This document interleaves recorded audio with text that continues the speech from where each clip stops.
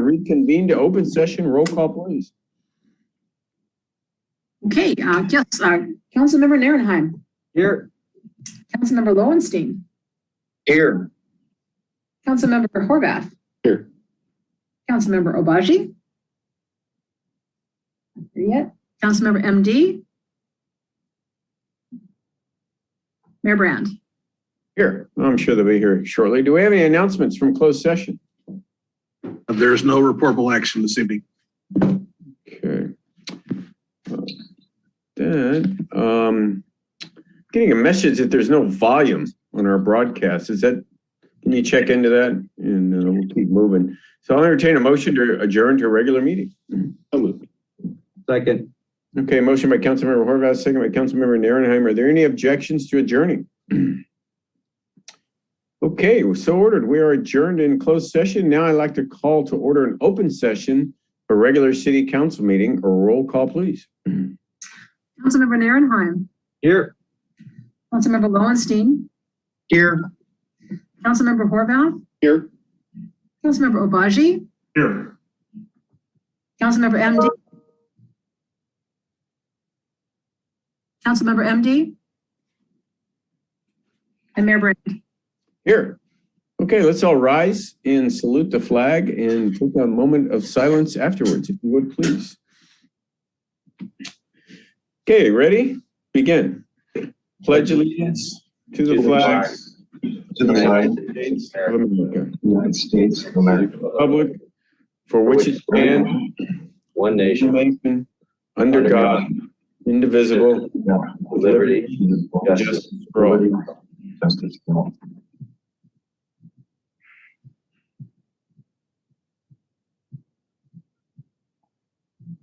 Okay, thank you, folks.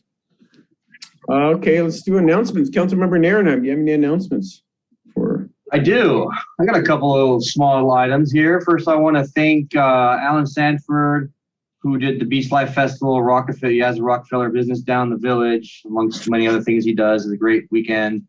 It was, good to get out there and see a lot of people, and it was a lot of work to get done, and a lot of residents really wanted to get out there and see something. Great work to staff. I saw a whole slew of public works and public safety out there. So awesome work. You guys prepped the site really well, cut the trees, painted, made the site look awesome. So thank you for that. But of course, there's other things going on that weekend. I had my community meeting on Saturday morning. It was great. It was in person right at Kelly's tree down there. Hopefully that palm tree sticks at the end of the parking lot. Next month, we'll see if I can maybe do it inside, because the weather might be changing a little bit. And of course, I'll do a Zoom meeting, online meeting as well for my community meeting. But that wasn't it. There was also Swim the Avenues event on Sunday morning. And for those of you that showed up and watched or did participate in the event, I myself did the 1 mile swim as well as Mayor Brand. It was more than just Swim the Avenues. It was victory at sea, swim the avenues, make your way somewhere around a couple of buoys and make your way eventually back. And congratulations if you completed it. That was a task kind of swim. It was longer than 1 mile. I can tell you that right now. I swim a lot in the open ocean, and that was definitely more than 1 mile. So everyone knows, I've been working down the beaches all summer long, and when I showed up at 7:15 in the morning on Sunday morning, I have not seen the beach ocean that angry in victory at sea all summer long. It was 4 or 5 foot swells, 15, 20 knot winds, chop in every direction, cool water, and just, really winter-like conditions. So congratulations to everyone who did the half mile or the mile and completed it or even attempted it. It was no easy feat. Great job to Mike Ward at Village Runner, Brian Mineo, who does the Santa Monica Open Water Swim, and of course, Rick Crump, who does Redondo Beach Triathlon, for organizing all that and making it happen. So great work by you guys. And of course, we have an open water swim coming up in the beginning of October for Sasha Spear, Dr. Spear. She's got something coming up as well. So great work for all the events that happened. And I'll see you guys next month for the community meetings. Okay, Councilmember Lowenstein. Yeah, I'd like to second what Councilmember Narenheim said. It was a great music festival. I was there all 3 days. And thank you to Alan Sanford, and thank you not only to public safety, but the city staff for putting in all the extra hours to make sure it ran smoothly. I hope everybody had as good a time as I did, and by the gist of all the emails and texts I got, I think people really, really enjoyed it. So hats off to Alan Sanford and his team. We had a District 2 community meeting last Thursday. We were joined by Amanda Mejia from Athens, and she went through all the different programs that their company provides. And I think it was very informative for people. So otherwise, that said, have a good rest of September. If I don't talk with you before then, and happy autumn, everybody. Thank you. Councilmember Horvath. Nothing. No, thank you. Councilmember Obaji. I go what Councilmember Narenheim said. Thank you, Public Works. The palm trees look pristine. I felt like I was in Beverly Hills, actually. So good job on that. Thanks for getting the site ready. Great job, Alan Sanford, for a great event. Great job to the community, honestly. People were so nice, so courteous out there.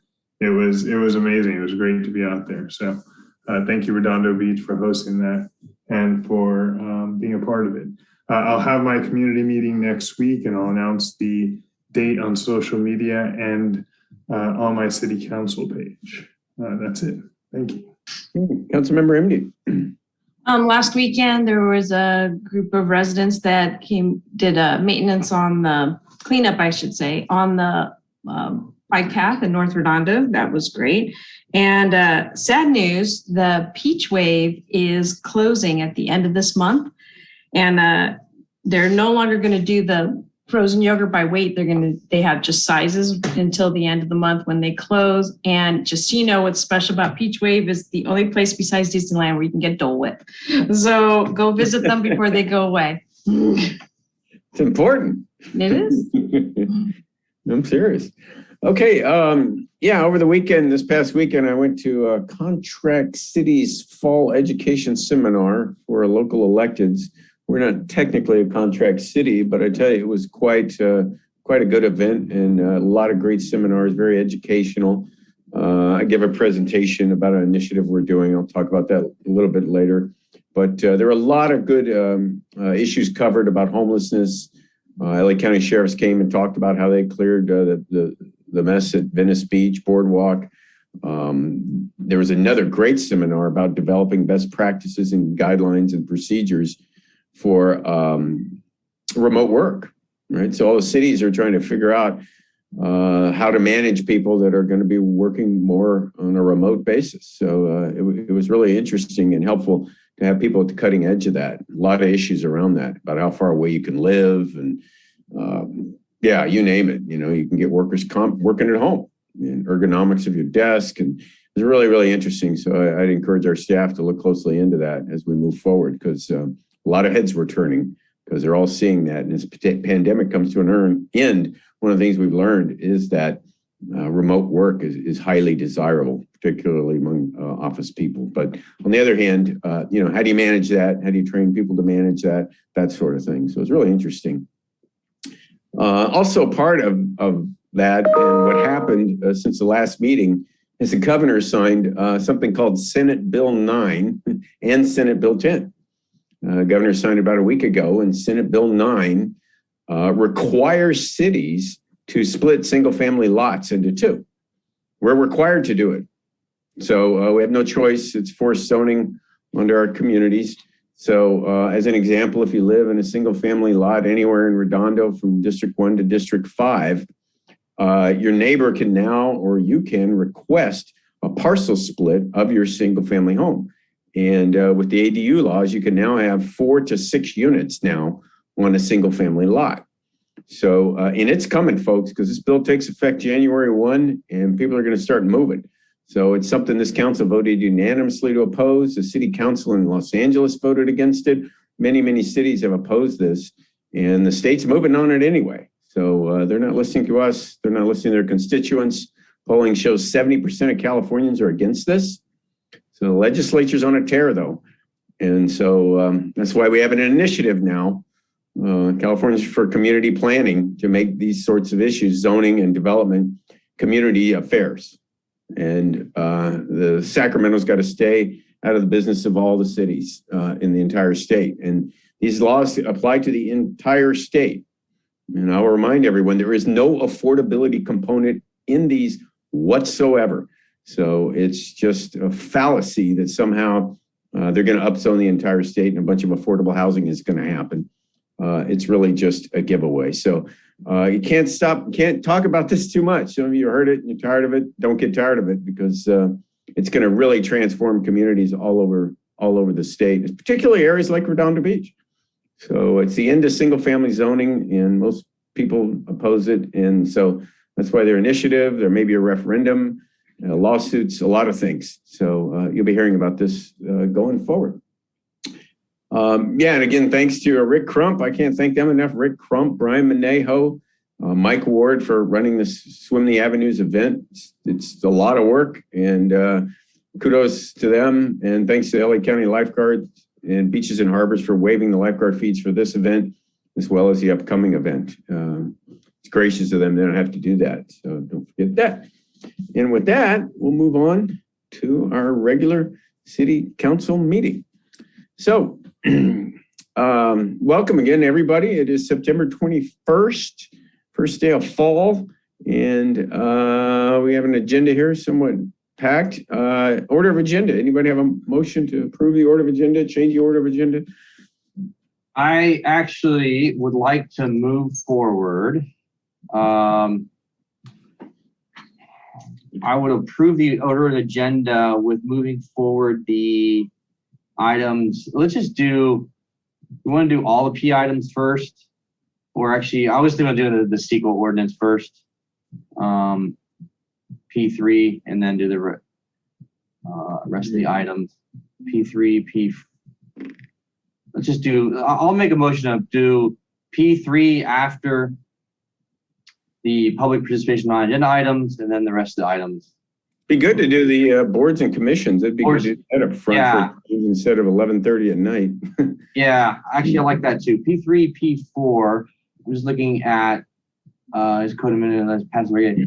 P2. So let's just do all the P items after the non-agenda items. P1 through P4 after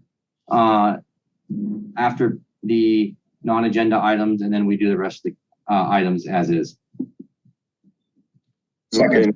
Okay, motion to do non-agenda, to do all the P items after non-agenda items. Yep. And there's a second. Any other issues? I don't see any hands up. Okay, do a roll call vote. Councilmember Narenheim. Aye. Councilmember Lowenstein. Councilmember Horvath. No. Councilmember Obaji. Aye. And Councilmember MD. No. Okay, well, we'll just go with that. 3-2. 4-1. No, I heard 2 no's. Councilmember Horvath and Councilmember MD were no's, as I recall. Is that correct? That's Right. correct.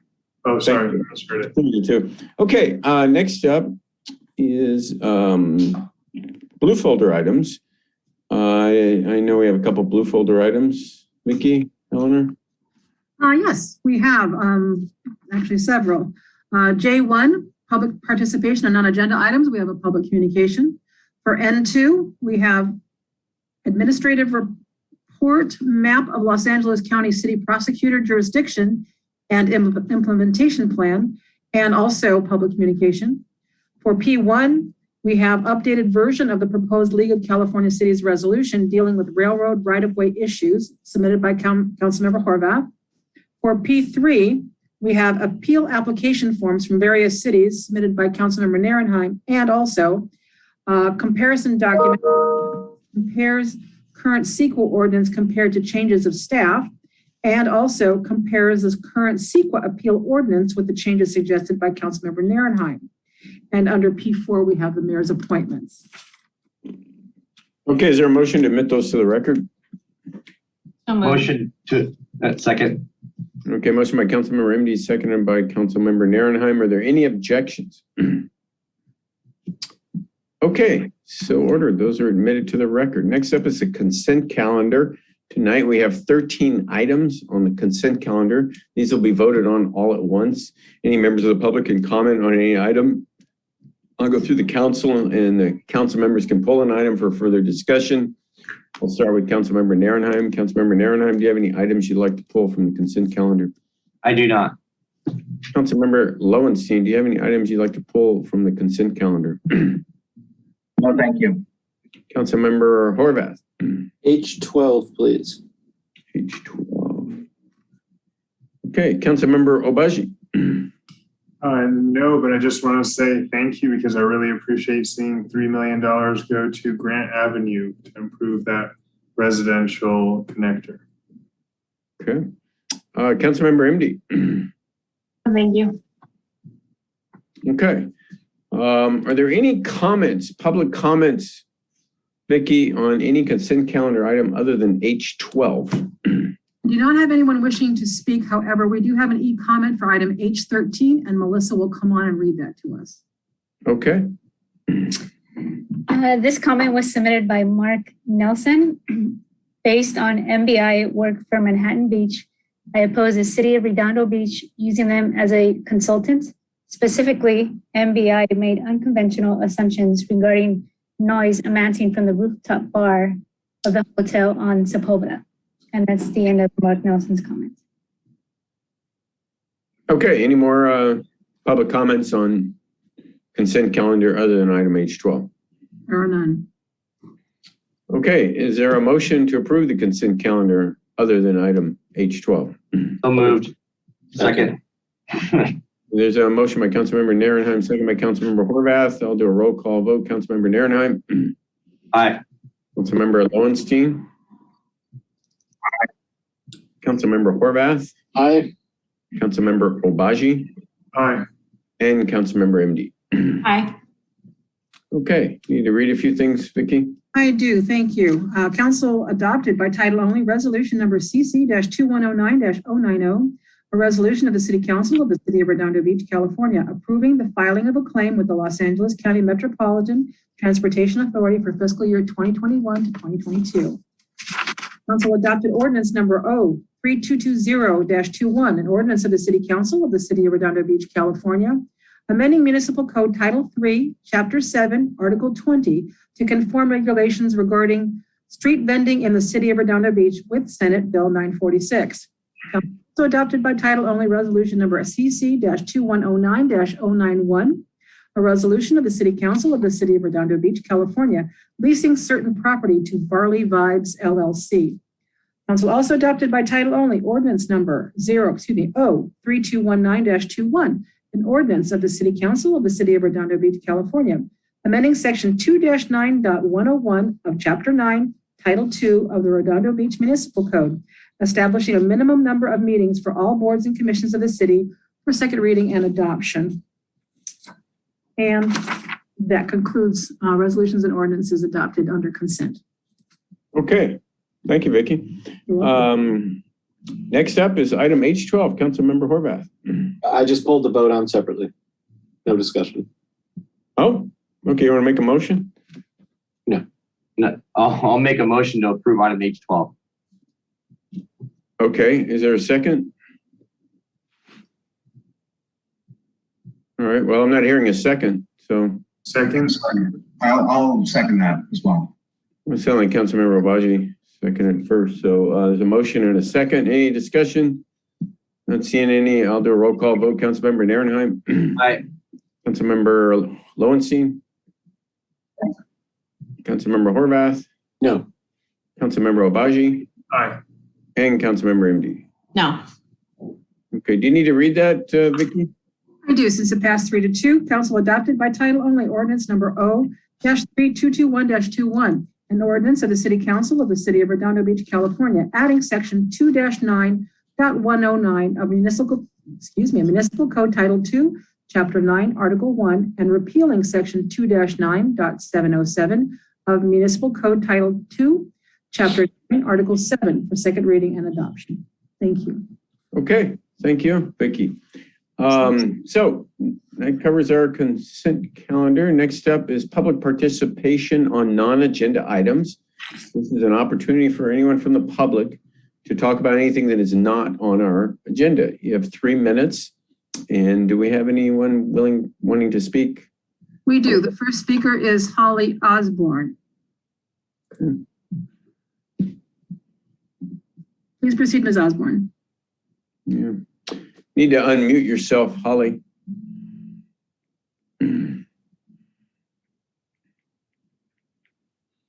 Oh, go ahead. Okay, all right.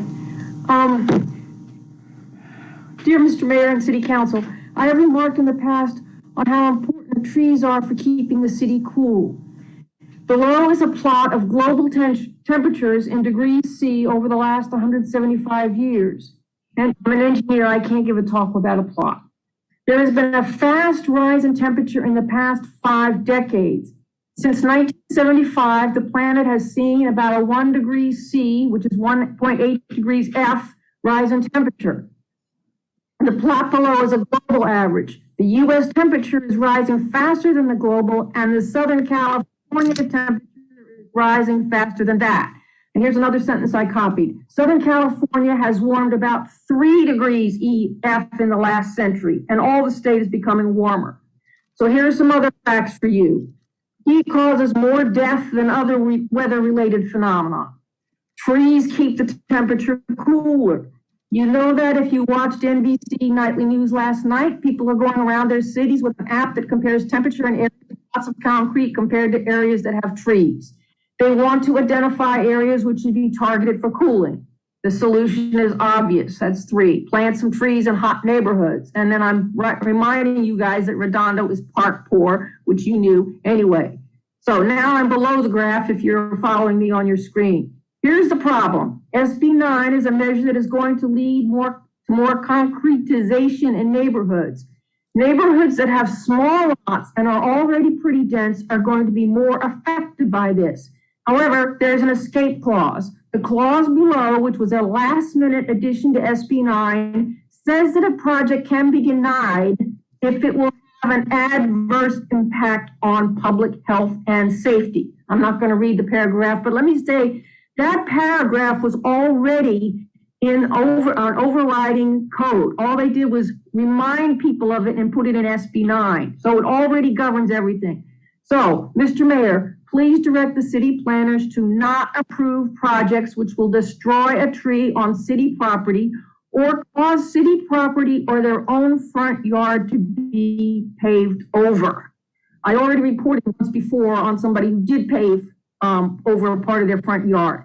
So, thank you. And I also want to do a special thank you because I don't own all my front yard. A lot of people in North Redondo don't.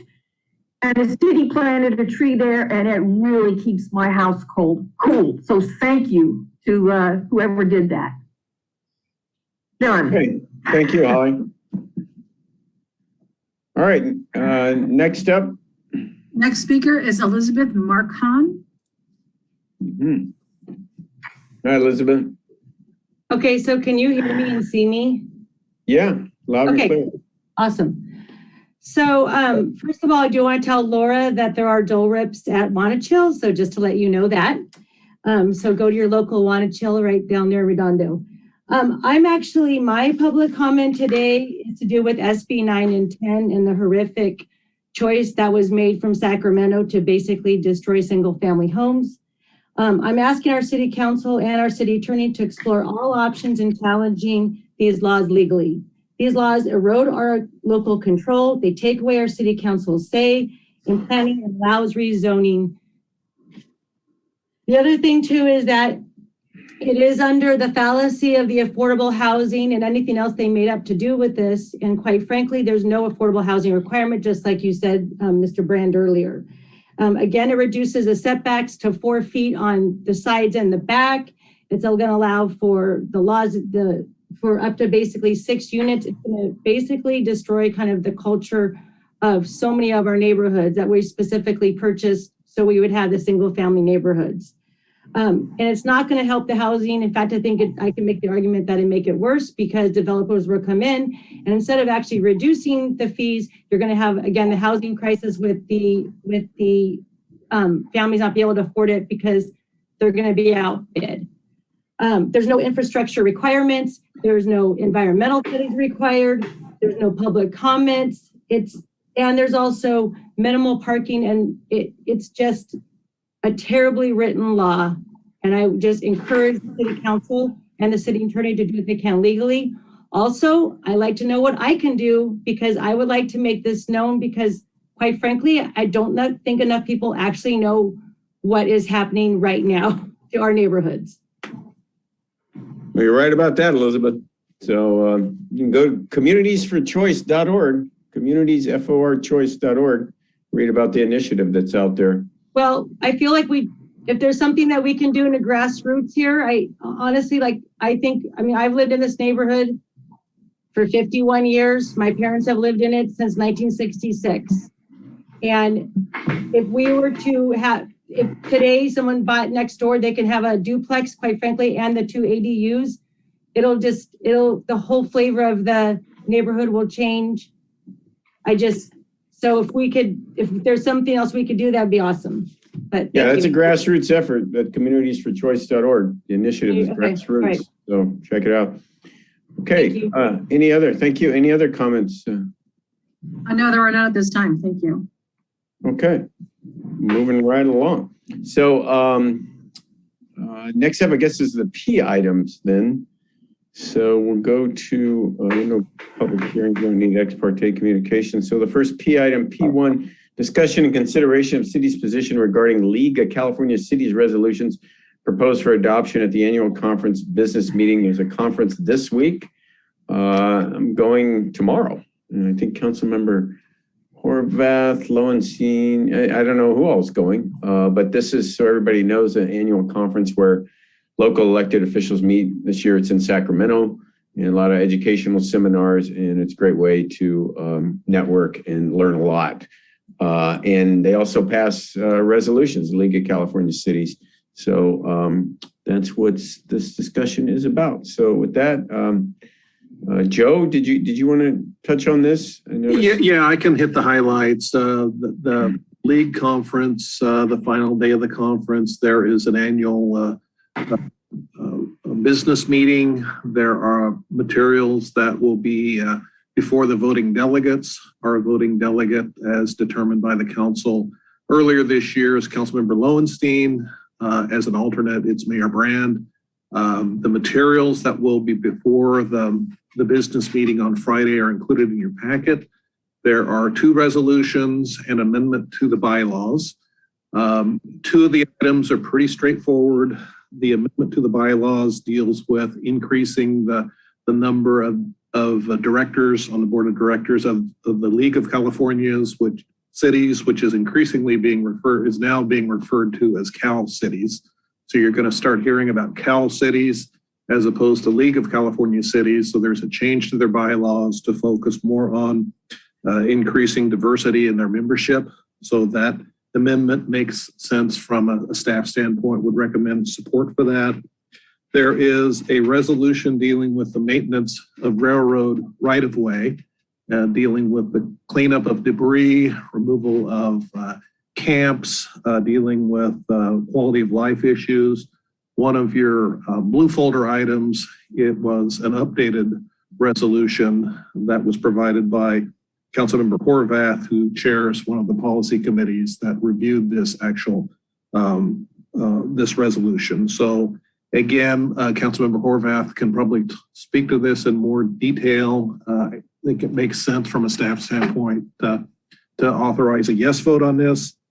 The third resolution is a bit more complicated. It deals with the distribution of sales tax from what are referred to as in-state online purchases from fulfillment centers. So you think in terms of online purchases, where those materials come from. Right now, the way the sales tax is distributed is if a city is host to one of these sites, they receive all the sales tax. This is a resolution that would encourage the state legislature to work with the cities to basically come up with a different formula so that the cities that will never, ever have a distribution center would get a portion of the sales tax generated from these transactions. For those cities that have fulfillment centers, I am sure they're going to encourage a no vote on this. There's a number of cities, and in your packet, there are cities that have signed letters saying that this system that's in place now of winners and losers should be changed in terms of how sales tax is distributed from these types of transactions. If Redondo Beach ever thinks that they will be home to a fulfillment center, then a no vote would be appropriate on this. If you think that the impacts from a fulfillment center would be too great from a standpoint of traffic, noise, congestion, all those things, then a yes vote would be the appropriate course of action. So we don't have a strong recommendation on that one. And, you know, the materials are all in the packet. There's letters of support for each of these each of the two resolutions. We can answer more questions, or Councilmember Horvath may want to speak specifically on the railroad right-of-way issue. So Okay. I just raised my hand in case. Yeah, go ahead, Chris. Yeah, I chair the Transportation Communication Public Works Committee. We and the Housing Community Development Committee both discussed this. We made, if you compare the one that I submitted today, we made a variety of changes to it, which I think actually makes it better and more palatable for cities. But I'm happy to, if anybody has questions related to that one, I'm happy to at least provide color from the committee's discussion last week. That's it. Mm-hmm. Okay. So, yeah, I guess the decision we have to make really is the yay or nay on the resolution City Manager Joe Hefkin was talking about. I could go either way. I'm really inclined to vote yes on it, but yeah, I need a motion on how to vote. I think I'm going to be the one doing the voting because I don't think Councilmember Lowenstein is going to be there. So is that correct, Todd? That's correct. I won't be there on Friday. So I'll make a motion then to vote yes on the motion on the item related to fulfillment centers. I think we do our sales tax and, by people who order rather than banking that will have a fulfillment center. So I'd say yes on it. Yeah. Well, what about the other ones? Also yes on the railroads in terms of cleanup, and I'm fine with the change in the nomenclature for the city and some other anything else related to it. So I'd say yes on all three. Okay. Is there a second? Anybody got a second? Second. Okay, there's a motion and a second. Any public comment on this? No, there is not. All right, not seeing any hands up. I'll just do a roll call vote. Councilmember Nierenheim? Aye. Councilmember Lowenstein? Aye. Councilmember Horvath? Aye. Councilmember Obaji? Aye. And Councilmember MD. Aye. Okay, there you go. Thanks for handling that, Joe. Next item, P2, is discussion consideration regarding municipal code amendments the City of Los Angeles recently passed to regulate camping in certain areas of their city. I think Mike Webb, were you going to handle this or someone else? We just put it on. This is by motion of Councilman Nierenheim that the council directed us to put it on. The LA has recently, with a lot of fanfare, introduced an ordinance. We do not recommend it. It prohibits it in certain parts of the city, but the enforcement won't occur until after they set up a community engagement team, and then after the council passes a resolution to have it applied in certain areas of the city. Ryan Tucker was kind enough to create a map of what a similar ordinance in Redondo Beach would result in. And as you can see, the blue areas would be fine. Many of the residential areas would not be, and it would have the consequence to drive many of the unhoused individuals into, the residential areas. I think I made the, off the top of my head, comment to Councilman Nierenheim that his residents in the lower avenues would hate him if he introduced that ordinance. Now, having said that, and the other thing is, if you may direct staff as part of this motion to address concerns where we've received repeated complaints. The two that come to mind would be the beach after hours. We've got a number of complaints, and it's technically illegal, but it's only an infraction in the way the county ordinance is written. It's really not enforceable by the PD. We could come up with an ordinance similar to our park ordinance that you can't be other than going directly to the ocean and back on the beach after hours, and could potentially enforce that. The other one would be, we've received a lot of complaints regarding Dominguez Park, and we could come up with a no parking after hours during the time the park is closed, but combine that with a residential permit parking so the residents aren't displaced. I throw those out as the examples of the areas that I received the most complaints about. I would caution you, however, you may remember, Councilmember Mayor Brand, that when you were a council member, John Parsons indicated that by the time, in the future, Redondo Beach would have a stop sign on every intersection because councils don't tend to say no because there's residential complaints. And if it became something like that, it would then become illegal under Martin versus Boise. There wouldn't be places where someone could camp, and then a federal judge is going to come in and invalidate all of our ordinances. But I think starting with those two locations, if that's the council direction, we could focus on where there's already a number of complaints, or there may be other locations. And that's more of a report than I indicated I'd give. It's the map is just showing you what that's for. And also, in my opinion, LA tends to, they get a lot of attention, but then passing an ordinance and enforcing it are two totally different things. They have an ordinance about not being able to leave camps up so that you can't have encampments. Well, they suspended that. They've had lengthy periods of time of not enforcing it. And so just because they pass an ordinance and it gets attention, there aren't, it doesn't mean they're enforcing it. It's a last resort to us, but it is one we use when people have had plenty of opportunities where there have been outreach, where they have opportunities to get into housing, and they just decline. I know on the beach we've had there was a great effort by the PD, by Lila, in conjunction with the Torrance Harbor Interfaith Person and the LA County Lifeguards to get someone who's on the beach who's mentally ill.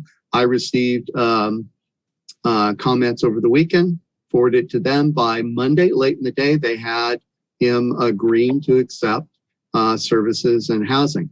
There is one individual who has just refused, absolutely won't move.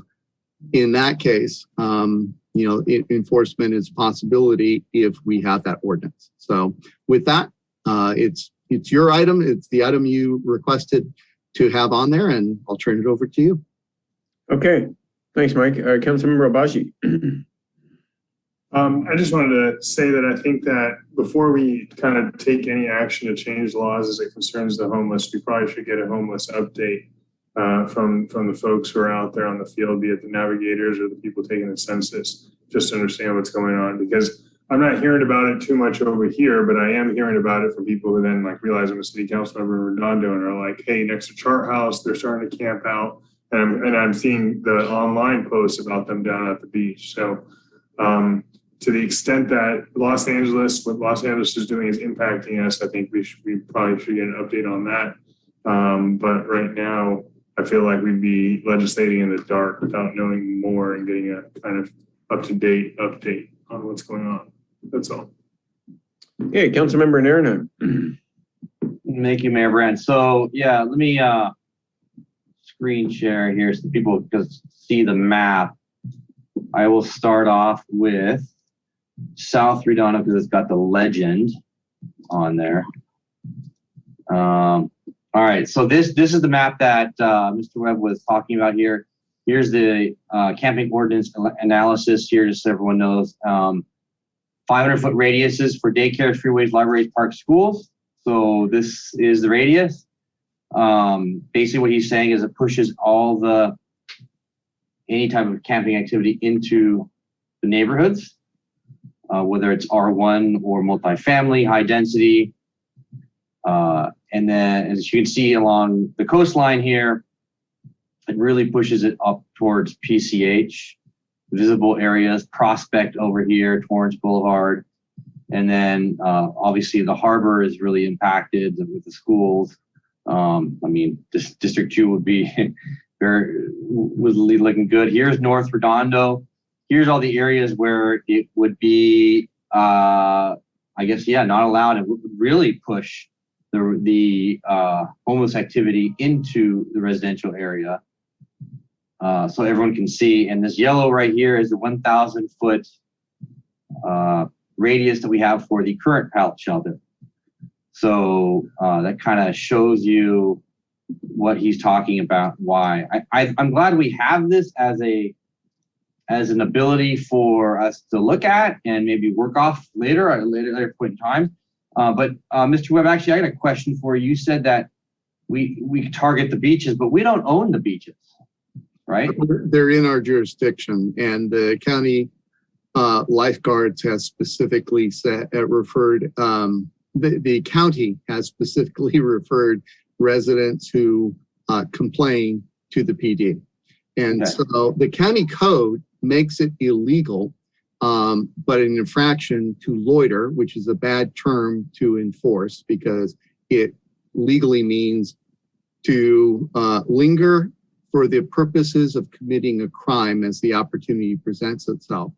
So it really is unenforceable if anyone were looking to enforce it, which no one is. If the council wanted to, we could create a, within our jurisdiction, just park hours, just like we do, and leave an exception for people as we do directly walking to and from or on the outskirts of the park. People accessing the ocean, so it'd be open at all times. So if someone wanted to go scuba diving, late at night, they could do that. They just wouldn't be able to stay in the sand. There's some public safety justification for it. We've had a couple of unhoused individuals die from drug overdose. I think a year or so ago, just right outside Redondo in Torrance. In the past, we've had sexual assaults occur. It's not a good idea to be in any area that is remote after hours. So there are justifications for it. But I just say, that would be the type of thing, if the council wants to do or wants to do someday, that would be better than this blanket creating a lot of unintended consequences is our professional opinion. Yeah, no, I agree with you. I think we should be very specific on it. For instance, Veterans Park, Mayor Brand can really speak to about how many people are there. He walks through there very consistently. I don't go through there enough consistently, but I see it on the beaches there consistently. And to Councilmember Obaji's point, yes, we've had a huge increase in homelessness and people sleeping on the beach, but particularly Ainsworth Court, which is just south of the pier. And those individuals are not from Redondo. They're not coming from Redondo. They're coming from outside of Redondo, specifically because of the actions that their cities are taking. So do we, Chief Kaufman, are we giving an update to the Public Safety Commission regularly? I know we did that in February, I want to say, February, March, regarding the pallet shelter. Are we giving them any type of updates and a report to the Public Safety Commission? Yeah, we have. We've done the pallet shelter reports, the same one that we gave to you. We've been doing it to public safety before it gets to you. And then, you know, the Special Operations Bureau, which helps put that agenda together. They're part of our homeless engagement team. So it's a topic that's always there. Okay, awesome. Does that also include how many people have been moved through to permanent housing? So be 15 people in and 20 people have gone out. So a total of, 35 people have gone through the system or are in the system or gone through the system, found permanent supportive housing.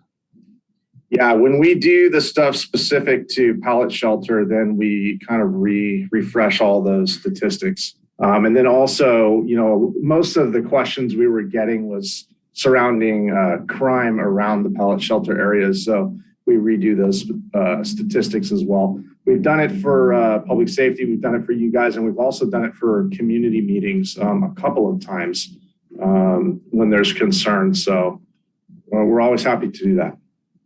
Okay, maybe I'll have you guys on. I know I got a couple of residents who asked about the actual numbers, putting it down on black and white, what we've done and how many people have gone through the system. Okay, other than that, I think that's all I have for the questions on this.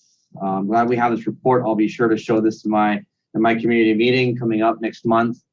People are always interested in knowing what's going on. So thank you.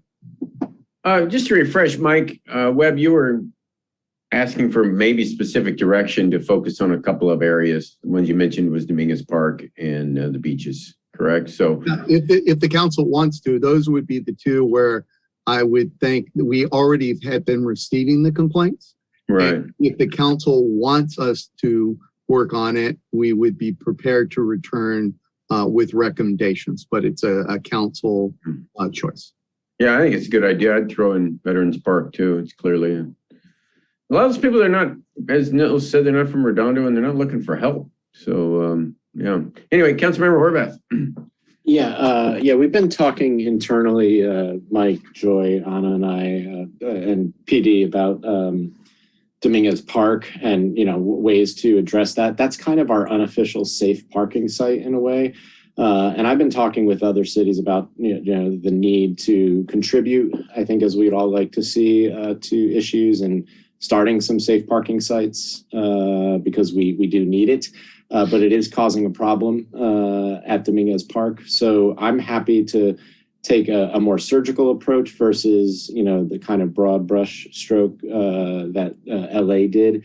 And if the council is so willing, try to address Dominguez Park in the most empathetic way as possible. I don't know what the right answer for that is. I think maybe the overnight parking may be a help, but that could also, just so we know, could push people to park in neighborhoods as well. So, anytime we displace people, whether they're camping, sleeping, just out in the open or in a car, they're going to move someplace else, and then they'll come back when, during the day or whatnot, to the space that they're comfortable. So unless we have solutions to help give them a safe place to go, we're not fixing the problem. We're just kind of moving it elsewhere.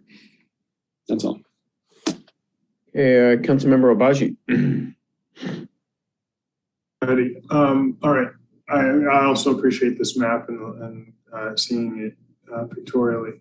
But I think one thing that concerns me is we don't want to and we won't criminalize homelessness. We can't and we don't want to. It's not our city. We don't want to, though, attract innumerable new homeless. And that's what my concern is about what's happening at the beach now. And so I wonder if we're better served, rather than a map saying, hey, no camping here, if we're better served by some, creative ordinance that basically when a hot spot develops that basically the homeless are attracted to from other cities, they're coming to this particular area either because they hear there's free food or there's restrooms, that we can kind of say, look, this is a hot zone and we've got to engage our anti-camping resources here. I realize there's probably some notice due process issues there too, but any event, I would just like us to think creatively about how we can address issue areas as they arise, if at all, within. Hey, you just described Veterans Park to a T. Yeah, and we address it through a variety of ways. We address it first and foremost with trying to engagement, to try and get them the services they need, get them the housing if available.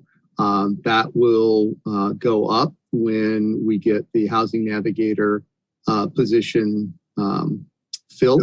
We had 100 resumes. And it's a good thing we cut it off at 100 because we would have had many more for applications for the job. So once we go through the civil service process and have the housing navigator, then we'll be able to set up a schedule. As I mentioned, one of the goals is to be able to have them available on the weekends in the evening time, so the police aren't put in the position of being the only people available to address the complaints in real time. And then we look at enforcement if the person refuses engagement. And the reason I brought up the 3 spots, and well, 2, and the mayor mentioned Veterans Park, is we address them based on the complaints from residents. And we have a much more robust system in place, creative system. And that's why that person who is mentally ill and really resistant after a full day of trying from multiple agencies was able to be moved into housing and get the acceptance. In terms of, you do have to have notice, you do have to post it. And so I would think using the complaints we've already had, trying to address those, as long as we don't get to the point of having a no camping in every area, to extend former Councilman Parsons' analogy of a stop sign in every corner. But I don't think 2 or 3 hot spots are too many that would cause us concerns for violating Martin versus Boise. And everything we do starts with engagement to try and get them the help they need and try and get them housing. So I guess I'll make that motion to draft this anti-camping ordinance to be tailored towards the 2 or 3 areas that have been discussed by Councilmember Nierenheim and Mayor Brand. I would specify, and it's not anti-camping. It's to deal with public safety complaints on the beach, in Dominguez Park, and in Veterans Park. And if you do that, we'll come back. In Veterans Park, it's probably going to just be increased engagement and maybe a little more enforcement and changing some of the logistics or layout of Veterans Park, because those have worked in the past. But you can't stay active in every area of the city once it dies down. In the beach and Dominguez Park, we'll probably come up with ordinances just after hours, plus an ordinance, to Councilmember Horvath's point, to make certain the residents are impacted. So if you could just direct us to deal with the public safety complaints we've received on the beach, in Veterans Park, and in Dominguez Park, that would give us sufficient direction to come back to you rather than using the one size fits all LA approach. Sure. I'll so move pursuant to what Mike Webb just said. So I'll second that. Yeah, I'll just. All right. Any public comment? We do have 2 e-comments submitted. We'll ask Melissa now to unmute her mic and read those to us. Okay. The first comment was submitted by Brianna Egan. I applaud the efforts of city staff, including the city attorney and public works department, in their implementation of the pallet shelter program in Redondo Beach. This program has been successful in transitioning dozens of unhoused people from living on the streets to finding permanent housing and employment. The homeless court, also operated by City Attorney Mike Webb, is another example of the type of forward-thinking work we need to address and provide recourse for the criminalization of homelessness and poverty. Various community groups and nonprofits provide outreach services and other holistic supports. Together, these two programs are helping to shift the narrative around homelessness in the South Bay and providing pathways out of homelessness. In discussion of this anti-camping ordinance now, I am questioning the intent behind it. We have two solid programs functioning at the city level to combat homelessness. Why do we need this ordinance? As written, the ordinance makes it a crime to be poor and unhoused. This would increase the number of citations and increase the burden of the burden on law enforcement and the homeless court. We need to instead focus on providing ample resources and housing for the unhoused and work to make the pallet shelter and homeless court programs permanent via funding and staffing. I have several questions. First, do we have enough shelter space to accommodate for the unhoused in Redondo Beach? The 2020 homeless count counted 177 unsheltered individuals in Redondo Beach, with 73 living on the street and 104 living in cars.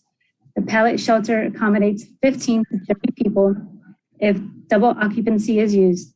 Where would individuals go if they are forced to pack up and the shelter is full? Would this ordinance apply to those who live in cars or vans? Next, with the zones on the map indicating where people should not camp, are there any zones where they would be allowed to camp? I wonder if there are unhoused families living in their cars near school, just as there are in LAUSD. Would they be targeted?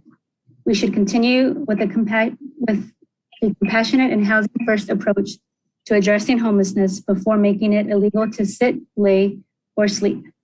And that's the end of Brianna Egan's comment. The second comment submitted is by Grace Payne.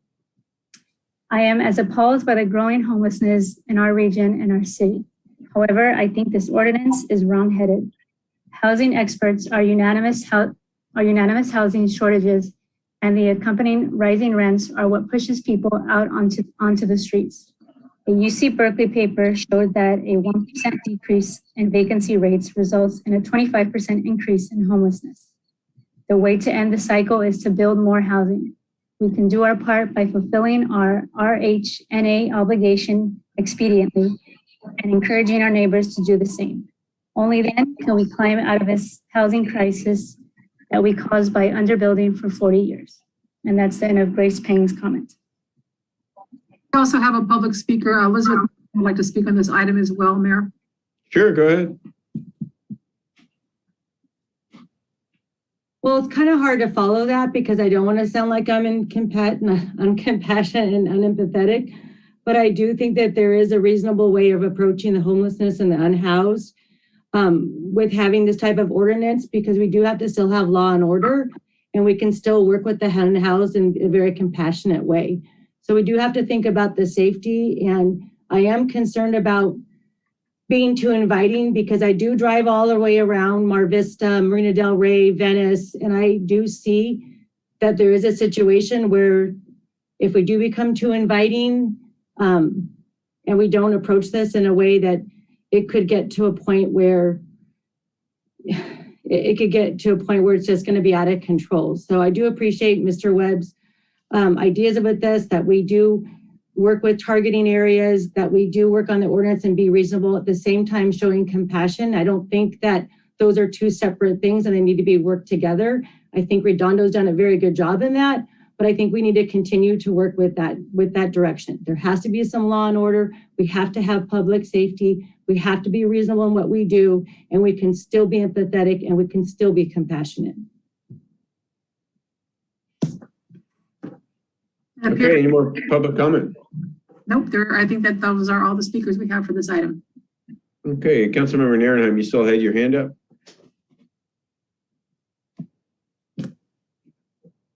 You're on mute. Did you mean to have your hand up, Councilmember Narenheim? Yeah, sorry, real quick. I just had a question regarding the camping and people being allowed to camp. Could we create a nexus between people that have lived in Redondo for more than X amount of time or have a connection? No? Okay, that's it. All you need to do is shake your head. Got it. The Supreme Court of the United States has said no. So, and I can go into more detail offline, but you can't tie benefits to when someone arrives in the jurisdiction that violates the U.S. Constitution. Okay. All right. That's it. Thank you. Okay, this motion is not an ordinance, correct, Mike? No. No, it's to direct us. We may come back with an ordinance or two, but we're going to address the problem and we'll address it using all the tools we have and then come back with a report and maybe an ordinance or two for you to consider. But we are not recommending, nor is the council advocating for the ordinance, the LA ordinance. I just want to make that clear. Yeah. Well, I can't pass up an opportunity thanking Lila and, PATH and Harbor Interfaith and our police department in our quality of life prosecutor and everybody that helps her. It's in you, of course, Mike, for all the work you've done to address the homelessness. This is a complex issue, and Redondo Beach has been at the cutting edge of this because of all the efforts by you guys. So, you're bringing us along. We'll get credit, but, we're just bringing us along. So thanks for that. Anna and Joy and Lila, all the people behind the scenes that never get mentioned or get credit. So you know who you are. We know who you are. So thank you very much. And thank you, Mayor. We appreciate it. To Elizabeth Marcone's point, we've always said, we want to treat the homeless with empathy, do what we can to help. We don't want to become a magnet. So, we've got to walk that line. And certainly not going to criminalize this. That's, that's rather incompassionate. So, that's not our goal. So maintain quality of life and help the people that want to help. That's where we're going. So with that, there's a motion and a second. We'll do a roll call vote. Councilmember Nierenheim. Aye. Councilmember Lowenstein. Aye. Councilmember Horvath. Aye. Councilmember Obaji. Aye. And Councilmember MD. Aye. Okay, great. Moving right along. Next up is item P3, discussion and consideration regarding amendments to Redondo Beach Municipal Code, CEQA appeal requirements and procedures. So this is, I guess, Mike, you're working on this. Let's see. Yeah, it's going to be myself, Brandy Forbes, Eleanor Manzano, Cheryl Park, and Councilmember Nierenheim. So the direction we got to staff was written in the staff report. It was basically became a suggestion from sort of an unofficial friendly amendment by Councilwoman MD to Councilmember Obaji to try and come up with a staff recommended ordinance, because we had all those concerns that we had talked about with Councilmember Nierenheim's original motion. And he later amended it to indicated we should meet with Councilmember Nierenheim on the timing issues. We originally deviated from that direction and included more of the other areas, because we were keeping in mind that we have separate branches in that the council passes the ordinance and it's the council's decision subject to mayor veto, but staff has to implement it, and that's Brandy and Eleanor, and then all have to defend it if challenged. And we ultimately, I thought we had a resolution. We ultimately didn't. Councilmember Nierenheim submitted a revised ordinance that he indicated he and Councilmember Obaji felt very comfortable with. And so we just sent, the two ordinances so the council can pick from each, can pick from them or neither, can amend them as they seem fit. We can, based on council questions, we can tell you some of our concerns about the ordinance. And in your blue folder, because we thought this might be most helpful, there is Councilmember Nierenheim's proposed motion shown as a markup of the current law.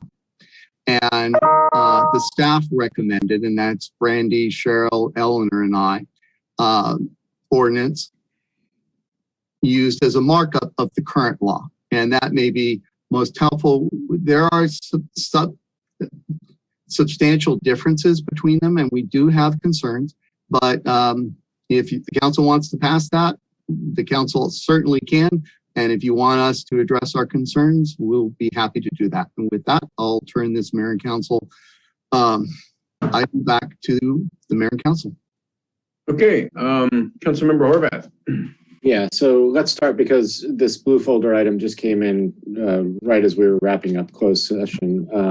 Can you, Mr. Webb, go through the concerns, I guess, you have between the two options before us and just kind of give us an understanding of what those are, what may be an issue in Councilmember Nierenheim's versus the one that staff put together?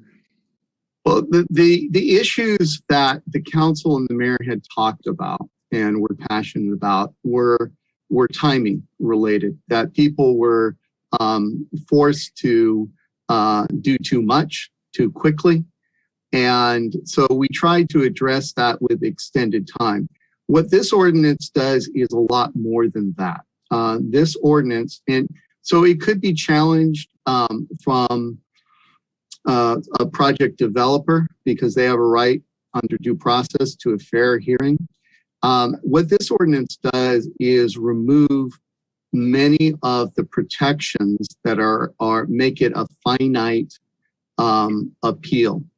It gives more time to list the appeal, but it doesn't, for example, there's no exhaustion remedy. They don't have to have objected in front of the Planning Commission. More than that, as written, they don't have to have commented or objected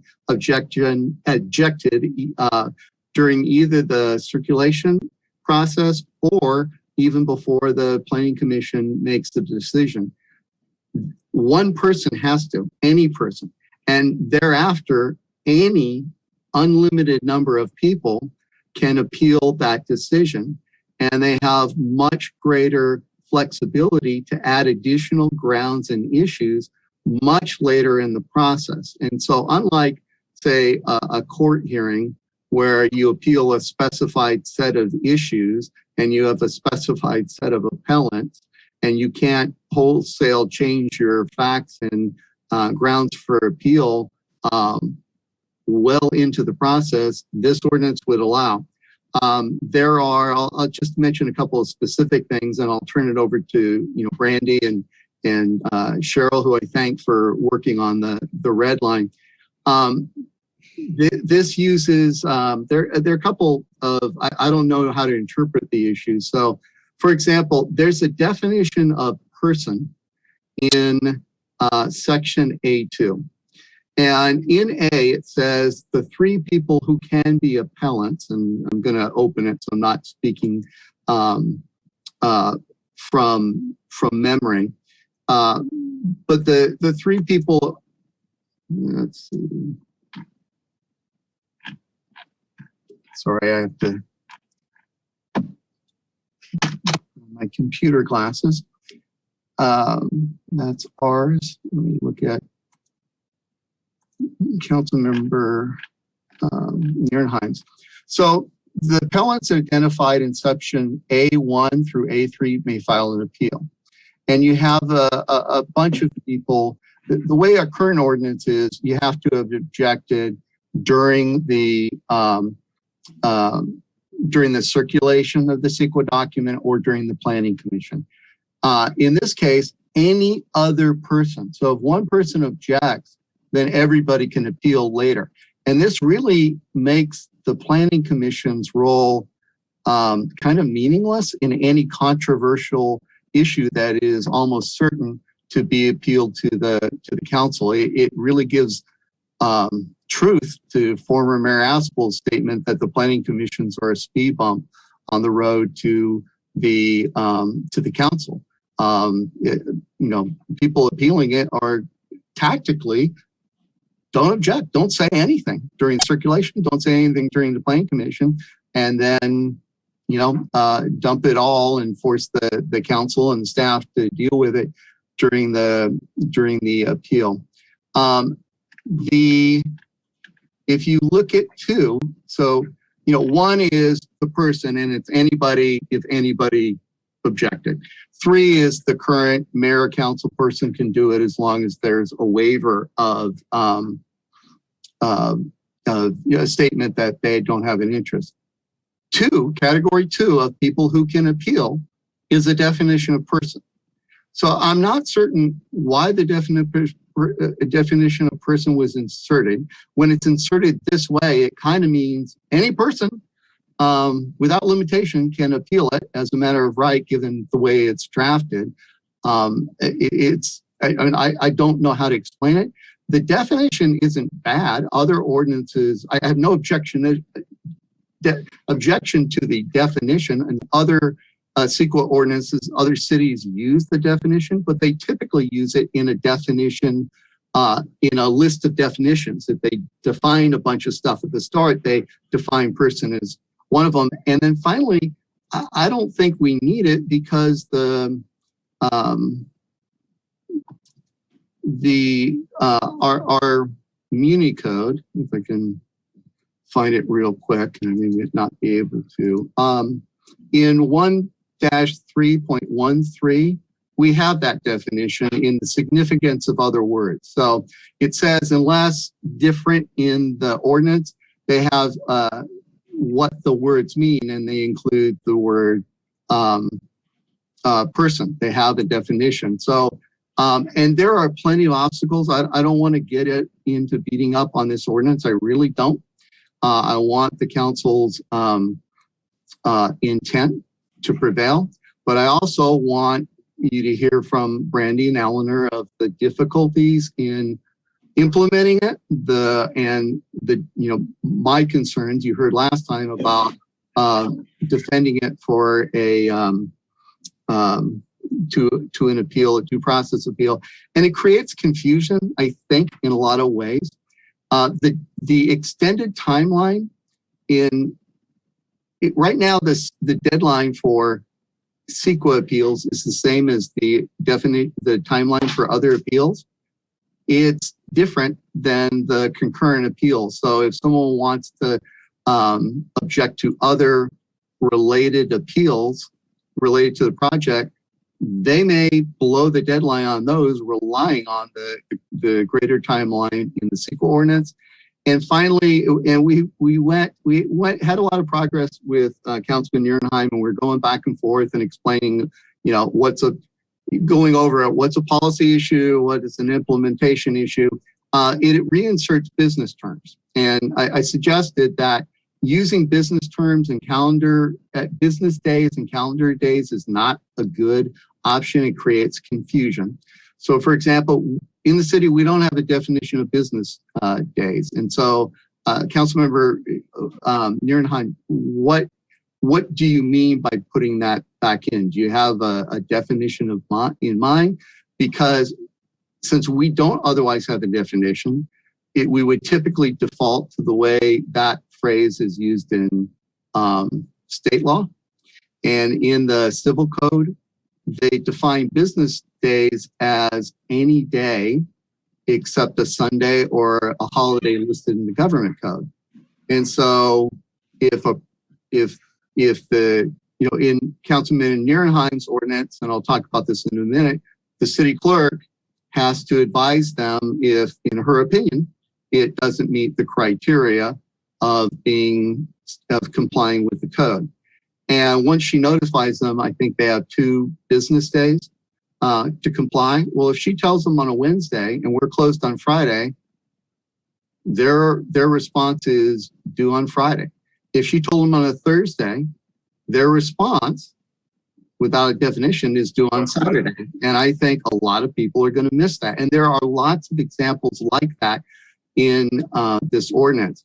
There's another issue in that. So there's a demand that the clerk provide notice. And the clerk, that was the one change that she wanted. She didn't want to be put in that place. And also, it has, the way it works now is the clerk has in one situation that I'm aware of, found that it just completely didn't meet the criteria, just did. And most of the time what happens if there are, if we don't think city staff doesn't think it meets the criteria in certain things, we note that in staff report and send it on anyways to the mayor and council. Well, this has the clerk giving an advisory opinion and then reserves the right to the mayor and council or the city council to make a final determination. But does she put it on anyways? Because right now she doesn't put it on if it doesn't meet the criteria in all circumstances. It totally doesn't miss it. Otherwise, she just advises you. In this case, we could get an ordinance, we could get an application. It just worst case scenario, this project sucks. It doesn't file CEQA. She would advise them, it didn't meet our criteria, but she'd still have to set it for a hearing, even if that was the only objection. So there are lots of, when we're dealing with ordinances, when the council has looked back with disfavor on previous ordinances, it's always the hard cases that get to you. I predict that if you pass this ordinance, a future council will be looking back in a hard case with disfavor on passing this ordinance. But it's your call. Brandy, do you want to talk about the removal of the exhaustion requirement that they have to exhaust their remedies before the planning commission, how that would impact your office? Yeah, I think the bigger issue is the submittal of grounds or information. The concern is, we've gone through the typically what will happen is you've gone through the environmental evaluation, it goes through the determination of the planning commission. If it's appealed and we know specifically what that topic is, we'll select the consultant, the sub-consultant to really be able to address any of the information that comes in. And with the proposed ordinance, there's a couple of things. One is saying that the information can come in up until the day before the appeal hearing. And so then we'll have the sub-consultant kind of on call and available, but the problem is we aren't going to know what information is going to what documentation is going to be there until we get there. And then as well, if additional issues can be addressed, then we're going to need to have a sub-consultant on for each of the different topics, because we won't know until the time of the hearing. And if additional information can keep being added at each hearing, it's just going to be kind of an ongoing cycle. So I'm concerned budgetarily, that it's not like, here's the scope of work, they appealed this particular issue, here's the information, they provided it 15 days or 14 days in advance of the hearing. We know we can get it addressed in time for the hearing, but rather this, really is pushing it to, they could be submitting information at any time up to the day of the hearing. And then even, my understanding from the exhaustion requirement is that they could continue to add their reasoning and grounds.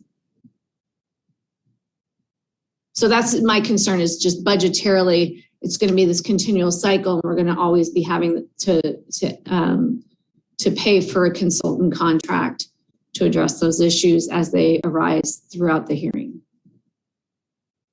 And so, we really did try and address where we worked with Councilman Ehrenheim. I thought we were going to be able to iron it out. He doesn't have to agree with us. We don't have to, in our professional opinion, support or recommend things we disagree with, and that's where we are. But for example, here, based on comments that he said, that the rest of you said, the last word actually goes to the people appealing it, because this Brandy's staff report and PowerPoint are due at the time of the agenda, 72 hours before, and the person can file kind of a rebuttal PowerPoint the day before the hearing. So we included those things. And there are other things that will be problematic going forward, and I'm not certain what the grounds were for them, the late changes. For example, it removes the language that the city clerk will set the hearing. It has dates, but no one is assigned to set the hearing. And the city clerk currently does it. We have to assume that a legislature means something when they remove the section. So I don't know if you have someone else in mind that you think is appropriate under their job specifications to set the hearing. But there are just a lot of little things like that. I've spoken more than I had intended to, but I just wanted to give you a sense of the type of issues that could be created. And with that, I turn it back over to you, Councilman Horvath, unless you have additional questions. No, I think that was thorough. I would just make a motion to accept the staff recommendation for changes to the ordinance. Yeah, that would be my motion.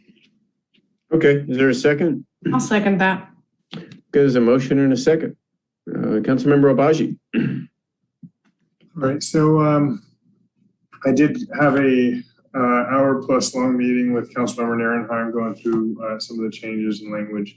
I don't see, we did discuss the issue of whether somebody made an objection at the last minute or raised an argument at the last minute right before the hearing. The city council does have the option, Mr. Webb, to continue the hearing if they deem it necessary or appropriate, right? And then they could also just consider but disregard the last objection made, right?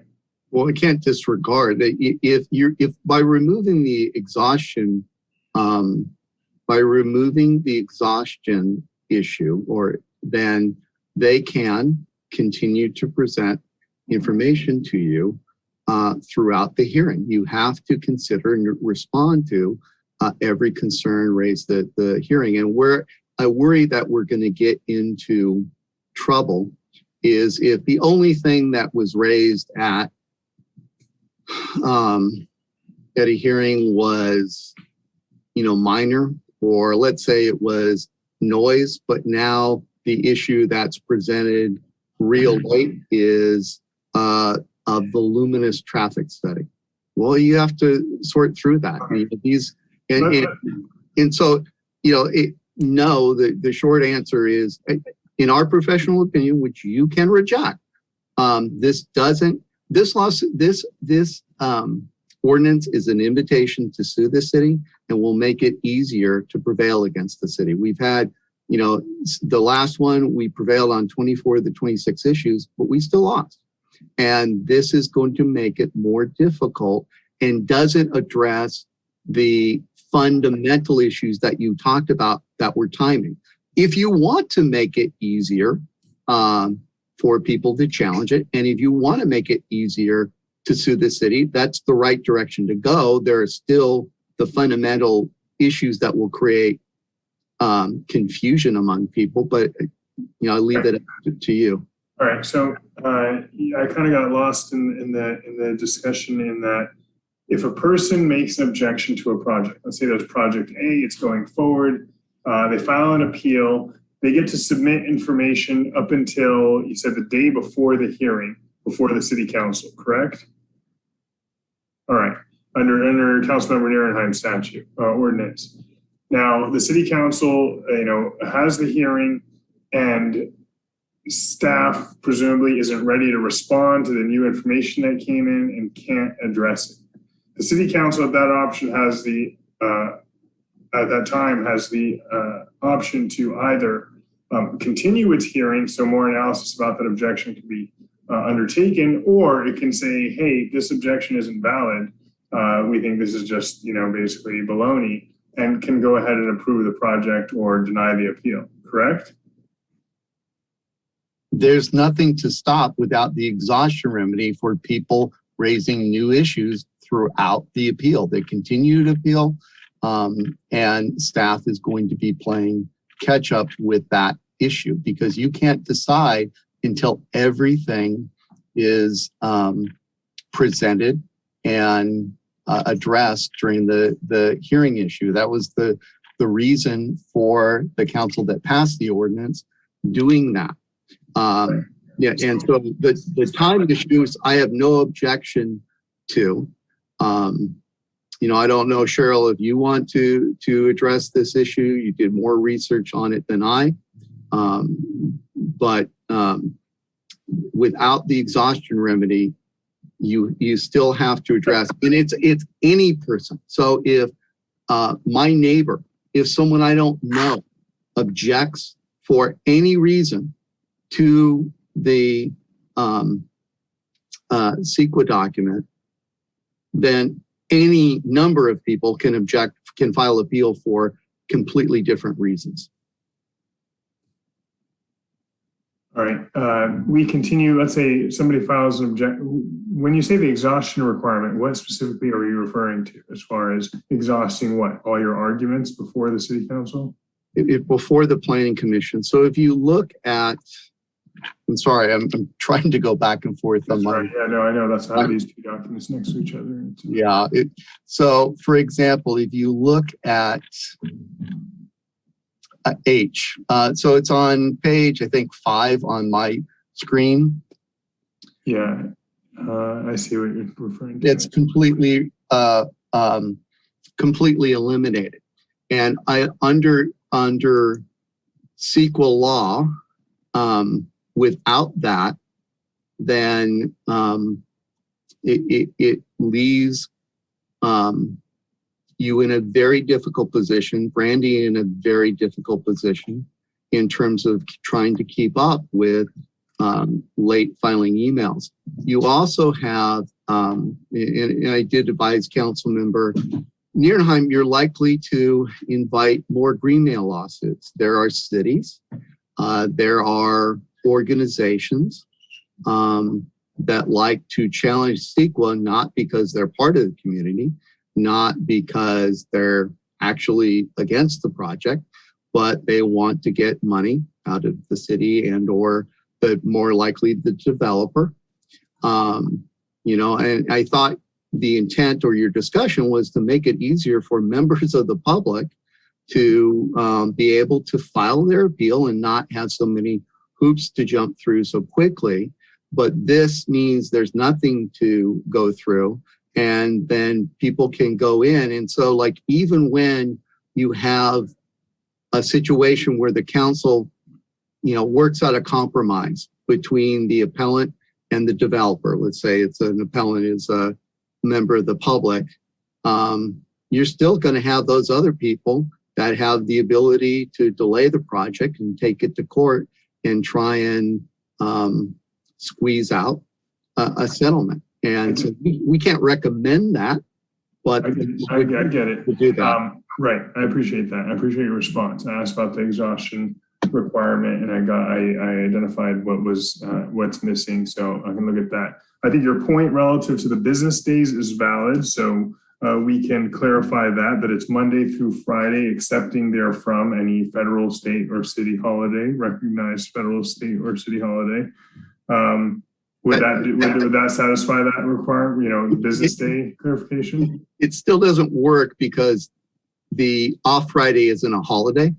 And so what we suggested is just give more time. So like in our ordinance, we went back to calendar days, but we extended it. As a matter of fact, there's one typo, and I don't remember which section. I think Brandy caught it, and Cheryl knows what I'm talking about. There's one section where Nils had written 5 days, and we put 10 calendar days, because if we're going to use calendar days, because then we already have an exception elsewhere in the ordinance that says if it falls on a weekend or a holiday or a day the city hall is closed, it's extended to the next day city hall is open.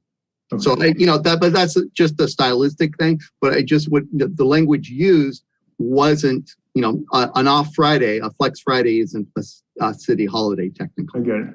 So looking at our last meeting, these were the practical challenges that staff, city attorney identified. There were 4 bulleted items. And those are essentially the only issues we're looking at going back to the draft ordinance that Mr. Narenheim had come up with. So I realized though, whenever we're tweaking anything, we could tweak something in a way that causes other issues.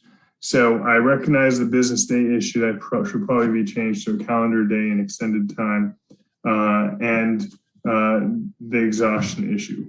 I don't think, frankly, I don't think that we've gotten to swallow these 2 different ordinances enough to be really understand them and their differences, especially since you guys put the time to craft it. So I personally would favor more time to digest these and discuss them. I would think that would be a good idea. We'd be happy to talk to you individually. It's just we didn't want to delay it further. We had reached Cheryl. We had a meeting on, and correct me if I'm wrong, anyone. I think we had met on a Monday and hammered out a joint thing we could present to the council, and where we could say, yeah, we don't agree with the policy issues and we'll harder to implement, but we can go along with that. But then Nils had some concerns when Cheryl, and we committed to sending a red line to everybody. Cheryl sent it on Wednesday. And then Nils responded, I think early Thursday, with some other questions, which he subsequently changed. Yeah, I don't want to get into. So I'm explaining that because I didn't want to be seen as delaying this any further. I think you need more time, but I just wanted to clarify and explain that it wasn't. We didn't want to delay it, but if you need more time, I think it would help. And that's the reason we added the blue folder, because we had documents that were marked up from the ones that we had talked about with Nils and vice versa. We didn't have a red line of these versions compared to the current ordinance. Right. All right. And what I'll say is that I think it's the intent of Mayor Brand and some of the other council members, the majority here, to send a strong message that Redondo is not going to be beholden to corporate interests, that corporate interests aren't going to come in here and do willy-nilly in development what they want, but instead we're going to put community first and ensure that our community has the ultimate say on whether projects go forward or not.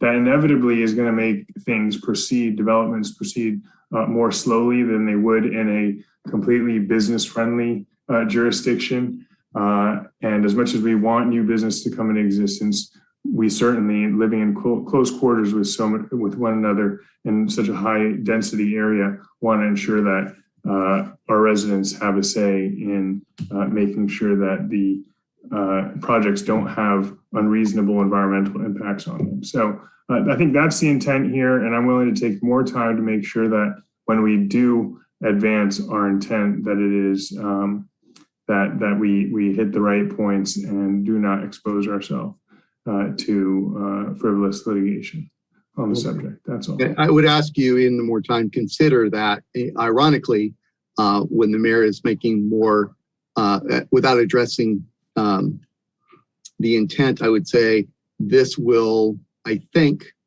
fear, make the planning commission less important in a big controversial issue, because there's no need, if you're going to appeal, to bring your issues before the planning commission. And so, the mayor were the ultimate sayer, but with an exhaustion requirement, people had to bring it before the planning commission, whatever their views, and have them discuss it in depth. That's the main issue. That's the main takeaway about the difference between what the staff proposal is and Councilmember Narenheim's, is that you have an exhaustion requirement, meaning all the arguments need to have been presented first to the planning commission before city council, and no new arguments at city council, correct? Yeah, I would say, and I don't want to speak for Eleanor, and I think her main issue is not having to give pre-notice, but I think for Brandy and Cheryl, I think that's in a nut, other than the other inadvertent issues that I would urge you to clean up in your ordinance, that it's the exhaustion issue that is the biggest deal. And we tried to work through to give all the timing issues, because we heard you loud and clear. We really tried to address that, including giving the appellants the last word on the PowerPoints without, raising new grounds and issues at the last minute. All right, so I got it. Exhaustion requirement, planning commission, clerk giving notice, and business day, regular calendar days. Those are the main principal changes, which the substantively exhaustion is the only real main one. And look at A2. It's just a mistake, but you really have to. You don't want a definition of person in the one that in who can appeal this and have a wayward definition that's already elsewhere. I was comparing your two definitions of people, or sorry, your two, I guess it was A1. And A1s aren't that different from one another, are they? They're a big difference, but it's one word. I should let Nils talk to why, because I'm sure he intended that, but he uses the word, and I don't want to misspeak, so let me find it for a second. He uses the word, and it's a big deal, because this was the issue he had. Well, I'll leave it to him. It's the appellant or any other person is in his version, whereas in our version, it's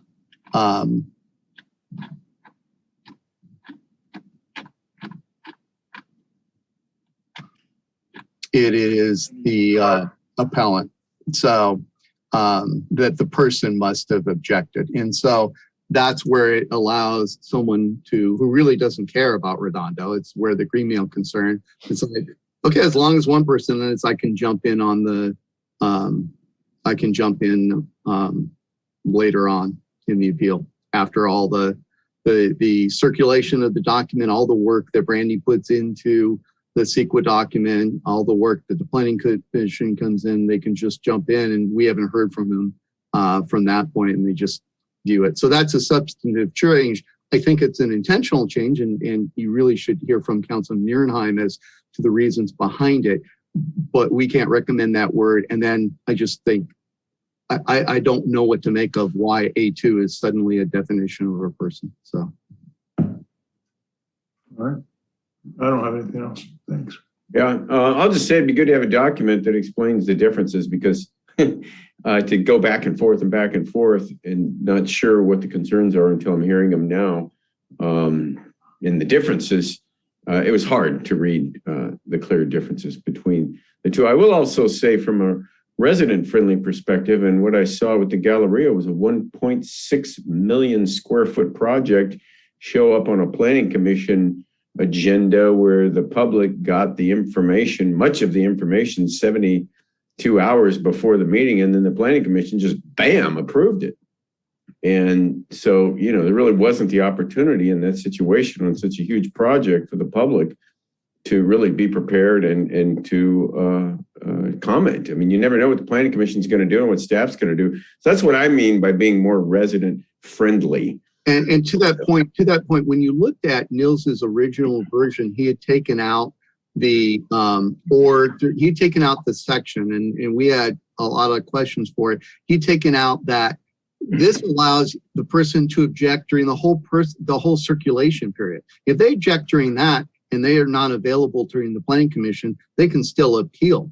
And we had put that back in. We just didn't use the any person. If one person objected during the planning commission, that was sufficient. But we had put back in, hey, you object during the circulation, you're on record. You're a resident, you object to it. You're not just someone who wanting to try and use litigation to get money. But you really should hear from Nierenheim, Councilman Nierenheim. Sure. I didn't want to speak that much. I was just trying to explain what our concern is. And I agree, but we just wanted to get it on the agenda.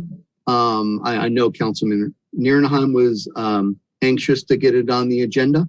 And so that's why we blue foldered the comparison to the current one. And if you want to agendize it, please not at the next meeting, but if you want to say the third Tuesday in October, then we can have time to come up with, maybe we could put comments. You can decide, Nils. I'd use comments in the Word version that explained our concerns for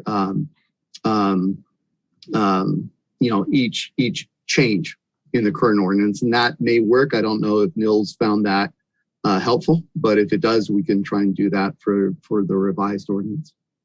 Okay, Councilmember Narenheim, you had your hand up next. Thank you, Mayor Brand. Yeah. So, when it comes to this exhaustion requirement, I'm just going to go on the record and be perfectly blunt with everyone so everyone understands. It is absolutely, after going through this multiple projects, multiple times, it is absolutely beyond ridiculous and absurd to hear the exhaustion requirement that the city of Redondo Beach has in its current CEQA ordinance. First of all, I'm just going to say that most cities don't even have something like this. Secondly, a planning commission, a harbor commission is not an elected body. So by having this absurd portion in this CEQA document, that means somebody who, like we had a speaker earlier in SB 9 and 10, hears about a decision being passed at the planning or harbor commission level. They missed the time frame.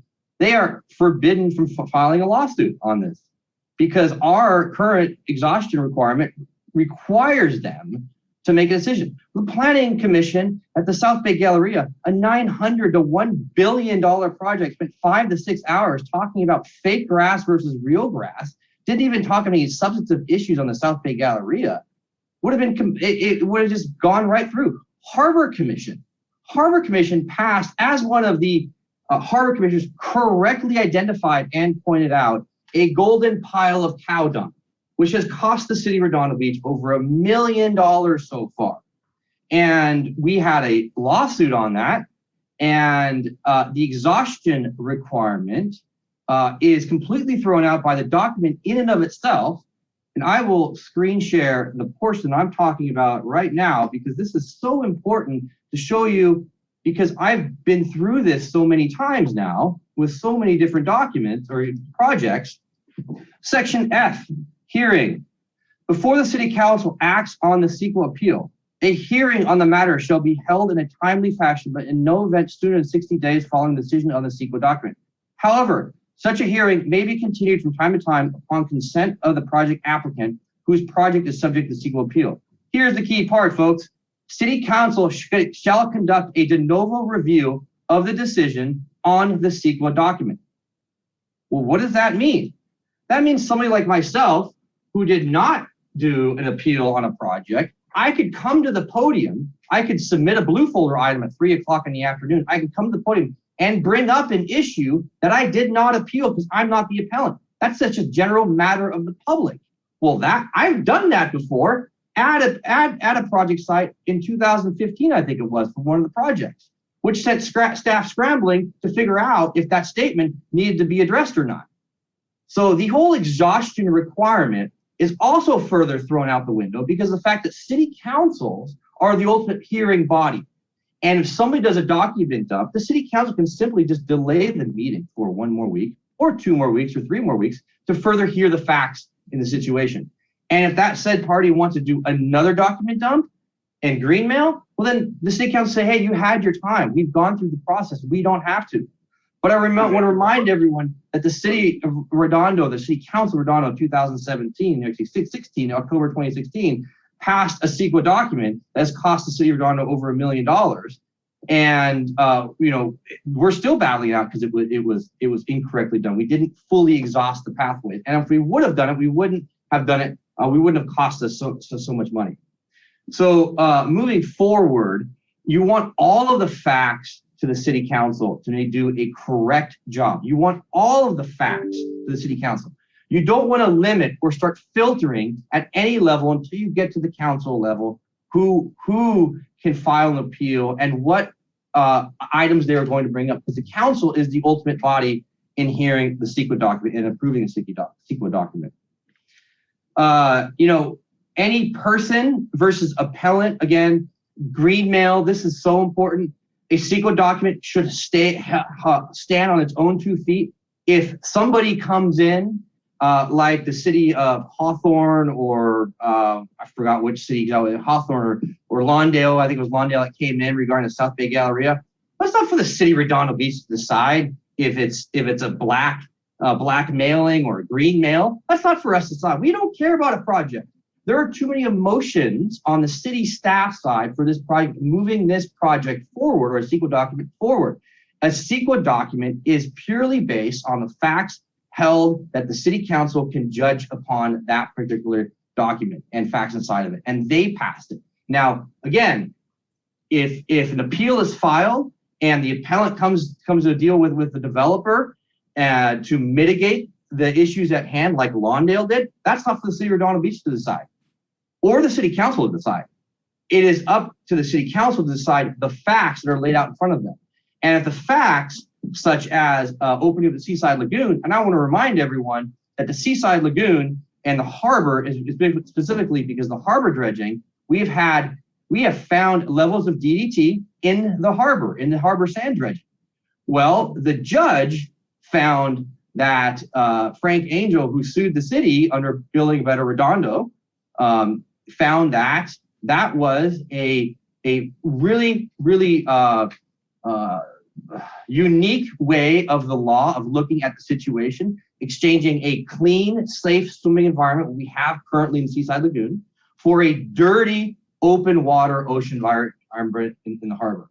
So it is really important that we give all the facts to the council. We don't limit the facts to the council, because I truly believe this council in 2016 would have had all the facts true and had a true open mind. They wouldn't have passed the CEQA document for the harbor at that time, and we would have been spared ourselves a lot of a legal fight. And when it comes to business days, I can accept business days. These are all things that we can move on at a later point in time. When it comes to planning commission being meaningless, absolutely not. I mean, planning commission and harbor commission are extremely important. They get public information. They only become useless when you get a planning commission that listens to the South Bay Galleria and for 5-6 hours, $1 billion project, $900 million project, and they talk about fake grass versus green grass and have no meaningful discussion on the impacts of the project, whether they like the project or not. I remember them saying, what great photos in this particular project. So I'm fine with the ordinance the way it is right now. I'd love to have some further comment from some people.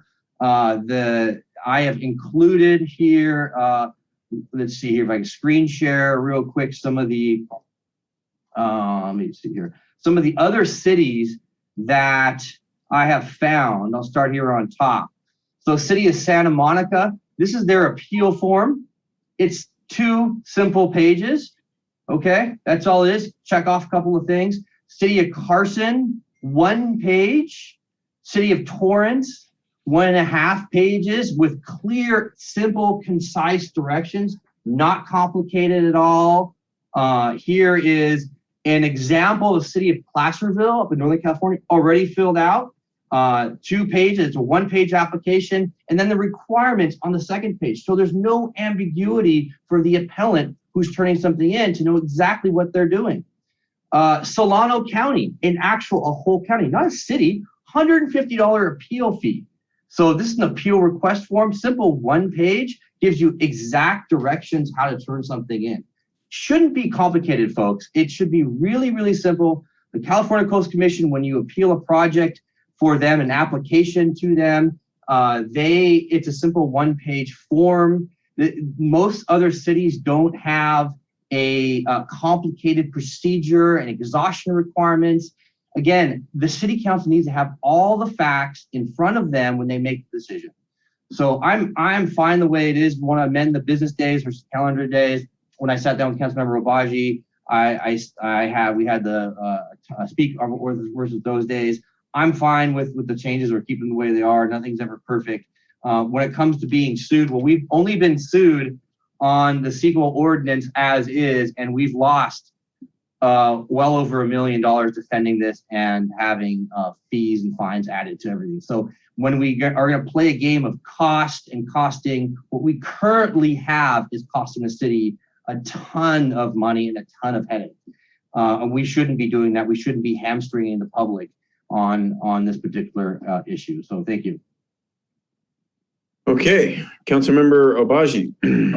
You make some good points, Councilmember Ehrenheim. You know, I was thinking more about the exhaustion requirement. My issue with the exhaustion requirement, if we were a robust city as far as it comes to public information, we had a strong public information officer who could email blast particular blocks when a new project affecting them was coming out, who would put stuff on social media so everybody see it. Hey, this new project's coming, get your comments in.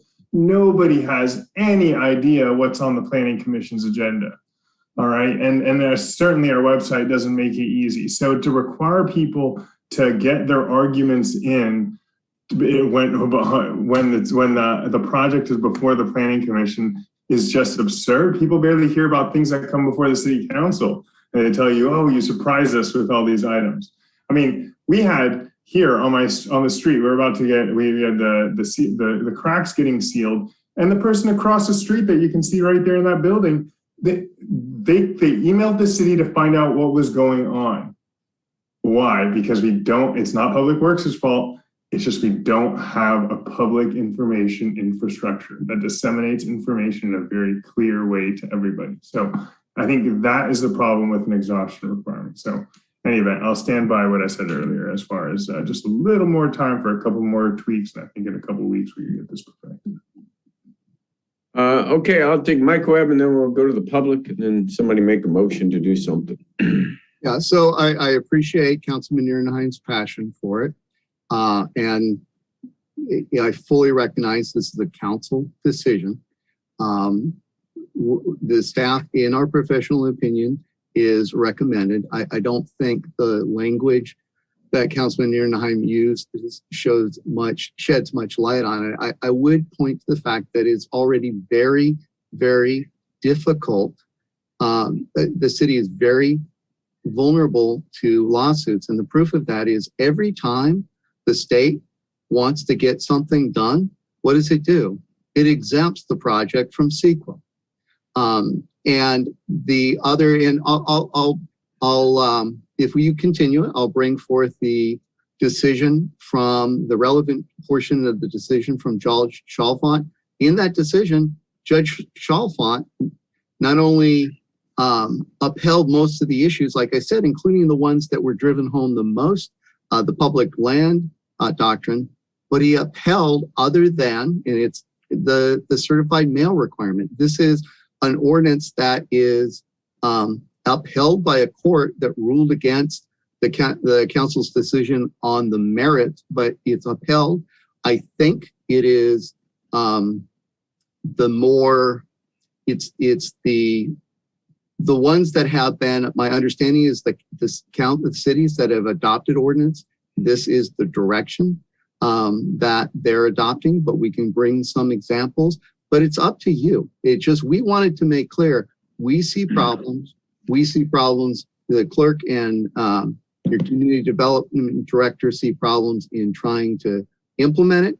And I see problems and vulnerabilities in trying to defend it. And we'll get lawsuits. I could be wrong. I hope I'm wrong. It's your decision, but we wanted to be clear. And mentioning the business days, that's not the only thing I mentioned. There are substantial problems in there. But it's up to you. If you're going to get 3 votes to pass this based on the discussions we've had in the past and based on Councilmember Obaji's discussion of the mayor and the council, then you have to live with your ordinance. I pointed the things out. If you have more time to reconsider and fix some or all of the things we pointed out, that would be great. If you want to pass it tonight, that's within your purview. I'm not passionate about it the way Ehrenheim is. Councilman Ehrenheim and the mayor, I'm respectful of your decision, but I'm also respectful of the burden on the community development department, the clerk's office, and for private property rights if people are defending it and have the right to due process. I said more than I wanted to. I think we should go to the more than I intended to, which was why I just left it to questions. Listen to the public and, you know, vote your conscience, but you have to own this ordinance because this is your ordinance. Yeah, it's getting close to time to fish or cut bait at some point. I mean, we can't keep talking about this forever. But is there any public comments? You have a public speaker, Frank Angel. Oh, okay. Go ahead. Mr. Angel. Good evening, Mr. Mayor, council members. I suppose you can hear me. Yeah, I hear you loud and clear. Thank you very much. I urge this council to pass this ordinance tonight, and amendments on what are perceived kinks can always be ironed out later. But enough delay is enough delay. This horse has now been beaten to death. It should be passed. And I think the major issue that has been raised by the city attorney is the exhaustion issue. And that is an issue that over 90%, the vast majority of cities live with, including the city of Redondo Beach, has lived with that for 45 plus years. This entire SECRA ordinance is on the book for 5 years only, thanks to Sanarcal, to muzzle the public so that the public could be restricted as much as possible, and the judge would not buy that part.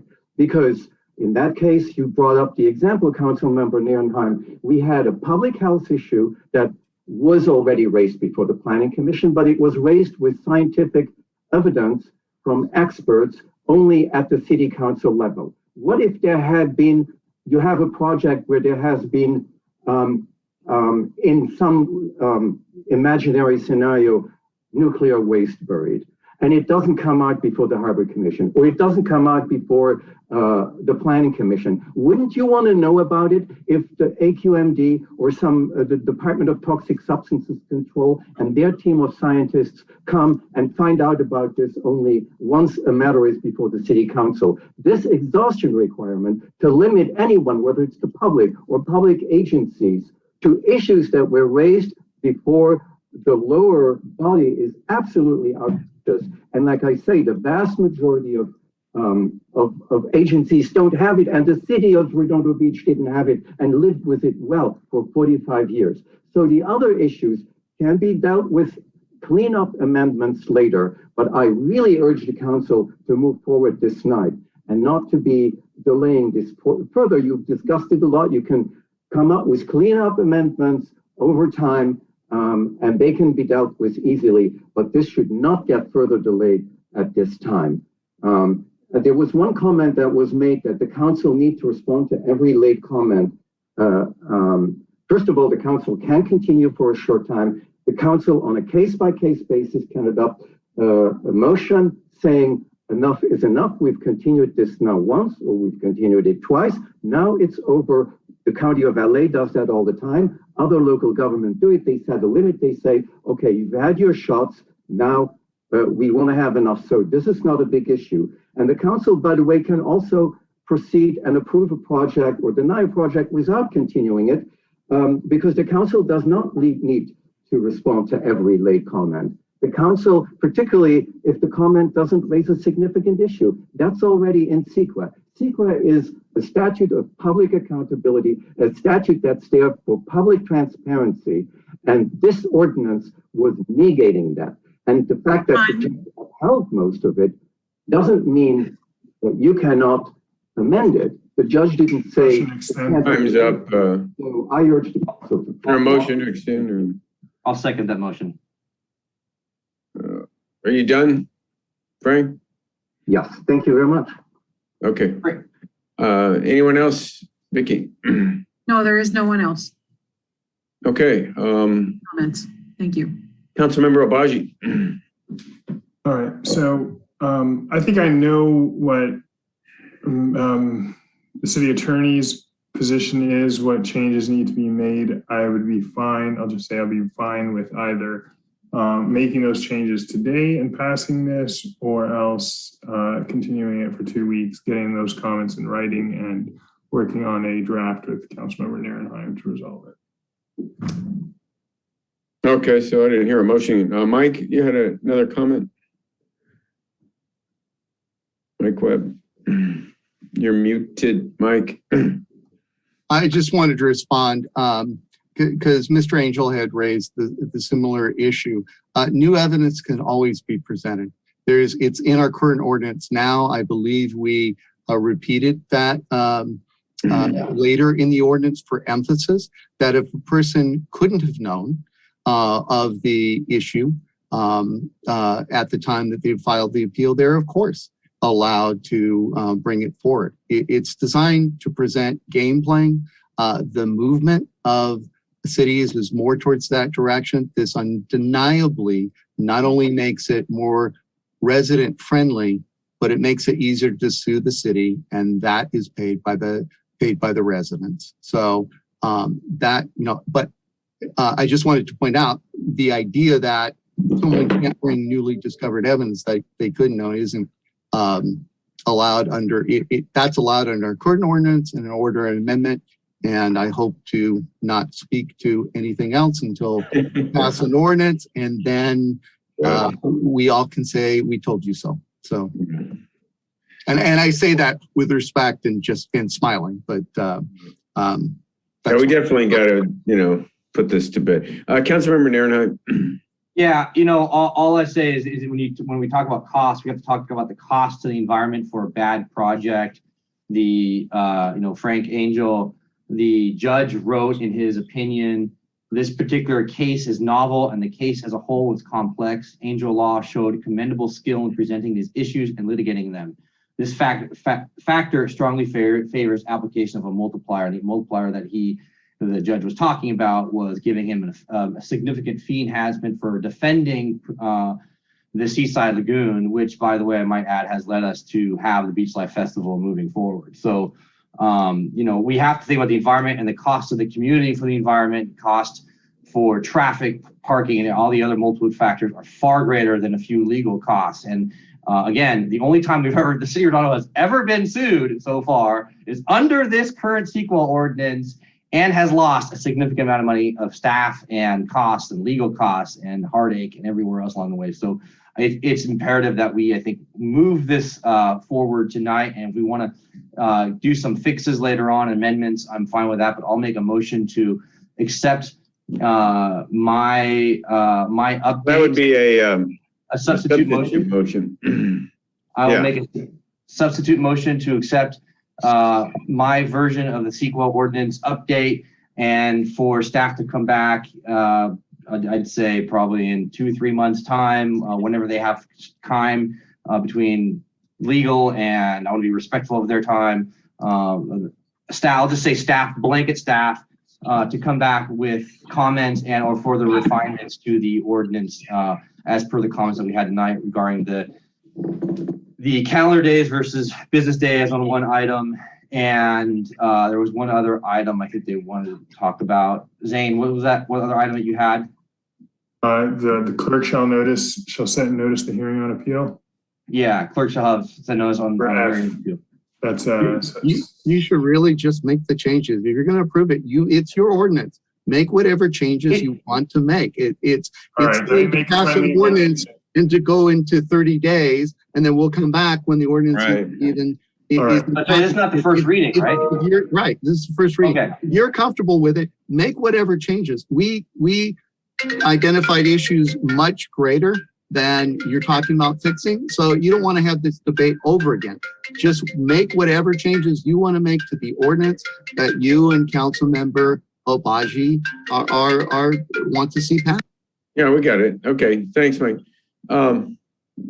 Anything else, Councilmember?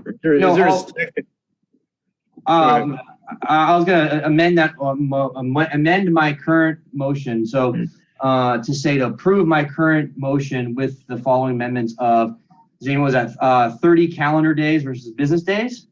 Was that the business days are just Control F for business days? So you want to change those all to calendar days and maybe extend in subsection. Here, let me pull this up. I'll put it on the screen. In subsection 10-3901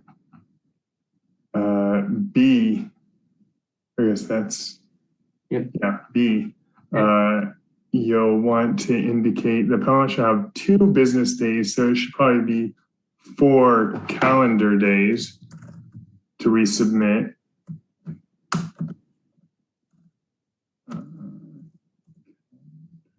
All right, and then the next paragraph here, that the filing fee shall be paid within 5 calendar days. The hearing, the clerk shall set and notice the hearing on appeal. They don't like the definition of a person up here. I think it's fine. I mean, it's specific to the SQL ordinance. All right. And that's besides exhaustion. Those are the main concerns that I heard. Yeah, so I'll accept those amendments. And then I guess we can do at the end of the meeting, we'll bring back the fee resolution for the fee schedule. That would be a separate motion then, correct? Who's that addressed to? Either you or I guess I don't see Joe Hefkin or city clerk's office. Or That's not me. Yeah. It's a fee, it's not a schedule, right? It's just a fee. So I'll do that at the end of the meeting. Okay, is the motion clear to Joe, Mike, Eleanor? You're on mute. More important to Eleanor, but I think, although I strongly disagree with Nils's statement that 2 is okay, it's clear, and I really appreciate Lynn making the changes in written form and making it clear we could watch the meeting. And so I think their motion with only those changes that Councilmember Obaji made. Is that correct? That is correct. Okay, yeah, that's what I got out of it. Okay. All right, so there's a secondary motion in a second.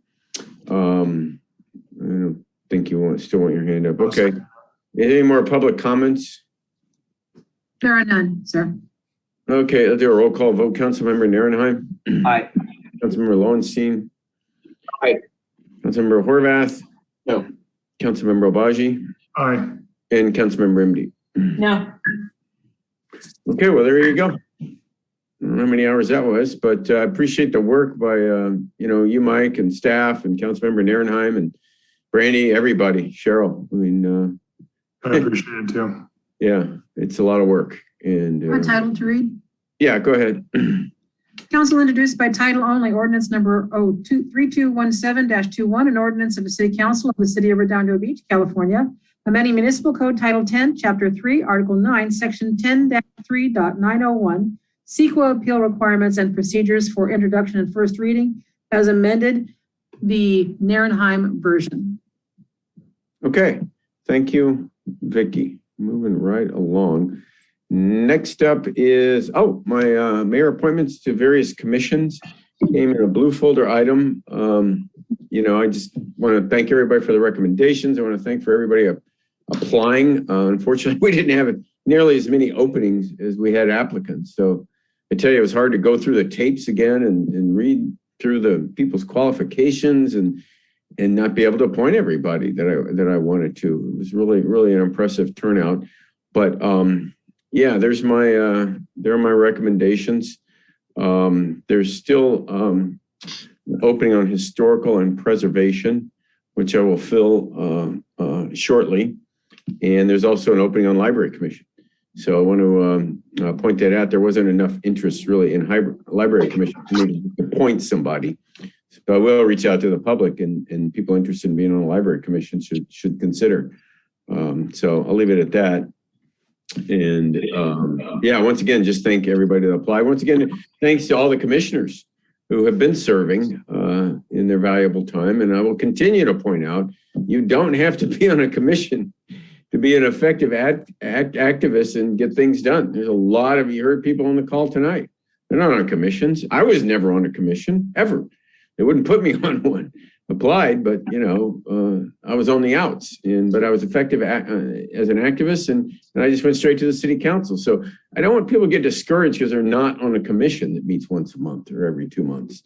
So, yeah, there are my appointments for this year. People's applications will remain on file, and as openings come up, they get posted, and yeah, people can apply at any time. So yeah, I'll leave it at that. Hopefully everybody can see my blue folder on them. With that, let me see if I can go. Councilmember Lowenstein. Yeah, Mr. Seth Berg was on planning. He had requested historical as a second. You said there's an additional Yeah, I talked to Mr. Berg today, and he's going to get back to me on preservation or historical. So I'm just kind of leaving positions available on each one of those. Okay. He's going to let me know. So I spoke with him earlier. Then I'll make a motion and to approve your recommendations. Okay, is there a second? I'll second that. Okay, motion by Councilmember Lowenstein, second by Councilmember Nierenheim. Laura, Councilmember MD. Apologies, I'm not seeing the list. I'm looking in my blue folders and I'm not seeing it. Let me see if I can share my screen. I'm sure I can. Hang on one second. Attachment would be P4 on blue folders. P4, thank you. I looked there and all I saw was Alan Kleinbaum was saying that he was having trouble figuring out how to, so go to legislature P4. On the blue folder notification that was emailed to you. Oh, it was emailed. That's what I didn't check my emails. Okay. Yeah, because all I see is that it says Mayor Brand recommendations forthcoming as blue folder. That's all it says on my. Can somebody screen share it? Because I haven't seen it yet either. I'm doing it right now. Hang on. Thank you. There we go. So, yeah, just starting at the top. There are Mel Samples, Jerry Woodham, BJ Jesty. He's the new one on budget and finance. Harbor Commission's Jim Light. Historical Commission's Eric Fernandez and Dan Comiato. There's still an opening there. Housing Authority, Vanessa Vogelsang. Library Commission is Jennifer Hall, and there's still an opening remaining on Library Commission. Planning Commission, Sheila Lane from District 4, Rob Gaddis. Preservation Commission, Desiree Gillespie and Oran Tanner. There's a position left on the Preservation Commission. Public Arts Commission, Christine Kelly and Juan Melendez. Both of them interviewed. And Public Safety had 4 slots because some people had resigned since our interviews back in July. So that opened up 2 positions. So those are Vivek Gupta, Jamil Gittins, Jeff Gall, Jim Hannon. Public Works, Cindy Arata. And there you go, Recreation Parks, Jeff Rowe, who was just very active in the right-of-way and helping organize a lot of stuff in Maryland. And the Youth Commission, Dana Bubanisic. So there you go. Should I stop sharing? So, yeah, I mean, think about it. We can come back, Laura, unless you want to say something. No, I'm just disappointed that that planning doesn't have a District 5 person on there. That's why we can remove somebody next week. I don't think so. That ordinance needs 30 days. Councilmember Obaji. Oh, in 30 days. I guess I'd like to move to amend the motion, if a friendly amendment, if anybody would permit, to appoint Margaret Willers to the Library Commission. She was very passionate. There's apparently openings and not so much interest in the Library Commission. And she was very kind of invigorated about it. So I'd love to see that D4 resident get on to the Library Commission if that's possible. Yeah, if you know something I don't, I guess library was. Do that. She added that. That's right. She did add that. So I'll do that. Yeah, and I was going to just say, but if I may, and I've maintained this when Mayor Asper. I already know what you're going to say. Mayor Brand is the mayor. The council people can't take over the mayor without changing the ordinance. Can't individually take over the mayor's appointment. You can approve or not approve, confirm or not confirm each individual appointment. but you can't make a substitute motion for the mayor. And you can suggest it, and it sounds like this one will work, but just to be clear, you can't use the mayor's appointment authority. Thank you. Got it. Mr. Mayor, I ask you to make that appointment of Mark. Yeah, that was a miss on my part. I appreciate that because she did add library while she was in her interview. So, yeah, I just picked that up on my sheet. So, yeah, I'm happy to do that. So I'm going to add Margaret as library commission because she was passionate and there is an opening sitting there. So did you get that, Vicky? You were doing this. Margaret Willers, the term at the library commission that's available. Full 4-year term, I assume. Yes, I think that's all there is. Yes, I have it. Thank you. Okay, so that's the only change. I will say the Public Art Commission, it is not a 4-year term. It's a 2-year term, FYI, but it would be the only correction that jumps out at me on the portion that you shared, Mr. So those two should be 23. Yes. Okay. As you guys can see, there's a lot of details in all this. Okay, so fine. Just an FYI as well, too, the blue folder that was sent out included districts that every person is in. This is an FYI. Yeah. And it's only one of the reasons I didn't replace District 5 with the District 4 movement is because then there would be no one from District 4. So, but yeah, we got to get somebody from District 5 on the planning commission. Are there any public comments? There are none. Thank you. Okay. All right. There's a motion in a second. I'll do a roll call vote. Councilmember Nierenheim. Aye. Councilmember Lowenstein. Aye. Councilmember Horvath. Stay. Councilmember Obaji. Aye. And Councilmember MD. No, just because of the planning issue. Yeah. Okay. There you go. Again, thanks to everybody who signed up. And next up is back to our agenda. Item N1, discussion and possible action regarding inclusionary housing ordinance to finalize parameters based on financial analysis. So Brandy Forbes, and I imagine our consultant's been sitting around waiting for this. Probably thought it was going to be sooner, so apologies, but here we are. Thank you, Mayor and Council.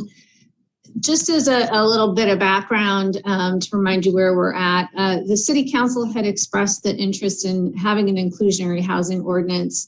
Last year, we came to Council for approval of a contract. To do that, Veronica Tam is the lead and Kathy Head from Kaiser Marston Associates is the sub-consultant.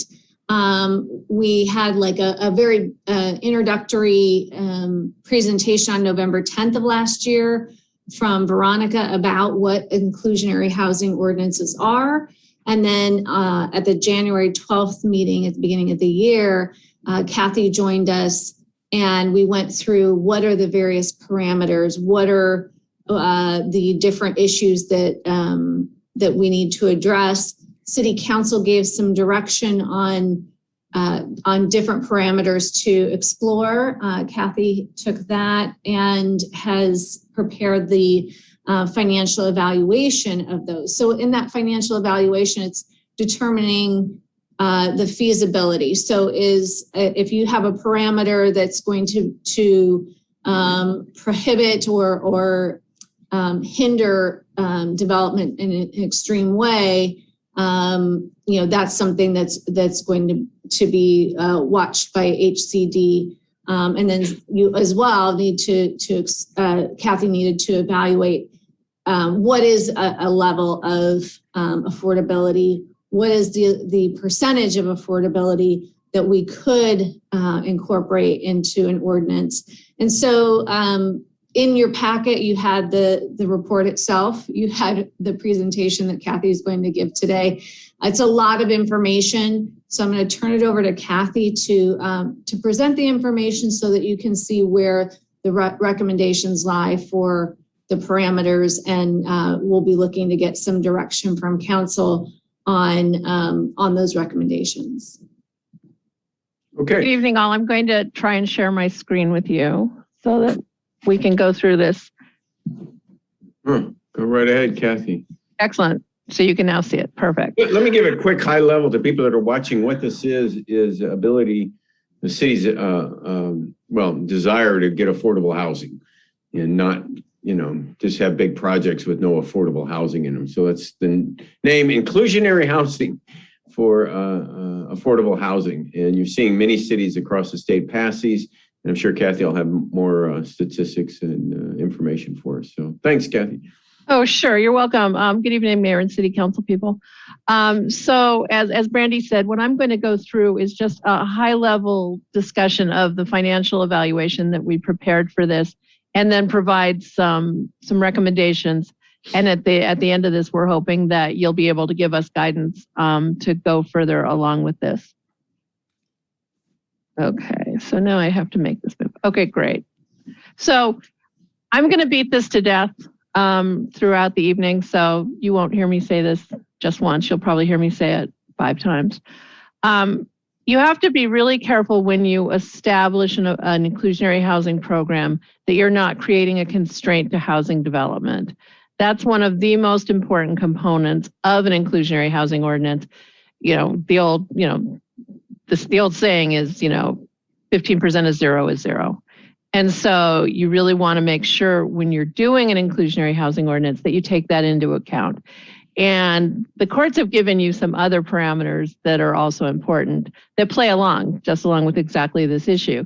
And that is the requirements can't be confiscatory, and the requirements can't deprive an owner or a developer of a fair and reasonable return on their investment. So the financial evaluation that Kaiser Marston has prepared is done for that purpose. It's done to help you understand what is a supportable requirement. And then you, with that knowledge, can then decide how you'd like to proceed with the ordinance and what sort of requirements you'd like to impose.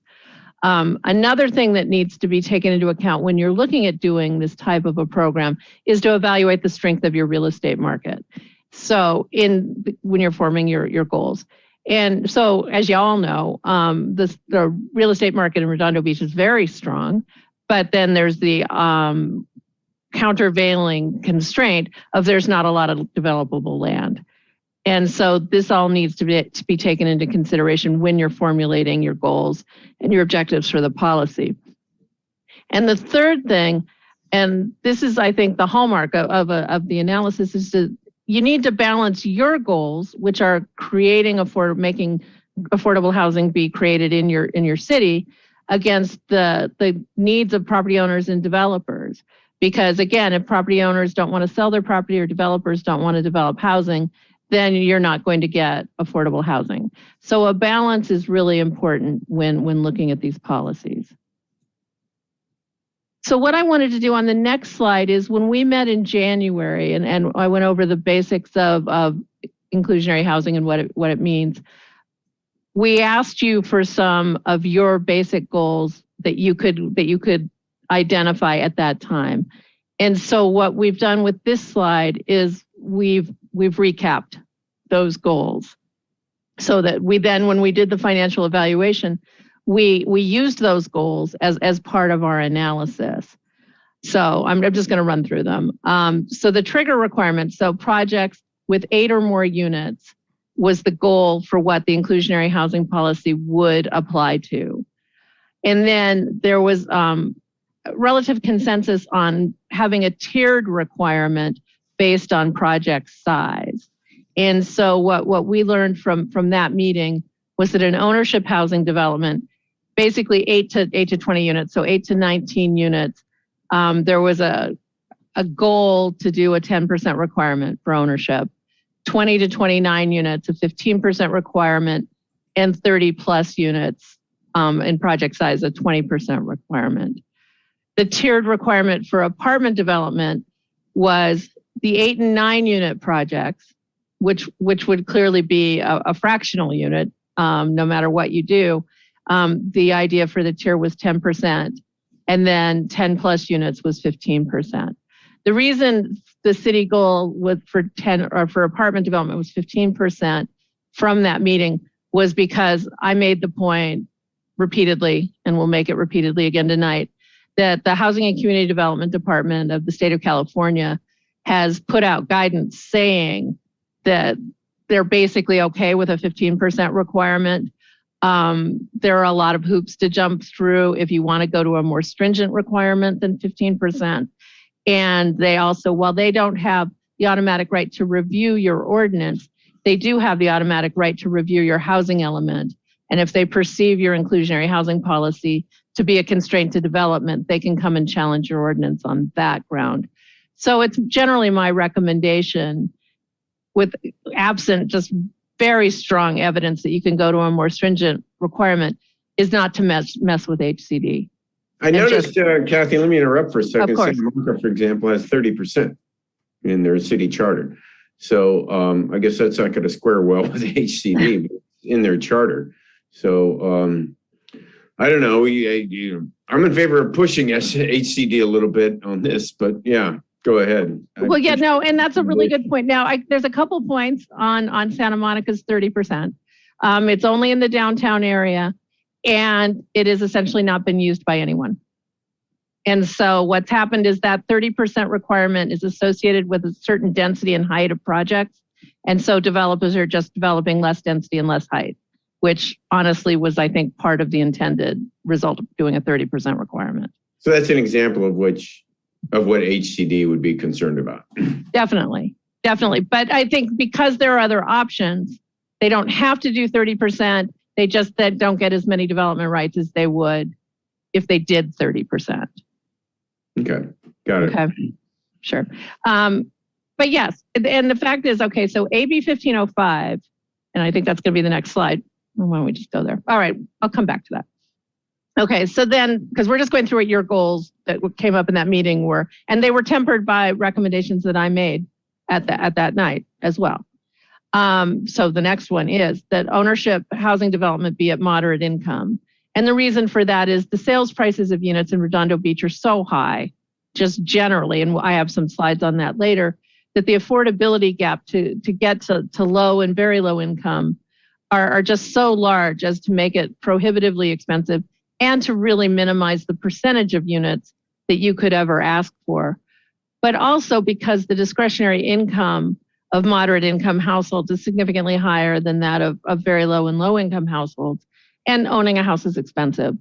And so what you don't want your program to do is have unsuccessful homeowners.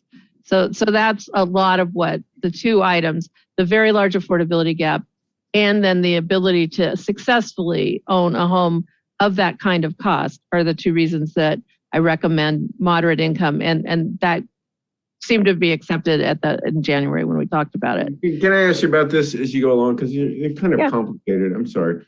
No problem. I don't quite understand that last point, but when you say ownership housing development, this would be a condo complex such as One South on Pacific Coast Highway. They put up 55 units. And so under this, just using your examples, 20% would have had to have been affordable at moderate income affordable. Correct. Yeah. And so what is the current moderate income in LA County? Well, we'll get there. I have slides. Okay. All right. Thank you. On that. Sure. Okay, so then an apartment development then is much better suited for very low and low income. Again, HCD has asked you to stay at low income, but there's a variety of ways to get very low income. So the sort of what I consider the ideal mix is for your inclusionary for apartment to be at the lower income levels, and for your condos or your condos basically, homes that will be owned to do those at the moderate income. The covenant periods discussed were one cumulative 45-year period for so let's just say condo units. And that notion is then that the home would be sold and resold within that 145-year period to an income qualified household at the affordable sales price. For apartments, the discussion was, and this is something that I've actually been recommending more recently, it's a form of perpetual. The more common restriction in existing programs is 55 years, but there's been a lot of desire from cities, and I totally get it, to do a perpetual covenant. And so what I've recommended and what we discussed in January was the notion of it's for at least 55 years or for as long as the property is put to a residential use.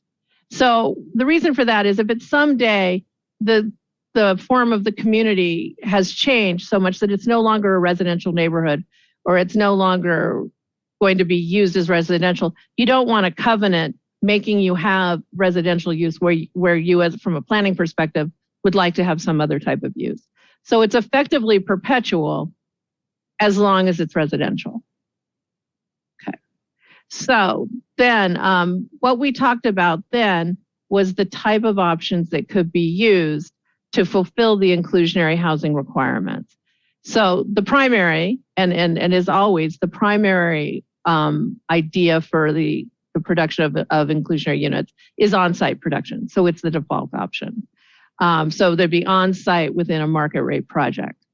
What we discussed was that you could provide options for developers to integrate the units within the market rate project, in which case they would be similar in scope, size, and quality to the market rate units, or a separate parcel could be created and a different type of product could be provided. And you could do also, when it's integrated in the market rate project in a condo project, you could also say, for both the separate parcel and in the market rate project, is that you will allow the requirement to be fulfilled with rental units rather than ownership units. And so that becomes an option that we discussed at length in January. Then the other options that were brought up and discussed was an offsite production requirement where a developer would be required to find another site that's close to the market rate project.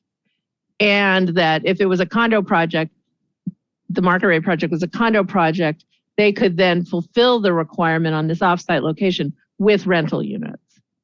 And again, the reason for this is just rental units have a single owner, a single manager. They have people who move in and move out.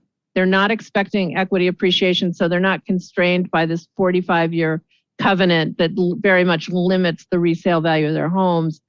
And so in many ways, the rental units are just easier to administer and manage because of the fact that just when somebody wants to move, they move and somebody else moves in who meets the income qualification. So as much as possible, I like the flexibility of allowing developers to either fulfill the ownership requirement with ownership units or to fulfill it with rental units. Then we had a discussion of in lieu fee payment, and there was really almost no support at all for an in lieu fee payment. I think there's an understanding that an in lieu fee payment really does need to be included in the program, but you can make it very difficult to use. It's just one of those things where you're required by the court findings to provide options to fulfilling the obligation. So again, there's a number of communities. There's a number of communities where it's paid by right. There's a number of communities where it's paid for certain size projects. And then there's a number of communities where it's just paid only under extreme hardship. And that was the discussion we had in January. And that's the impression I got that was the more appealing notion to you as a council, was to just limit it as much as possible. And then the two options that were basically a big old no were acquisition and rehab. And one of the primary reasons that that's not a great idea for an inclusionary program is because your primary objective in an inclusionary program, or a primary objective, is to help you meet your RHNA goals. And acquisition and rehab is very, very difficult to use for fulfilling your RHNA goals. And then land dedication was foreclosed on largely because it's just really A, hard to find land, and B, then when that land dedication is provided, then it's back to the city's responsibility to get an affordable housing project built on that land that was dedicated. And so that wasn't viewed as such an advantageous option. Okay, so moving on, unless people have questions for what I've said so long. So now I'm going to start talking about the prototypes I analyzed. I see a question. Oh, I'm sorry. Go ahead, Councilmember Lowenstein. Yeah, can you go back to the percentages? Yes. Okay, this is a very simple question, but maybe other people have this question. If 10% of the units are to be set aside for 8 to 19 units, how do you get 0.8 units or 0.9 units, for example, under apartment development? Is No, it that's rounded up or rounded down? That's a really good question. And different communities do it different ways. So some communities round everything up. If you're using state density bonus, you have to round everything up. Some communities round mathematically, so they round at 0.5. I've had communities round at 0.75. So, and this is a discussion that we're also going to have a little bit later in the slides, is in terms of feasibility with small projects. If you start putting too onerous a restriction on a small project, you won't see small projects being developed because they just won't be able to meet the standard. And what you'll see is possibly instead of 8 or 9 units, somebody will just build 7. Okay. And All so, right. So we have to determine whether we round up, round down, et cetera. it's absolutely a policy decision. Okay. Thank you. That should be based I somewhat. don't think you want to round down because then you're not going to get an affordable unit until you get to 10. That is Right. correct. Now, what some cities do, and I know this, I say this at risk of peril to myself, is what some cities do is they just allow an in lieu fee to be paid for any fractional unit. So if it's a 0.8 requirement, instead of providing a unit, they provide 0.8% of the, or 80% of the in lieu fee that's been established. But yes, it's an appropriate issue to consider. It's an appropriate issue for us to discuss because small projects are going to be an issue. Are there other questions on this part? I don't see any. Okay, so now to the financial evaluation. So whenever I do a financial evaluation for an inclusionary program, I look at the characteristics of the actual city I'm working in. So understanding the real estate, understanding the market, understanding what type of development is likely to occur or has been occurring in order to create prototypes for my financial analysis that reflect the characteristics of the city. So what I did in establishing ownership and rental prototypes is I looked at a variety of information. So I looked at city staff reports. I looked at the planning department provided me development plans of projects that have been recently constructed or proposed. And I did a market survey of both rental and ownership housing in Redondo Beach. And so I looked at all of those in order to create an amalgam of a prototype project to analyze to help me determine what I believe to be the supportable inclusionary housing requirement. I think it's really important that people understand because some of these projects are going to look very similar or familiar to you. And so I want you to know that they are an amalgam. They aren't an actual project. And I used many factors together to come up with those prototypes. But I did look at actual projects as part of my research and as part of creating my prototype. So specifically, I think you'll look at it and you'll say, wait a minute, I think that project that I think this is not at the same density, for example, or as the zoning code would allow, or as and so the composite was just a reflection of getting to projects that are relevant to Redondo Beach and to be analyzed, but they are not actual projects. So now, before I get into the financial analysis, because I do both base zoning analyses and state density bonus analyses for both ownership projects and for rental projects. State density bonus, it's been in effect for decades in California and it changes every year. The statutes change every year, I think mainly just to make my life difficult, but they probably don't think that. But what they've done pardon me? Job security. a little bit. So state density bonus on its own has become progressively more and more beneficial to developers with or without inclusionary housing. So every year the state, like for example, this year, AB 2345, increased the maximum allowable density to 50%. It had formerly been 35%, it had formerly been 20%. So over time, and I think you already talked about this with SB 9 earlier tonight, is the state is more and more just getting their nose in your business, if you will, to tell you what you have to do, because the state density bonus is prescriptive.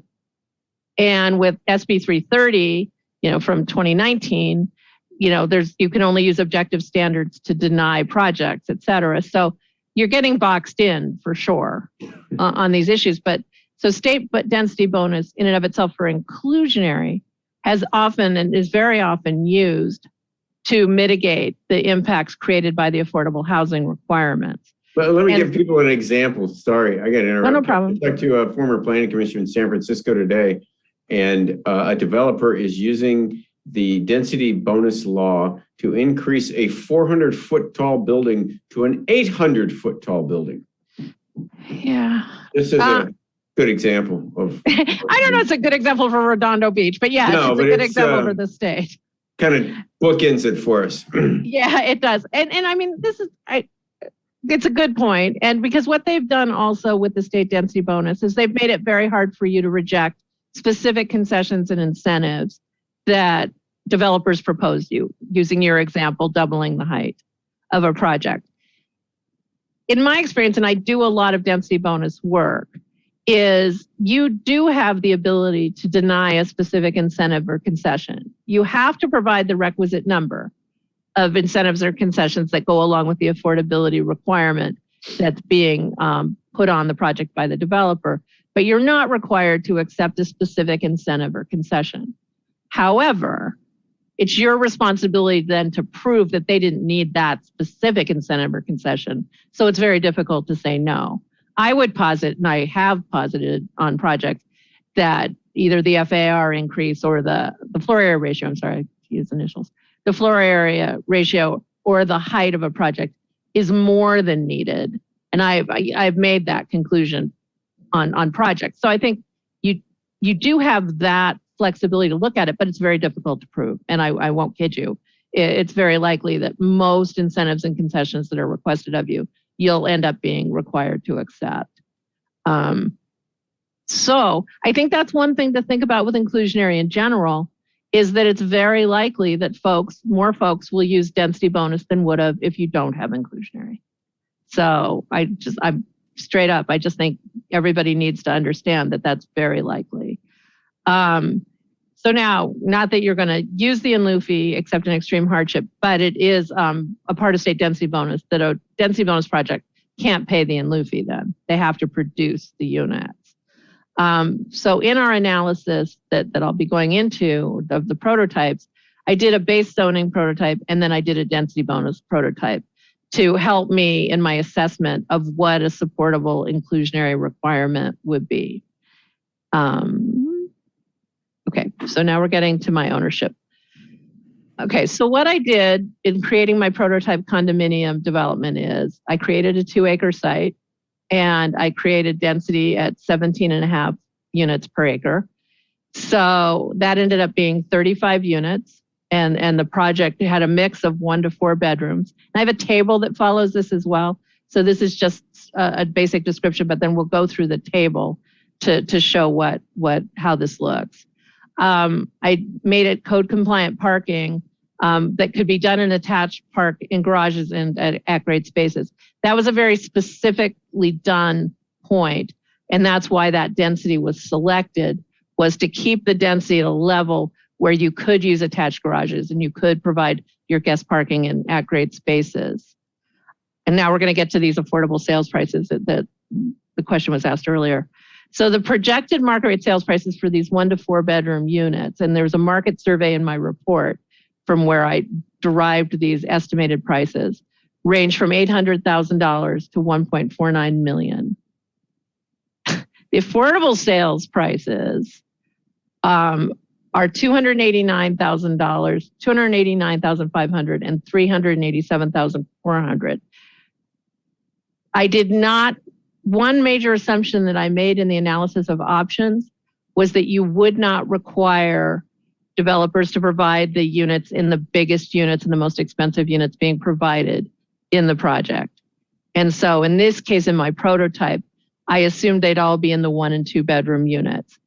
And the reason for that is, as you look at the affordable prices versus the market rate prices, you can see that at $1.49 million, that the affordability gap for a 4-bedroom unit would be $1.1 million.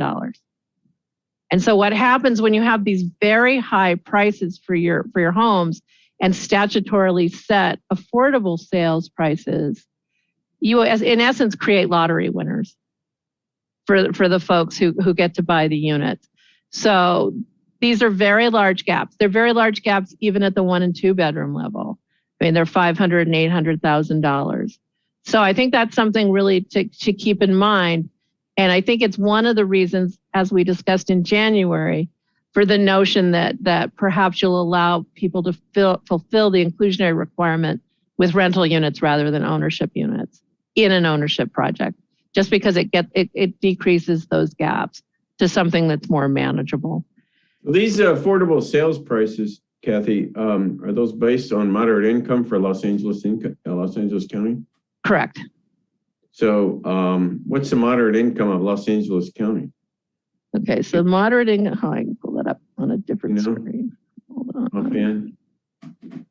Because that's, that was, and so I guess this is a good explanation of why you are sticking to moderate income, because it's a huge gap in moderate income. Exactly. Is there anything higher than moderate income, by the way? Not for RENA, it puts you in the above moderate category, which you're fulfilling with just your market rate development to begin with. And so you could do inclusionary. For example, Culver City did a workforce category that goes up to 129% as part of their mixed use ordinance. So you can do something. You could establish a requirement like that. You didn't really want to see that, did you? Let's get rid of that. It's okay. I mean, just roughly. You don't have to. No, I've got it. I just also had another file open, apparently. A 4-person moderate income household in LA County for 2021 is $96,000. Yeah, that's low enough. So that's the issue. That's definitely the issue with ownership housing, is that these gaps are going to be large. And as a result of that, before consideration of density bonus, if you distribute the units all through the 1 through 4 bedrooms, we can get to a 7% requirement, moderate. And if you allow it to be in the smallest units in the project, you can get to a 9% requirement. So now the next slide.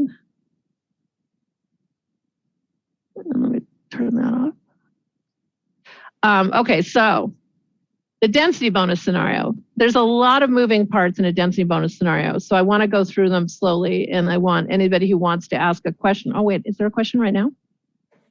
I could briefly. Yeah, go ahead, Zane. I'm sorry, I didn't see the hand. I just put it up. Could we require that single family homes that get lot split under SB 9 or SB 10 be subject to an affordability requirement? I don't think you can do that unless you just established a requirement that a 2-unit project generates an inclusionary housing requirement. I don't think you can discriminate against lot splits. I think you just have to say our inclusionary policy starts at 2 units. And keep in mind, it'd only be 1 new unit on each lot. So it's just, so you're going to be in a situation there where you could do it. You could do it where you say I have a city that actually their inclusionary starts at 1 unit. And so that 1 new unit would be subject to a requirement, but then you'd have to make sure it met the feasibility test. Okay. What city is that? The 1 unit, I have to look at my survey. I just saw it the other day and I was just like, you've got to be kidding me. It's somewhere in the Bay Area. Okay. Good to know. Yeah, and then they can pay a fee. The 1 unit, so the program that has the 1 unit requirement, they can pay a fee. I think it's up to 10 units, but I can check that and get back to you on it. Sure. But it's definitely, they can pay a fee. They don't have to produce the unit at 1 unit. Sure, that's what they're doing. Oh, paying the fee? 100%. They're absolutely paying the fee. Okay, we're going to move on. Okay, so as we discussed on the preceding page, the project at the base zoning had 35 units. So now I used a 35% density bonus in this case, even though I could go to 50% by AB 2345. But keep in mind, this is a condominium project and I'm trying to keep the density down so I don't have to change the parking. Because once you change how it parks, it becomes more expensive to build and it takes away the benefits created by the density bonus. So what I did was I ran it at a lower density bonus because that's more likely to be used so that the parking costs can be maintained manageably. So in order to get a 35% density bonus under state density bonus law is 11% of the units allowed by base zoning need to be provided to very low income households. Now, there's also a requirement where it could be 20% low income instead of 11% very low income. But the way the math works, it's just much more advantageous to provide these units as very low income units. And so you very rarely see low income units used to fulfill state density bonus because they didn't do math when they did the statutes. So generally, so this is a scenario where I'm assuming that the affordable units are provided in apartment units or in rental units. So again, so it's 11% of 35 units is 4 units. Everything rounds up in density bonus. Every single equation rounds up in density bonus. That'll come up on the next slide.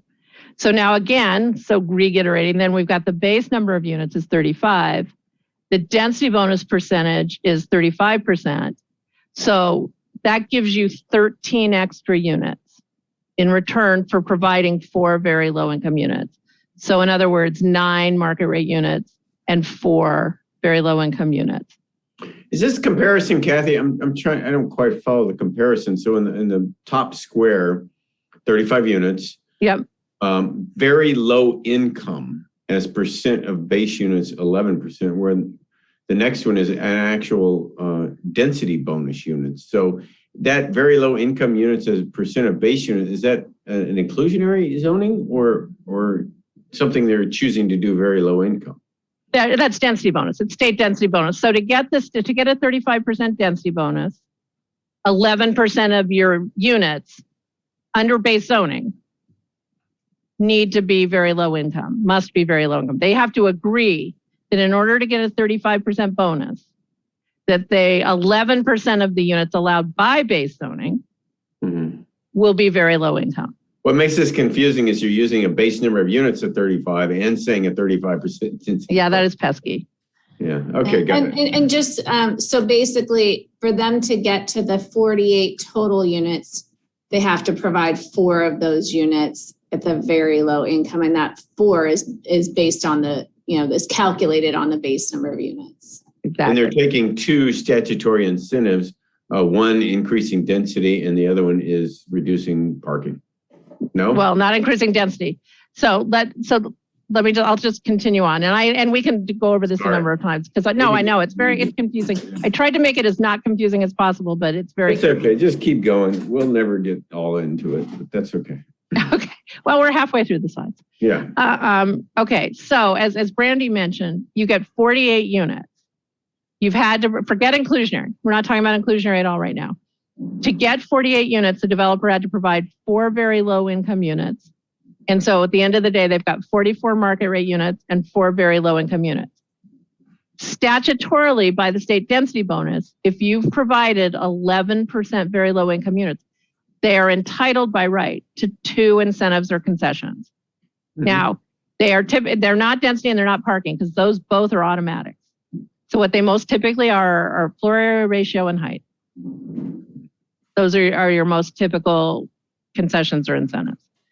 The other thing is with density bonus is they have their own parking schedule that you have to allow if somebody asks for it. Now, what I will, and you can't require guest spaces. What I will say is on every density bonus project I've worked on, especially ownership projects, but every density bonus project I've worked on, no developer has maximum or minimized the number of parking spaces. They've never gone to the full extent of what density bonus allows, because density bonus, if you're near transit, you can get down to 0.5 spaces per unit. And you can't market an expensive home, be it rental or ownership, with no parking.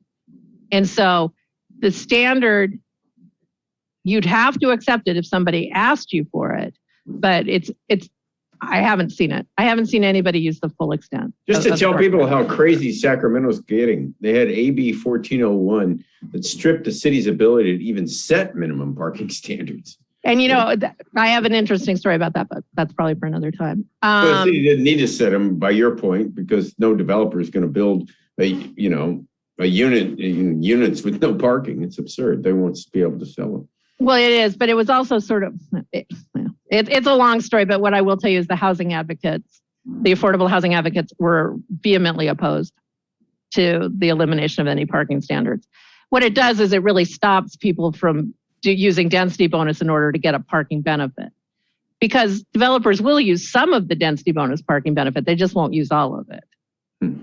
But anyway, I am theoretically writing a paper for the California Community Foundation on that bill. Theoretically. It was because it got suspensed. It got suspensed till next year. We know what that means. Well, it got suspensed. I was writing it in a hurry, and then it was like, oh, it's not going until next year. And so then I stopped entirely. Okay, so now what I think is interesting and important about this is everything in those first three boxes is all density bonus. It's all what state density bonus would have required for my prototype site. But I ran the feasibility analysis to figure out what actually is supported within a reasonable parameter for an inclusionary requirement on that site, with the benefits counted of getting this density bonus, which really enhanced the project economics. And so the result ended up being that 16% of the base zoning units could be supported. And so when you have 35 units times 16%, it's 6 affordable units. So in that case, they'd have to provide 4 units for density bonus. But under your inclusionary policy, if you chose to choose 16% as your metric, they would have to provide 2 additional affordable units. And so you'd get 6 affordable units in the project. Does that make sense to everybody? Anybody? So what you're saying is that if they go the route of a density bonus, then they're using the 4 units that come as a result of that, and then they only have to tack on an additional, in this scenario, 2 to meet our inclusionary zoning requirements. That's correct. Okay. That's correct. But what it is showing is that if we have an inclusionary ordinance, we're going to be getting additional affordable units than we would just letting the density bonus law do its thing. Right. I mean, since I've been on the council, we haven't seen a lot of projects taking advantage of density bonus. And so therefore we haven't been getting affordable housing. Right. And so once you have inclusionary, you should expect people to use density bonus. Which is the whole point. Right. And it is. I mean, in some ways, HCD is pretty schizophrenic about how they feel about inclusionary.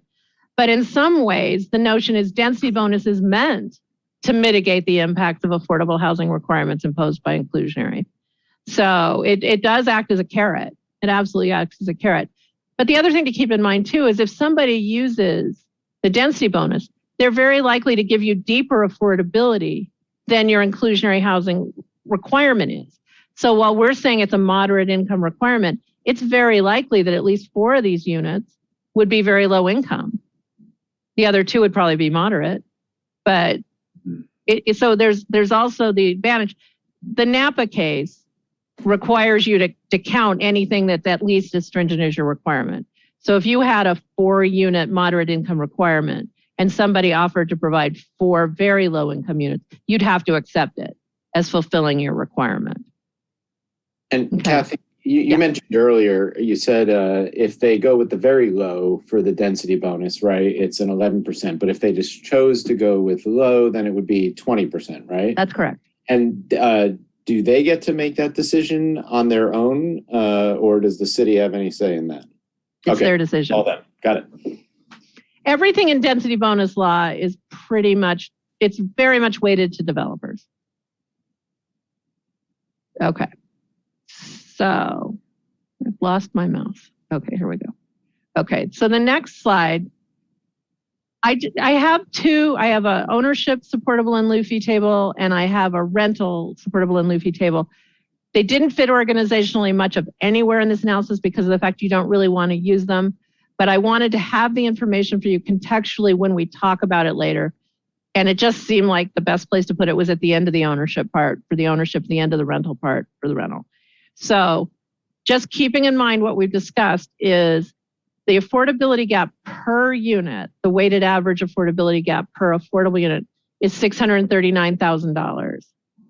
And what that works out to be, when somebody's paying an in lieu fee, then they're not providing the affordable housing units. So you would then spread that across the whole project. So that's $57,500 per total unit in the project. Or my personal preference is to charge it per square foot of saleable area, because what that does is small units have a lower fee and large units have a higher fee, which is more in tune with how much those units cost as well and what their affordability gaps are. So I just think it's more fair. And so that ends up being $33.40. We can forget this, we can come back to it, but it was the only place it fit. Okay, so on ownership, the affordability gap is easy to do analytically, because you take the market rate price for the unit and the affordable price for the unit and you subtract. And that's the affordability gap for an ownership unit. It's a little trickier with rental units because you're building something and renting it, and so it's got an ongoing income stream.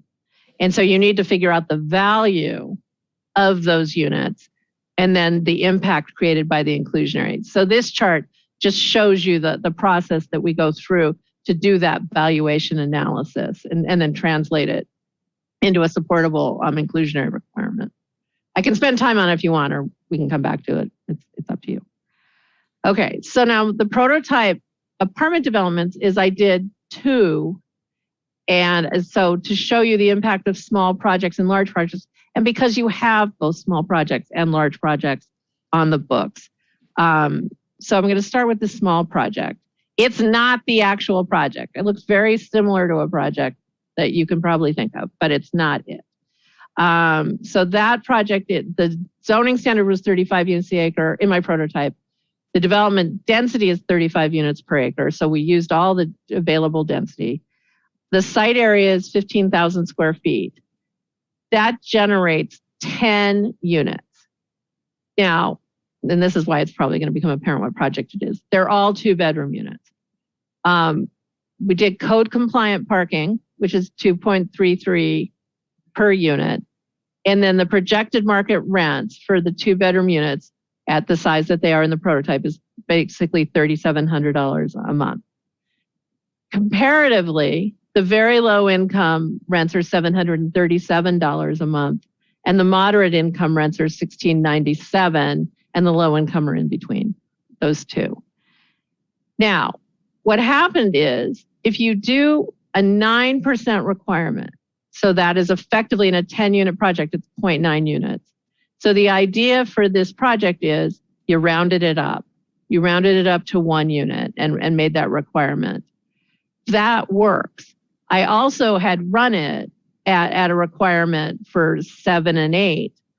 And the problem is the first place you can get to on this project is if you use a 9% requirement. If you use anything higher than 9%, it just doesn't work. And if you use low, so I tried it at low, I tried it at very low, you just can't get to, that's where the point, that's like where the 0.6 and 0.7 came in, was the supportable units.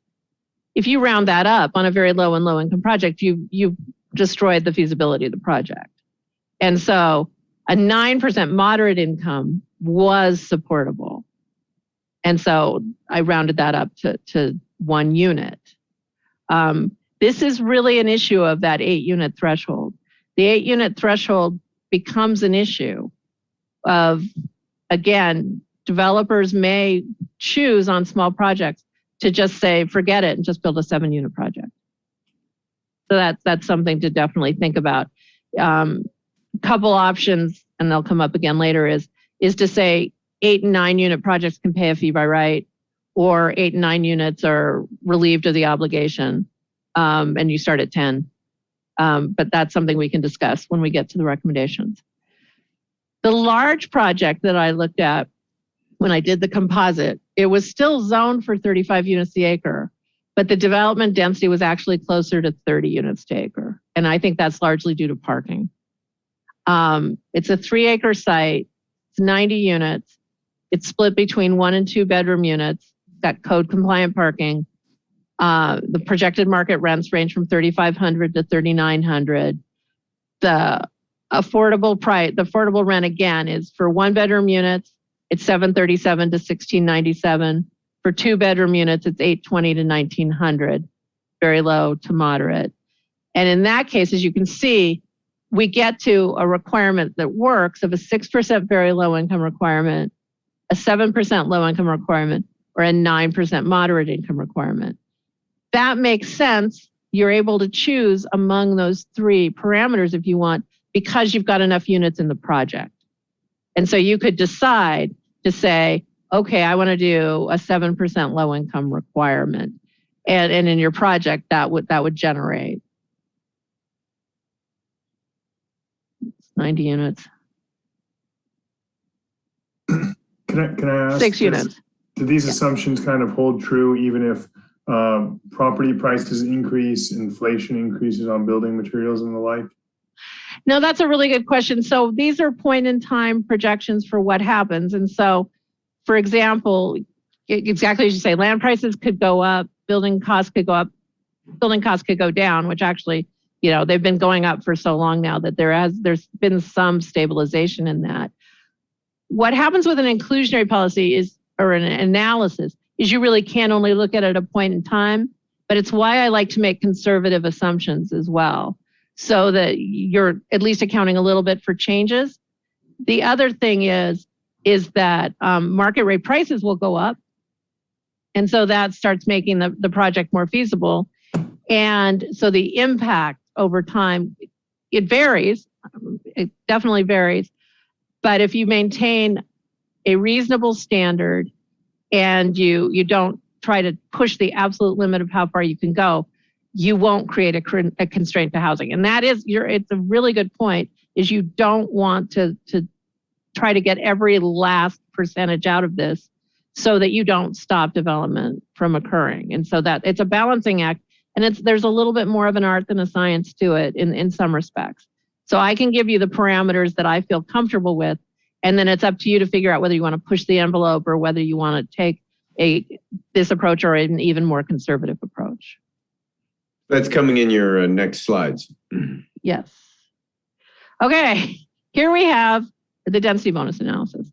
Now, on the apartment project, I did use the 50% density bonus because the 50% density bonus, which just came into effect on January 1st, has been being used. I mean, it is immediately very popular, especially since you can, as a developer, make use of the parking standards and choose whatever you think is marketable rather than what the city's zoning code requires. And so the marketability is very important because these units are expensive. So on the small project, and this is so again with the density bonus, to get a 50% density bonus, you have to put 15% of the base number of units for very low income. Now, what's pesky about that is because everything rounds up in density bonus, it becomes 2 units. So 2 units on a 10-unit project is a big deal. And so small projects are going to have a problem just generally with this requirement, continuing through it. So there's 10 base units with a 50% density bonus. That's 5 extra units, which brings your total number of units up to 15 units. Now, when you do the 15% of base units affordability standard, you're entitled to 3 statutory incentives or concessions. Okay. And the parking requirements and no guest spaces. So what happened here is actually in my inclusionary analysis, I came up with a 15% base zoning units supportable requirement, but it rounds up to 20. But I would not use that. It's 15%. Small projects are just different. And so that's really important to keep that in mind. When you go to the large project, then it's a much different scenario. So it's the same metrics. It's a 15% very low income on the base. And this is a really important point. Density bonus only applies the affordability requirement to the units allowed by the base zoning, not the units that are added by use of the density bonus. That's why the 3 squares is to say, no, the base zoning was 90. And so you had to going to the second square, a 50% density bonus on 90 is 45 units. 15% of 90 is 14 units. So you get 135 units with the density bonus, but you had to provide 14 very low income units to get it. Okay, so that's, again, just density bonus, not inclusionary. Now, when I ran the inclusionary analysis on it, I actually got to a supportable requirement of 21%. So in that case, 90 units times 21% is 19 units. So if you were to use that standard, it would be 14 units for the density bonus plus 5 additional affordable units to meet your 19 unit inclusionary housing requirement. Does that make sense? Mm-hmm. Okay, excellent.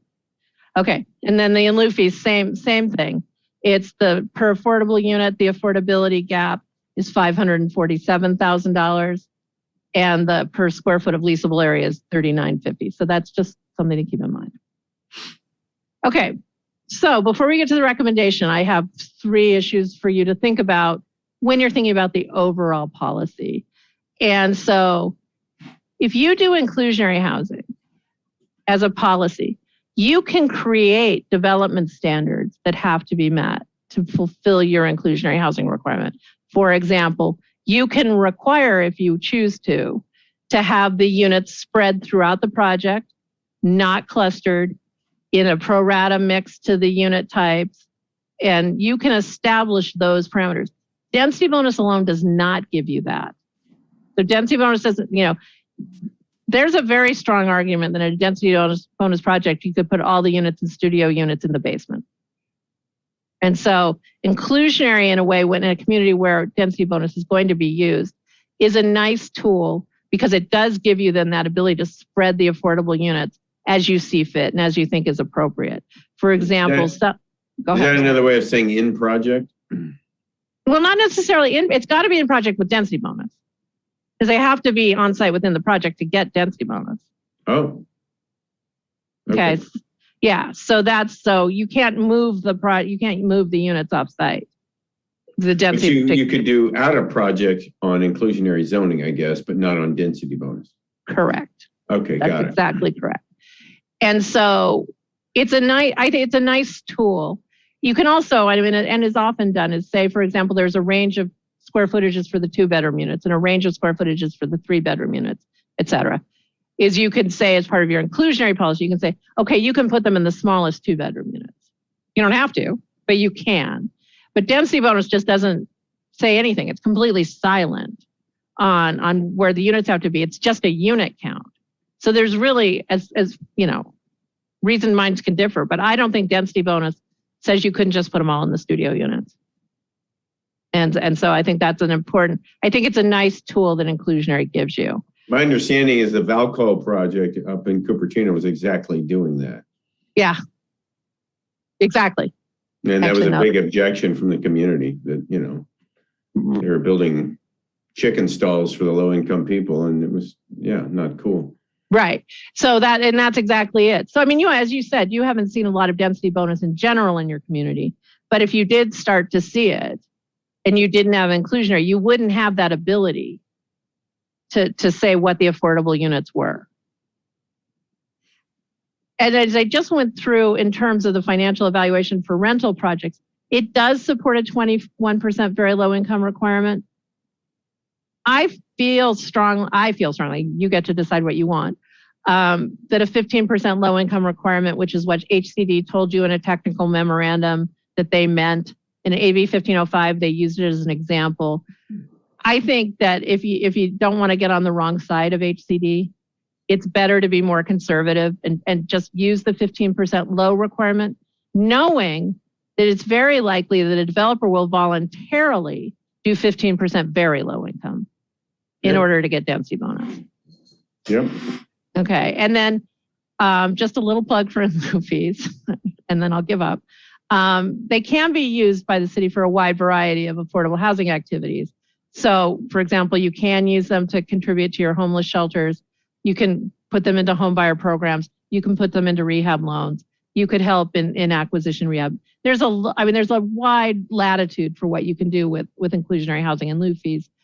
So if you happen to get some, you'd have some latitude. Okay, so as I mentioned before, the financial evaluation really indicated that the full affordable unit can't be supported at 8 and 9 units. It just didn't work. So as I said many times, it does give an implied incentive to build 7 or fewer units. So the options are, well, I guess you could still set it at 8 if you want, but it doesn't coincide with what my findings were, is to either set the threshold project size at 10, which solves that problem, or allow 8 and 9 units to pay an in lieu fee by right.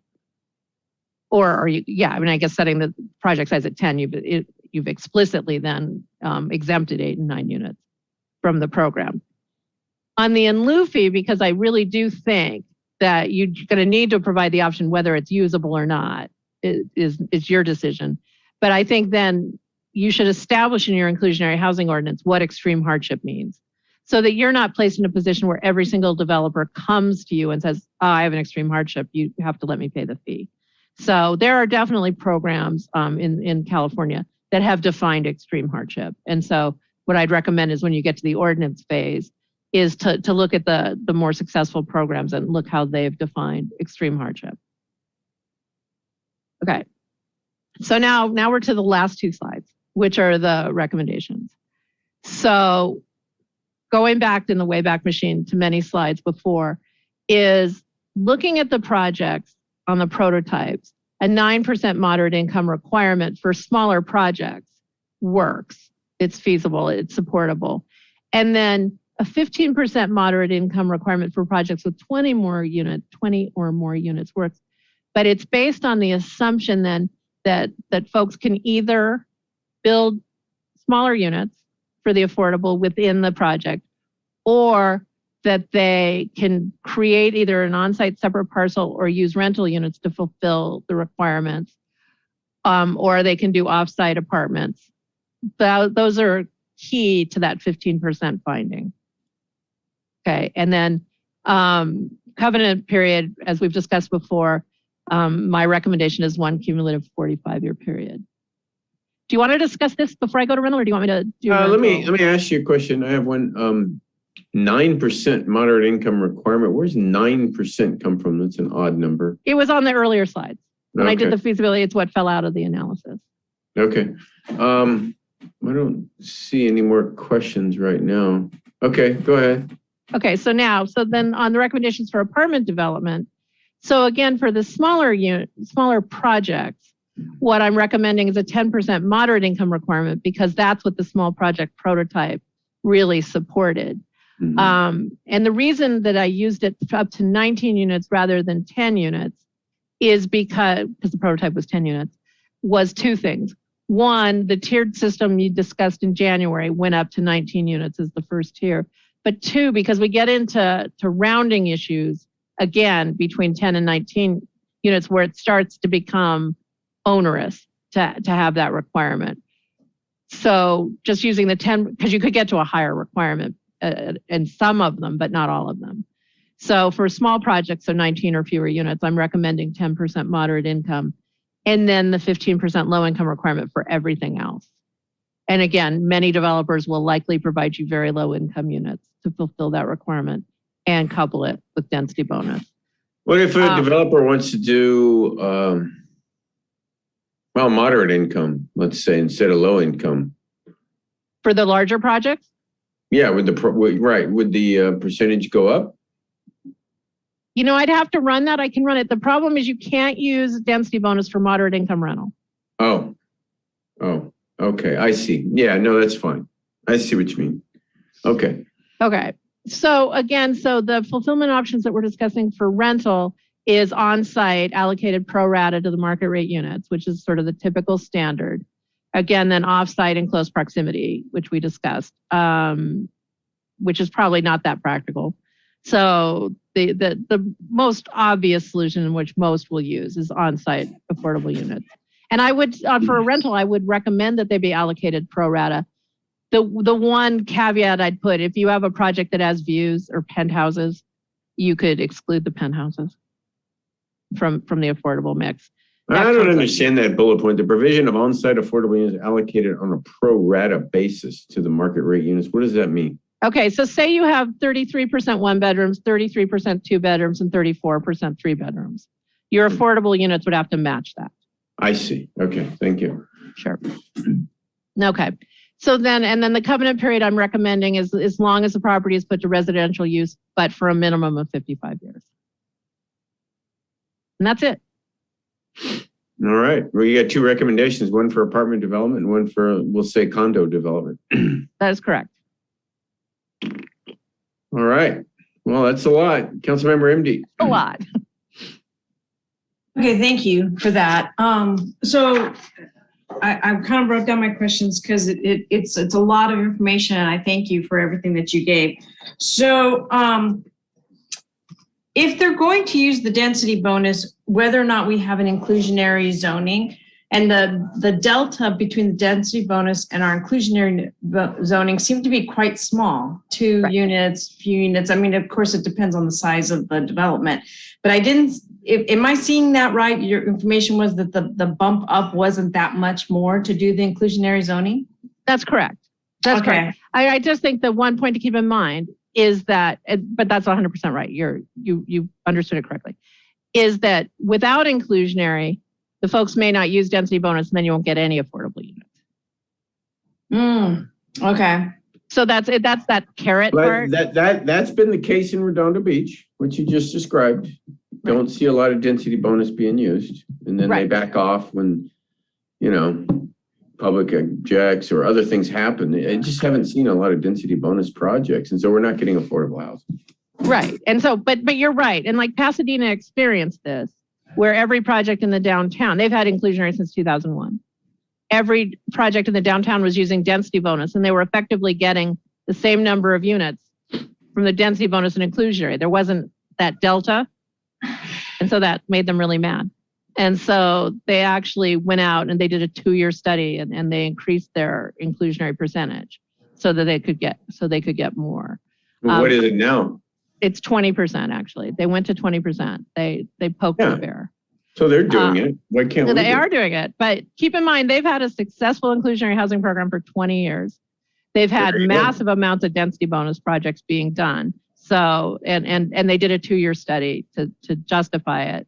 Well, the developers made money. Perry Pound, who works for Legato right now, was involved in a development in Pasadena. It was 200 and some units, and there were a lot of affordable units in it, and they made money, and they didn't mind because they knew what the equation was going into the project. No, that's exactly right. And the other one, I mean, using Pasadena again, because they've had a 20-year program and a lot of development in downtown, is that you're right. As long as developers know what they're required to do, they'll figure it out. And they did. I didn't do the fees. I did the original in 2001, but I did not do the recent one. But they had a strong study that said it was supportable. My study does not say it's supportable for Redondo Beach. Okay, but in exchange, what you're doing is you're providing incentives to increase FAR and to increase height. That's really what it comes down to. And so, for example, to take a page from that Legato project, that was the biggest objection from the residents, is that they didn't want the increased height whatsoever. And so I'll have to go back to Legato and ask them, because they had threatened, if you will, to go to utilize the density bonus to get up to those heights, but they didn't. So is there some kind of is there some kind of disincentive to do a density bonus? So in other words, you said that if you don't do the inclusionary zoning, they won't do the density bonus because they get market rate. So, and then Legato had mentioned that they could get the actual FAR and the actual height if they did in density bonus to get affordability, but they didn't. So it must mean that they don't make as much money. Well, Yeah, I that's can right. explain some of that, I think, Laura, because that was a unique project. They were going to have a lot of mitigations, and we have very specific objective standards that we're going to require them to do, much more mitigations in PCH and other areas. And so you can talk to them, but as they started looking at it, 180 unit project was, going to be very problematic, even though they could get those bonuses and do that and provide a little bit of affordable. But as I recall, they went back to and accepted a project as low as 115 instead of 180, and they were happy to do that. There are a lot of factors besides just what we're talking about here. And there's a couple of things too, but yes, in general, what happens is that 11% very low income requirement, which is required to get 2 incentives, right? And so height and FAR are 2 different incentives, even though it's very difficult to do more FAR without increasing height, but there are 2 different incentives. So you have to do 11% very low income. So then as a developer, you have to factor that in, is what's that cost to me of 11% very low income in return for this increase of in that case, of 35%. I've seen density bonus in cities that don't have inclusionary, but it's not typical. It's really much more typical in communities with inclusionary. But something that's important, but to your earlier the earlier part of your question, I've talked to a number of developers just in my comings and goings who, even though they could use density bonus or maximize density bonus, they just don't want to deal with a very angry community. So even though you as the city council can't stop them, they still have really angry people who are surrounding them, and they've just made a decision to just not make everybody so mad.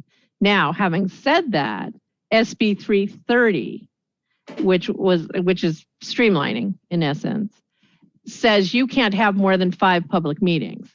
So before SB 330, and this happened in Pasadena a lot, was then they just end up having like a year and a half of meetings where people would come and complain about the statutorily allowed density bonus. Well, SB 330 put the kibosh on that and said you could have 5, but then you're done and you've got to use objective standards. And SB 330 also established what objective standards are.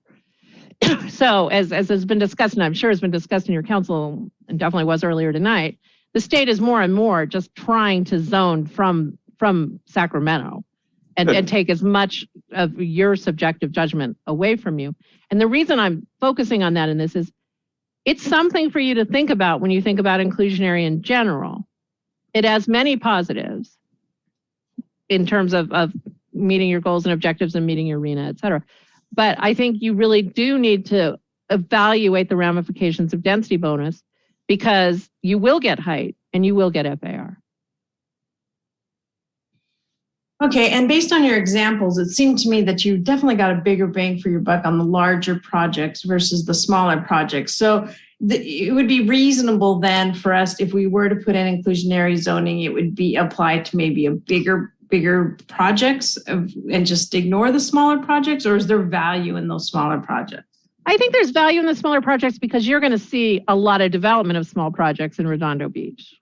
And so if you want to maximize what you get from it, then I think it makes sense to use the smaller projects, but to be sure you establish then this tiered system where smaller projects have less of an obligation than larger projects. And I think that that's where the benefit that you mentioned, Kathy, of when you have inclusionary, you can require, those standards that can't be required in the density bonus, so that if somebody was like, oh, I'm going to do a small project, I'm going to do a little density bonus, and it would be the same number of units, whether it's inclusionary or not. If we have the inclusionary, we can at least say, all right, but you can't have those studio basement hidden away apartments. You can really have a little bit of stipulation on that.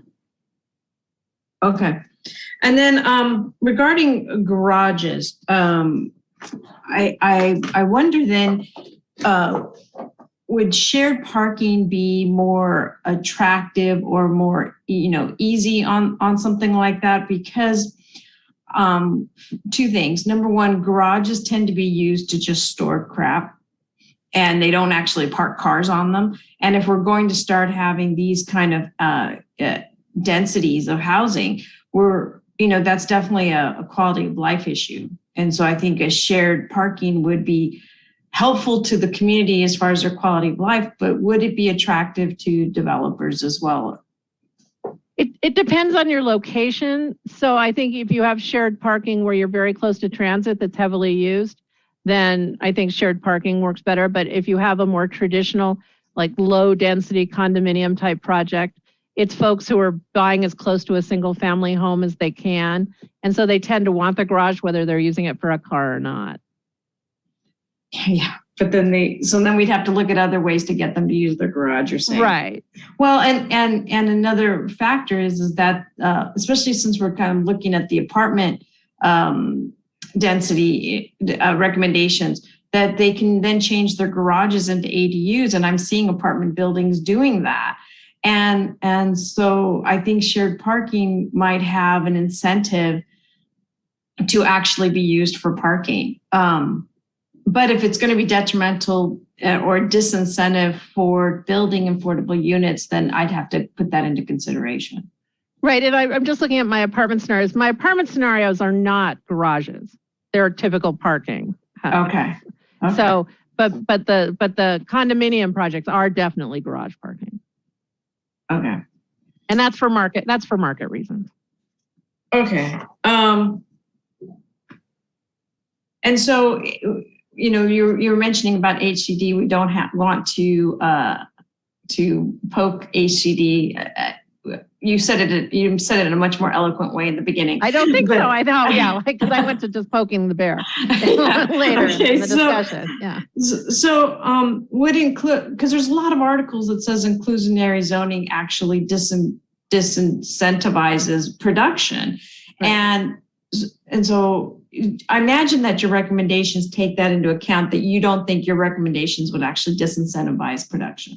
Right. And the Building Industry Association will be happy to disagree with me on that. But I mean, there's 170 plus cities in California that have inclusionary housing programs, and the environment has adjusted to those programs being in place.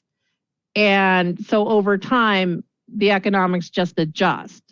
And when we did Pasadena, that's exactly what we looked at. Was we started in 2001, and by 2004, everything was just, perfectly normal because everything had adjusted to that. So on the HCD issue, they're definitely of two minds. They are of the mind that inclusionary housing is good because it produces affordable units, but they're concerned it creates a constraint to development. So what I would opine is that that's why you need a well-structured program. Like, I've worked in some cities and surveyed some cities that I didn't work in that just decided what percentages they were going to apply and didn't analyze it, and were within the bounds that the court cases have allowed, but without regard to whether it was actually going to work. And I think it's important. I do think it's important to be conservative when establishing these requirements. Okay, great. Thank you. Sure. Okay, Councilmember Horvath. Kathy, I just want to say thank you. I thought this was a really great presentation. It was thorough. I think it really just helped congeal almost a year of work into like something that was, as dense as it was, digestible. And so, I mean, as opposed to the 140-page report. Yeah. So I just want to say I appreciate it. And to be honest with you, the going through the slide presentation was much better than going through the staff report, So thank you for that. And I do appreciate, I mean, from my perspective here, to the point that Councilwoman MD was just making, I don't want to disincentivize, affordable housing. I actually want people to be able to create it in a variety of ways.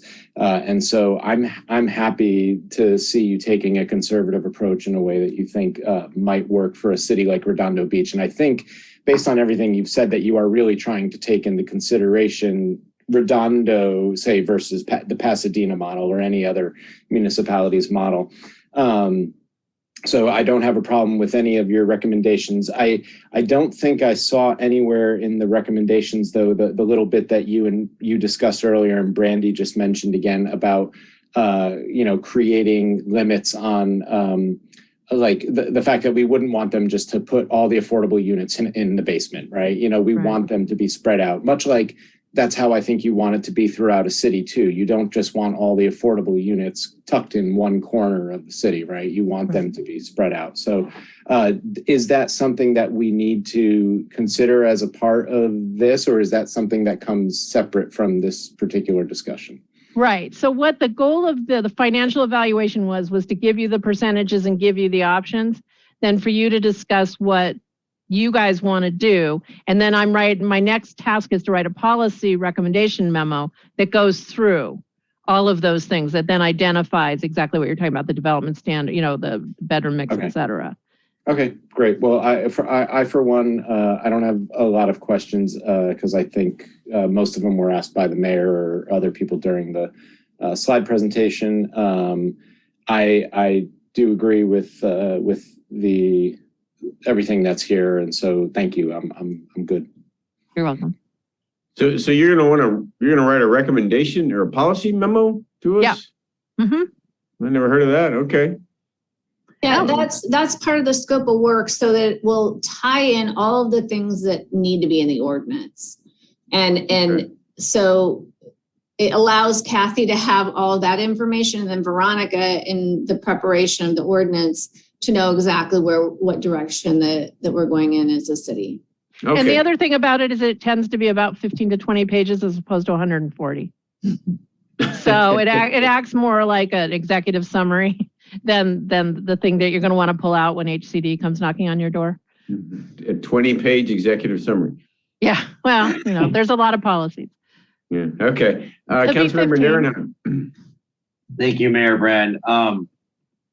Kathy, first of all, you're a little bit of a housing and policy and zoning wonk when you find this discussion absolutely fascinating, and that probably the general public tuned out after a minute, and city staff probably tuned out after about 3 minutes. Yet, the further you got into it, I'm like, oh, that's what that means. Oh, I got to ask this question. Oh, what about that?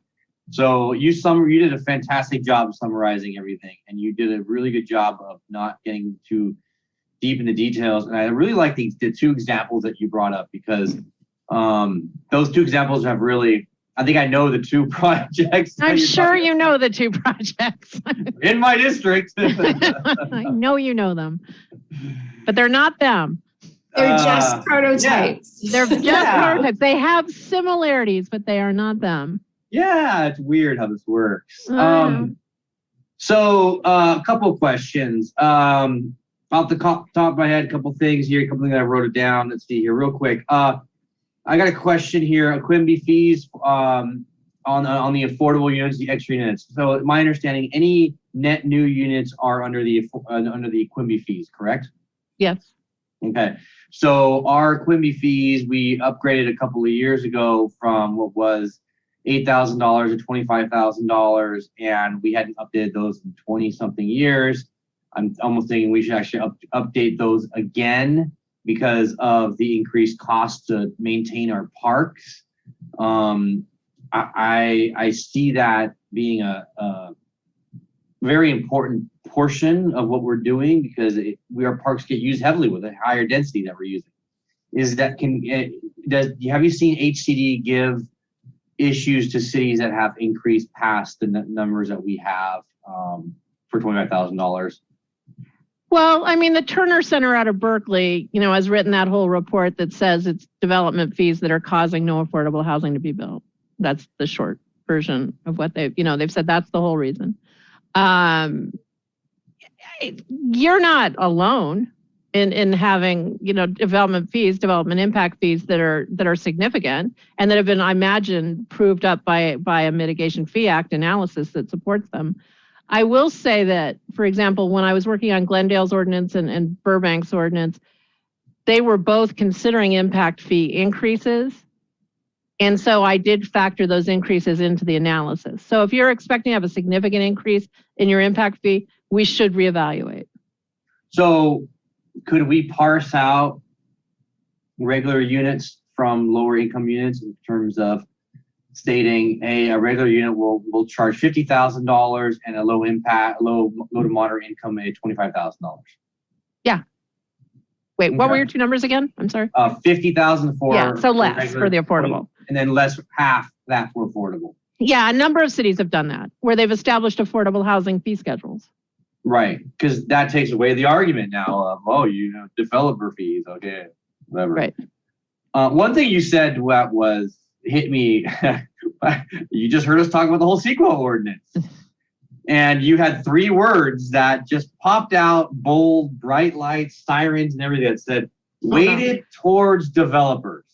Right. The process is weighted towards developers. I mean, I just so you know my background, I've been here for, I've only been here for 4.5 years, but I was an activist for many years before that. And I've seen exactly that, weighted towards developers. So,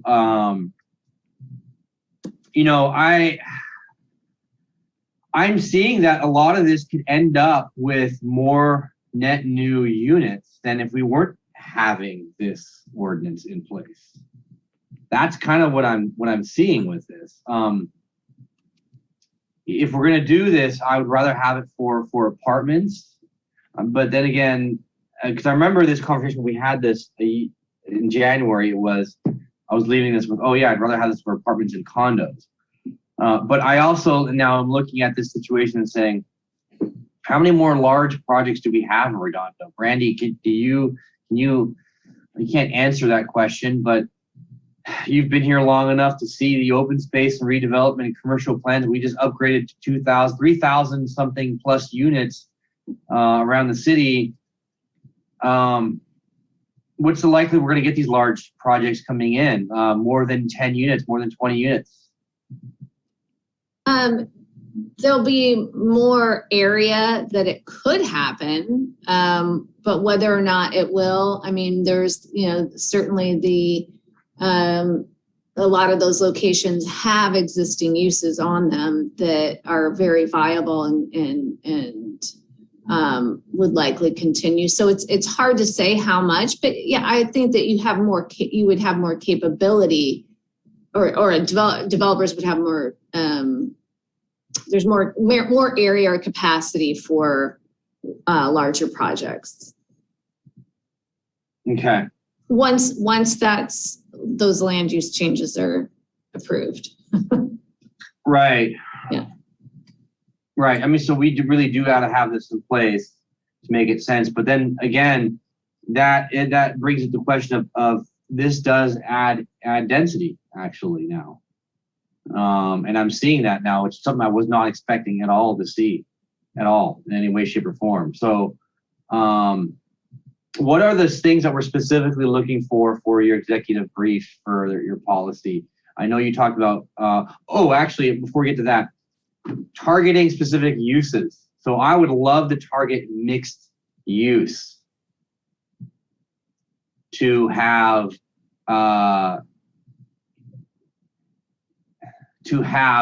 increase in we can target mixed use or a particular type of zoning, right? You said that in your sure. In your okay. So I would love to target mixed use to have to have inclusionary zoning in there, even though it would require, not require, but it would probably include a higher density. At least we would get something in the areas that I'm thinking of with actual affordable units. So going back to my question right before this, what are you guys specifically looking for from us in terms of policy? Inclusion. Well, if I could just flesh out the question you just asked. So a mixed use project that has residential would be subject to the inclusionary just by definition. Are you suggesting it be it's driven by density, 35 units per acre. It's driven by density, not whether or not there's commercial present. Right. But could we parse out mixed use, 35 units an acre for a higher percentage versus other uses?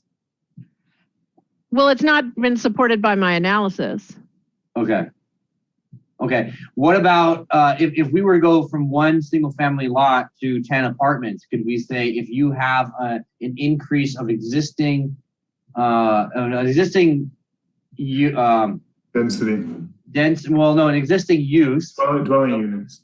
existing dwelling, thank you very much. Existing dwelling units of 1 unit, and you go up to more than 300% or 400% of your 400% of your currently of your on ground location, more than 400%, you must include at least 1 unit of affordable unit. Well, again, you've added 9 units, so you're subject.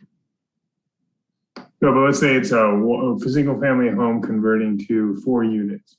So you're multiplying your dwelling units by 400%. Right. Then again, what you'd need to do is establish a lower threshold. But you couldn't have that be a trigger where the increase in the dwelling units per site is the trigger? Not unless, if they're adhering to your, I'm presuming this is because the new zoning would allow this. And again, so if they're compliant with zoning, then you can't put that requirement on them. You can put a requirement on them if they're exceeding zoning. Could we put the requirement on them if they're changing from home ownership or buying lots to apartments? Well, again, the apartments would trigger. Yeah, but you said a city had a inclusionary zoning ordinance as low as one unit, 2 units. 1 unit even. Yeah. But does it work? I mean, is somebody really going to get to pay a fee? They just get to pay a fee. Yeah, I'm. By the way, I'm not into the fee aspect at all. I know. Nobody is. I get it. I'm clear on that. I'm clear. Okay. You guys are not into the fee. But you can charge a fee until you get to a certain unit, and then you can eliminate the option for a fee. No, and that's very common. Yeah, that's what I'm talking about. So you can charge a fee for adding a unit. Yeah. No, that's incredibly common. Yeah, so we can do that. Oh, I don't mind that idea. But what's that number that you want to go to? Or what the minimum number? Well, she said that those in her recommendation, she's got a recommendation right here for housing development. And then the previous slide is a recommendation for apartment developments. So she covers both scenarios, and they have minimum. So she gave an example earlier where you could have an in lieu fee up to that minimum. And then when that minimum kicks in, then you go to having to build affordable housing. Is that correct, Kathy? Yeah, that's exactly right. Like, for example, Claremont. Claremont has a requirement that starts at 7 units, 6 or 7 units. And then I think it's 6. So it starts at 6. So if you're a 6-unit project or a 7-unit project, you can pay. In fact, you're just expected to pay the fee. You don't have to, but they're just expected. And so then it triggers in at 8. But I just actually looked it up. Sacramento does start at 1. No, there you go. And it has a production option, but the in lieu fee option is just much more cost effective. So anybody who's building in Sacramento is going to pay the in lieu fee. Well, and then you could have a graded where then when you get to in this example, when you get to 19 or fewer units, maybe you could say 10 to 19 units, then the moderate income requirement kicks in. Yeah. No, absolutely. Yeah. No, that's absolutely right. And so it's a hybrid. Yeah. That's exactly right. Okay. I like the idea. So what other things do we need to weigh in on? Well, I think you need to weigh in on whether you're willing to have rental units fulfill the requirements in a condo project. Yes. And then you need to weigh in on whether you're willing to have in an ownership project, have the units be smaller than the market rate units.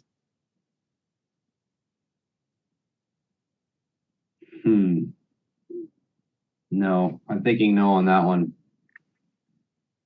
No, that's fine. These are the decisions we're yeah, I would say the one thing with that was I think that's where you could get to these percentages. Am I correct, Kathy? Whereas that's right. In the prototype, it was like 7%. If you require it to be the same size as what's in the market rate. For the 19 or fewer. For the 19 or fewer, correct. Okay. Versus if it wasn't required, what was it? 9. Yeah. So it's not required, then you could get more affordable units. Correct. And the other thing to think about when you're thinking about the policy objectives is you're selling a $1.4 million house for $300 and something thousand. Right. But when you say smaller, how much smaller? Right. Well, I think that we were suggesting doing it in a project that had 1 to 4 bedroom units. We're suggesting doing it in 1 and 2 bedroom units. Instead of 4. Yeah. Right. I mean, I think the slide's still up. I just brought it back up, but the affordability gaps. Mm. I mean, I mean, to me, it's a lottery winner situation when you're letting somebody buy a house with a $1.1 million affordability gap. Well, that's what affordable housing does, right? I mean, It does. I mean, I come from an efficiency standpoint. For $1.1 million, I could get you 4 rental units. And does that lead to abuse? Sorry, Nelson. That's okay. It doesn't lead to abuse, but what it does lead to is the property taxes for the unit, because it's an irrevocable covenant, will be at the affordable price. So, and in that case, the unit is actually affordable for that household. But when you're in a $1.4 million house or $1.5 million house, the cost of keeping that unit up are substantial. So to that point, Brandy, the coastal zone, I'm thinking of a particular development project that was probably built 15 years ago, maybe 20 years ago now, on the very edge of Redondo and Torrance, right by the traffic circle. They have one affordable unit in there they're all condos, they're all townhomes. So how does the coastal zone deal with this type of situation? Because they're all the same size. All those condos are the same size. Same thing, right? I mean, it's a win. Yeah. Right. There are, whatever would have been set at that time, would have, like, whatever was in the deed restriction as far as, and what the differential of what they sold it for versus the value. But if that was something that was done 20 years ago, might be a little bit different than what the value of it is today. That being said, I think Kathy's point is to make it something that's a little more sustainable or so you don't have somebody who's moving in and now they can't afford to stay there because of the ongoing costs. Like, that's the main concern of you're selling the property for $387,000 and it's worth $1.5 million. Well, can that 4-person household, or maybe it's not even a 4-person household, but can they work it out in a 2-bedroom, and that different, maybe now the cost for different things to be improved, or even maintaining, when you're maintaining a 4-bedroom house versus maintaining a 2-bedroom house, there's a lot more that can happen on a 4-bedroom house. So it's just, and the HOA dues would be higher. Right. So you want to have that sustainability of whoever is going to, be in that house for the 45 years. Okay. So I don't know what it was historically, and when we work on the deed restriction, the agreements, it's something that we work with the community development block grant. Our housing division will end up working on that because they know, like, what are what's typical to have in those agreements. What are you looking for somebody to qualify, that kind of thing. I think what the council needs is a list of the decisions they need to make. Yeah. And do we want to do that? I mean, rather than us have to figure it all out tonight. This is a lot of information. Maybe we can come back at the 3rd week in October, have Kathy come back. Here's the list of the things we need to decide. You'll have in the packet this presentation so we can refer to it if we need to. Yeah. It's a lot to absorb. And it is. Yes, it is. We shouldn't be doing this in 1 or 2 or 3 council meetings, right? So and we have some potentially large projects still coming up, and a lot of small projects. We produce a lot of housing in Redondo. We're 11,000 people per square mile. So, does that make sense for us to come back? Yeah, okay.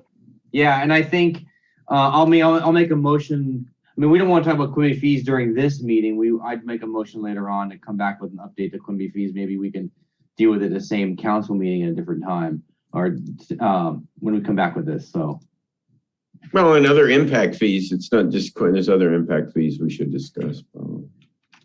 Okay. Okay, I'm done. Thank you. Okay, Councilmember Obaji. Kathy, great presentation indeed. Very captivating and very educational. Question for you, so thank you. Let's say we started, I live in AAD, my district said R2, R3 zone, so we allow density. If we started in lieu fees at 2 or more units, what would be the effect on the market rate housing? Would it drive, it seems like it would drive housing prices up and actually exacerbate the affordability crisis. Okay, so there's a microeconomic answer to that question and a macroeconomic answer to that question. Right. I'll do the flippant microeconomic one first. No developer has ever charged less for a unit than they could get on the open market. So the notion that you've added an impact fee or you've added an in lieu fee does not change the price that somebody's willing to pay for a house. And so it should not affect the price of that house because a developer will maximize the price they can get per unit. After that fee's paid, that house is market rate regardless forever in time. It's not going to be kind of, if it gets resold. Okay. That's correct. It's market rate forever. The macroeconomic answer is that the more you do this, the less you limit supply. And so if you limit supply, then prices will go up. Right. Okay. Interesting. And I guess, and none of that would count towards RENA anyways, right? If we could collect in lieu fees. No, but then you could use the in lieu fees to do things that help you with RENA. Right. Or not. Right. Okay. And then I guess those are the same question as Councilmember Nierenheim for Brandy, which is where are we seeing in North Redondo or just in Redondo generally, where are we seeing development come into existence? Because I'm not seeing a residential development come into being. Because I'm not seeing a whole lot of construction up here. I'm wondering whether it's concentrated on down south or if it's just kind of stagnated right now due to construction, due to materials. I think that's a really good point. There, in the last couple of years, as far as applications coming in, there have not been a significant amount of larger projects because of the uncertainty with COVID. And that's just straight up what we've seen we saw it in our budget. We saw it in the projects that did come in. There were a lot smaller projects. That being said, what we had seen leading up to that and what we're seeing as far as applications that are coming before us now, a lot of it right now is or has been in South Redondo. It's infill lots, redevelopment of sites. And so we have seen that the variety of sizes of projects. I mean, it's infill right now, but there are, possibilities, based on proposed land use of having some larger projects. This is exactly a time to be doing this. There's kind of a lull, and I will point out that on Pacific Coast Highway, between PV Boulevard and Prospect and even beyond, I mean, it's just ripe. I mean, the owners are emptying those buildings. FedEx is empty. The Cleaners is empty. There's nothing left there but Lynn's Crafter and the Pancake House. So, and they're not renewing the leases. So the writing's on the wall over there. Right. Maybe if we can get an option for in lieu fees starting at two units. I think that would be helpful. Just look at that and analyze that. This is also just make a remark that this would be a really beneficial thing to send down to the Planning Commission if we had a well-composed full Planning Commission that represented the entire city to have them do some work on. But in any event, that's it. Thank you. You're welcome. Okay, I think you can stop sharing your screen, Kathy. Okay. Trying to get a better view of who's, there we go. Yes, I don't have any hands up. Any public comment? We do have one e-comment submitted. Grace Peng The evidence shows that on net, inclusionary zoning, IZ, suppresses housing production of all types, including the below market rate BMR units they purport to encourage. Read unintended or intended consequences, the effect of below market housing mandates on housing markets in California. Comparing cities with and without IZ requirements show that IZ requirements suppress housing production overall, and rents in cities that pass IZ ordinances go up even faster. Then there is lost opportunity. A recent USC HUD study for LA submarkets of various incomes shows that high rent places can support a higher BMR unit share and still pencil out as profitable. I see figures 9 and 10. There was a PDF included. IZ is one of those ideas that sounds good, but doesn't hold up with rigorous study. Since most people live in only one place, they are not looking at the bigger picture and doing comparisons between cities like housing economists.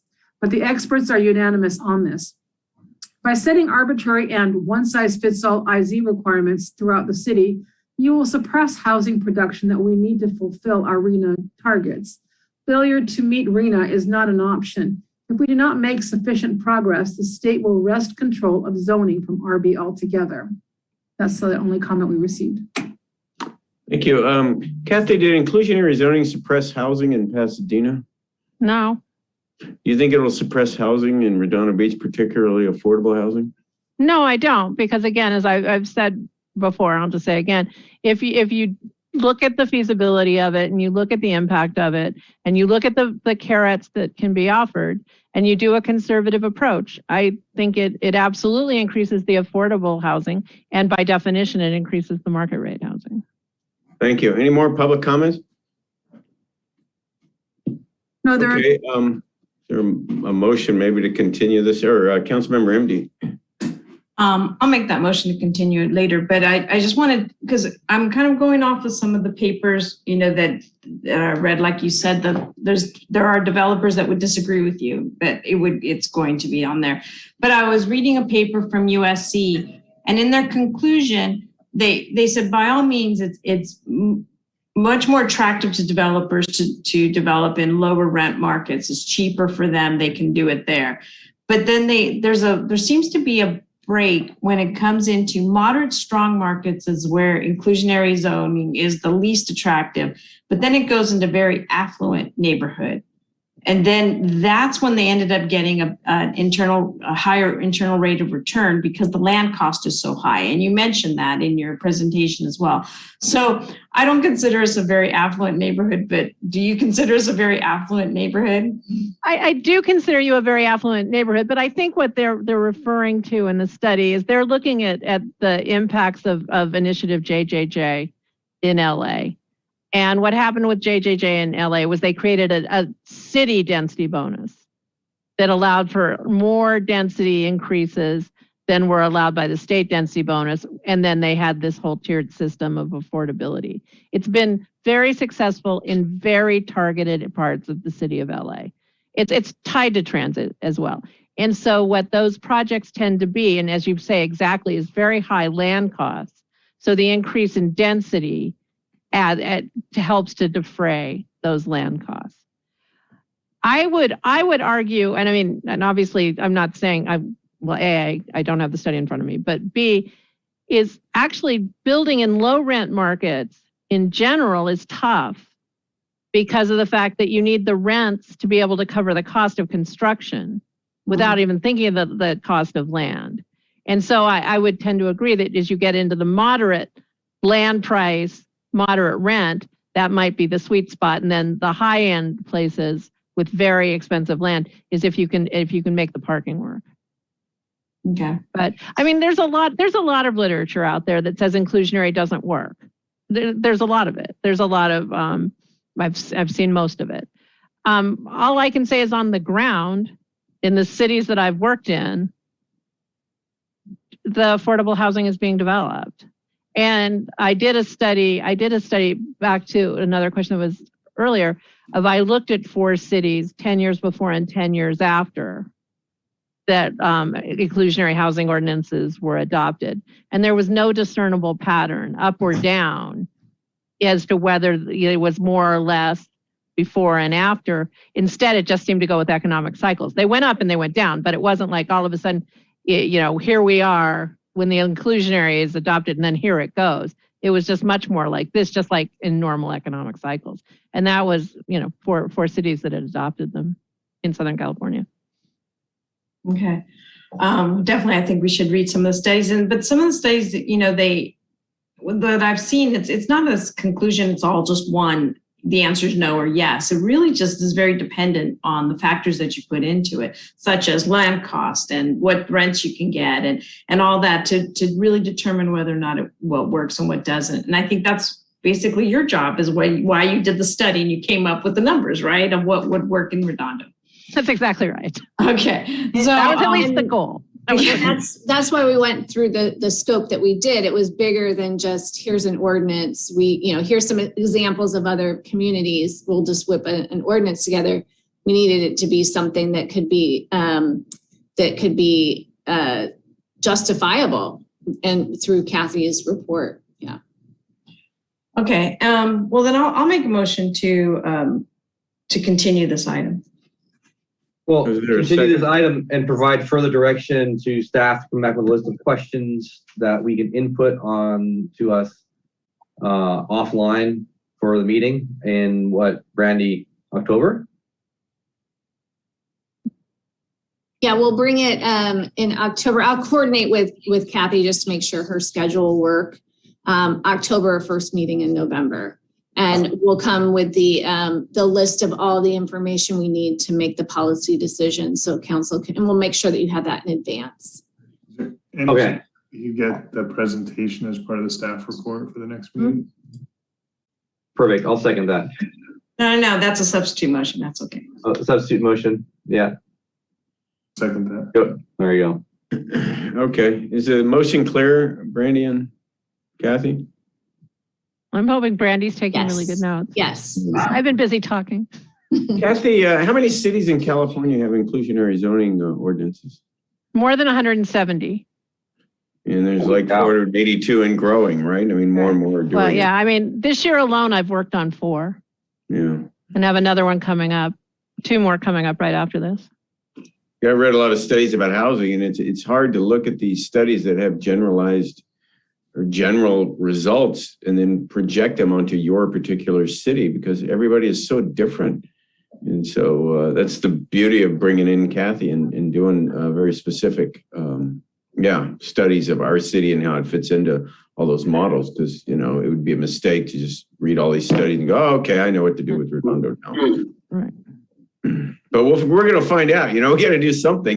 We can always change this. If it doesn't work, hey, we blow it up and we do something else. So. No, you can absolutely do that. And a lot of cities I've worked in, and most of the cities I've worked in, have had some period of a look back. Mm-hmm.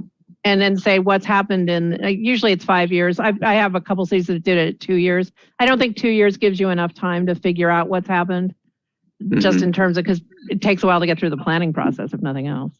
Right. Okay.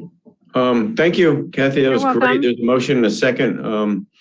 Is there any objection to continuing it to, I guess it'd be late October, Randy, or whenever Kathy's schedule is appropriate?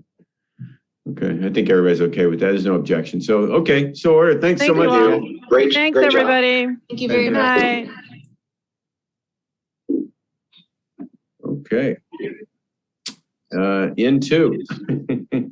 Further discussion and direction to staff on exploring the possibility of contracting to provide prosecution services for the city of Manhattan Beach. Mike Webb.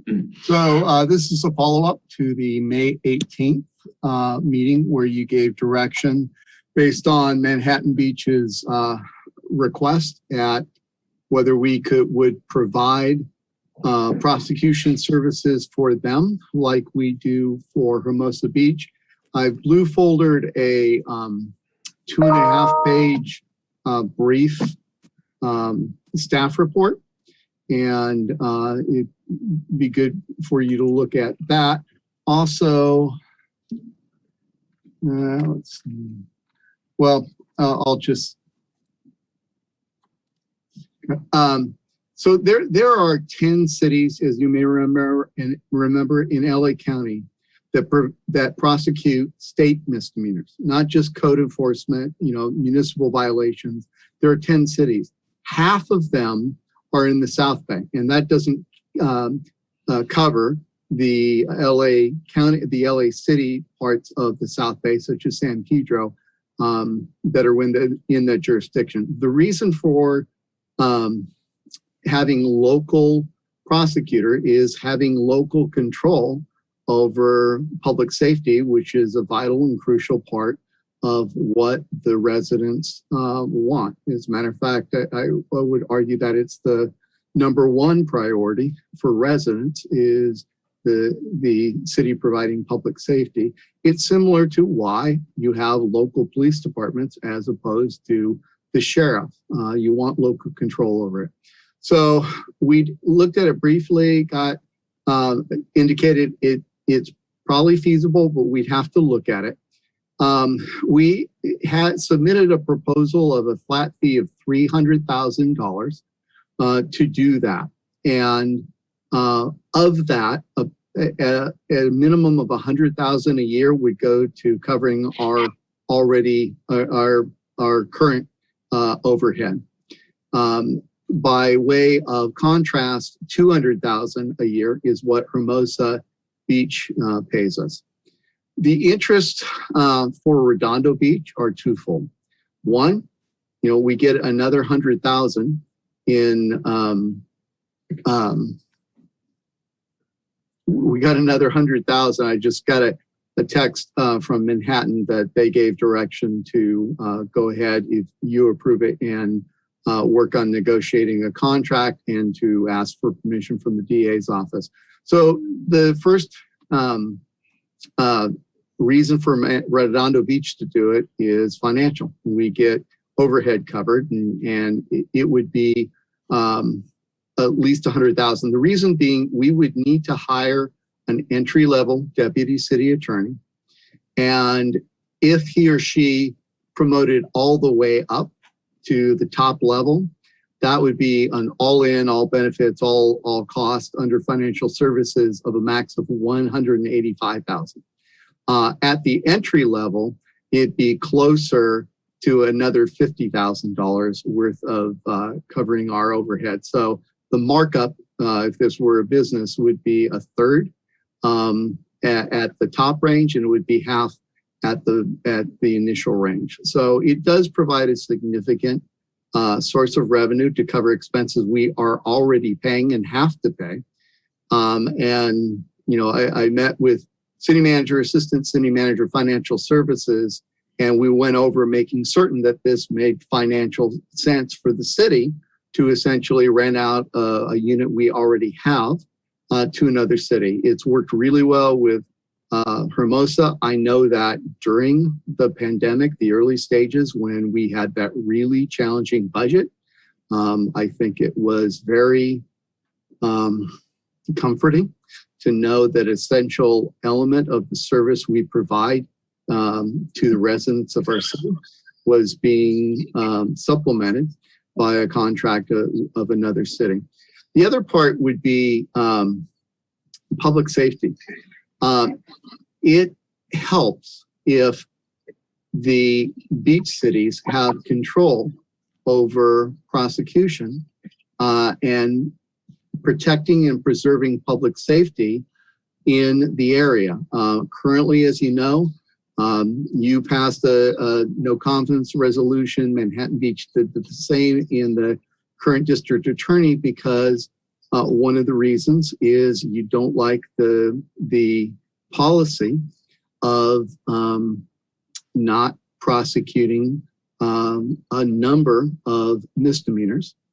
And that includes not only misdemeanors, but for Manhattan Beach, everything that's not filed as a felony, which can be charges, wobblers that could be filed as a felony or filed as a misdemeanor.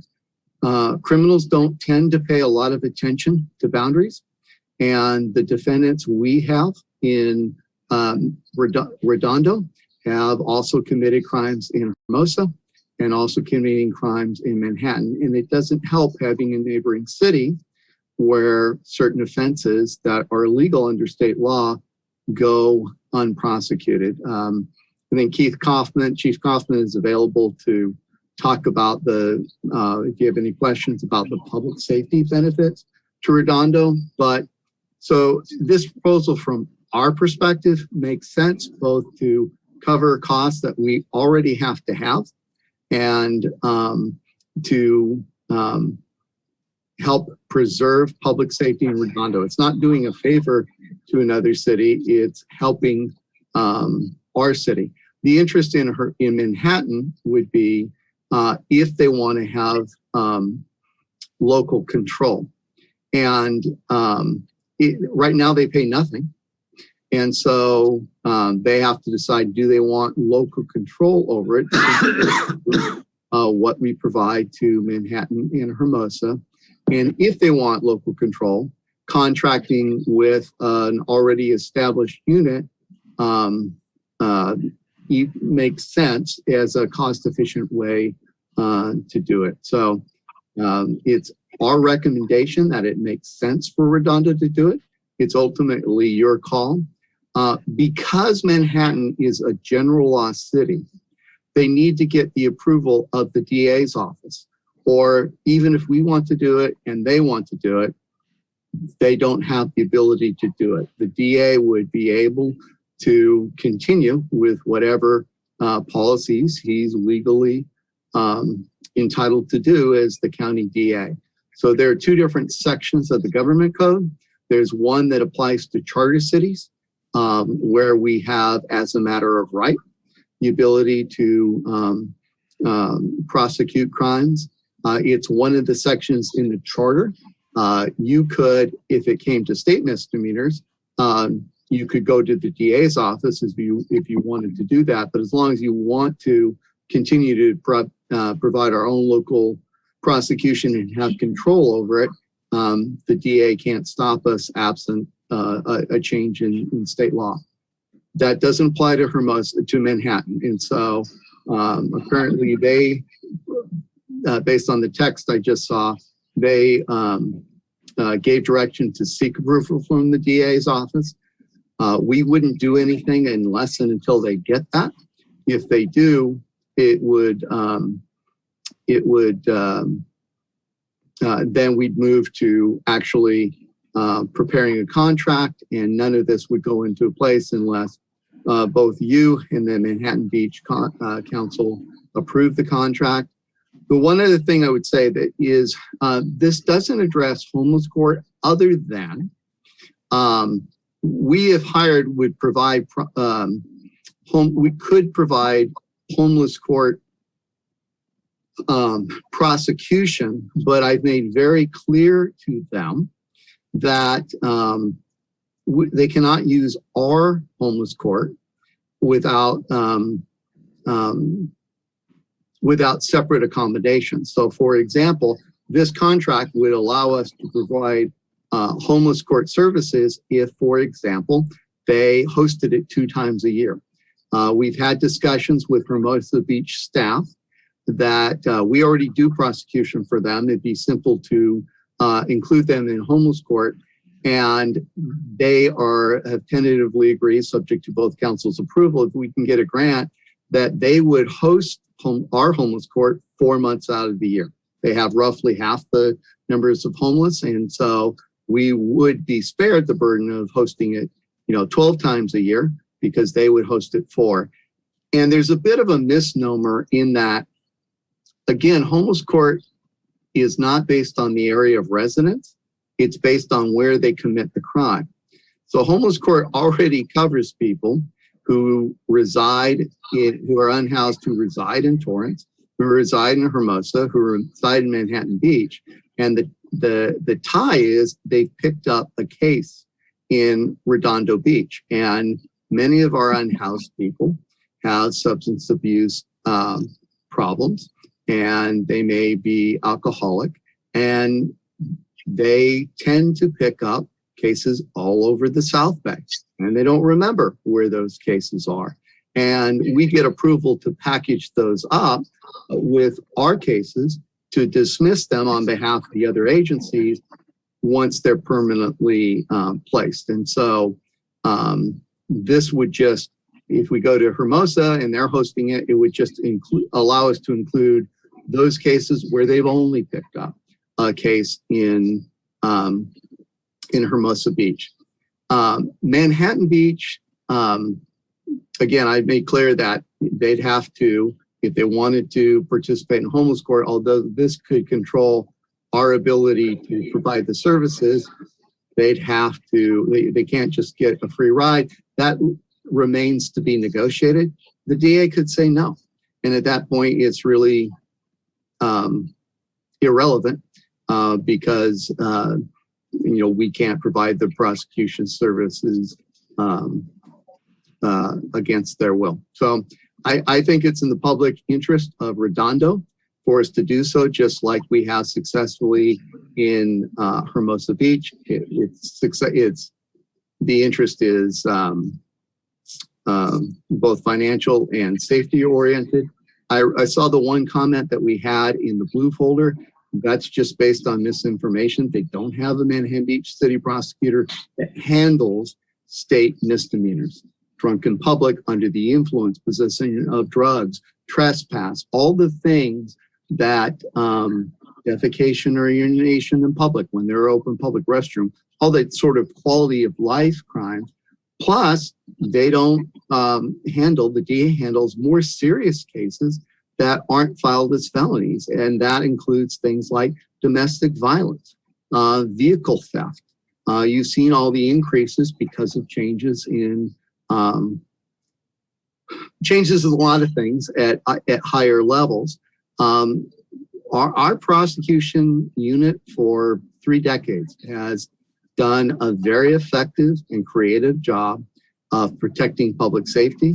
We have a very good reputation within the justice community, and it is certainly an honor to be asked by another city. It makes sense purely from a Redondo point of view to do that, but it is up to you and up to the DA ultimately if this is to continue. I don't know, Chief Kaufman, are you on? Did you want to add anything?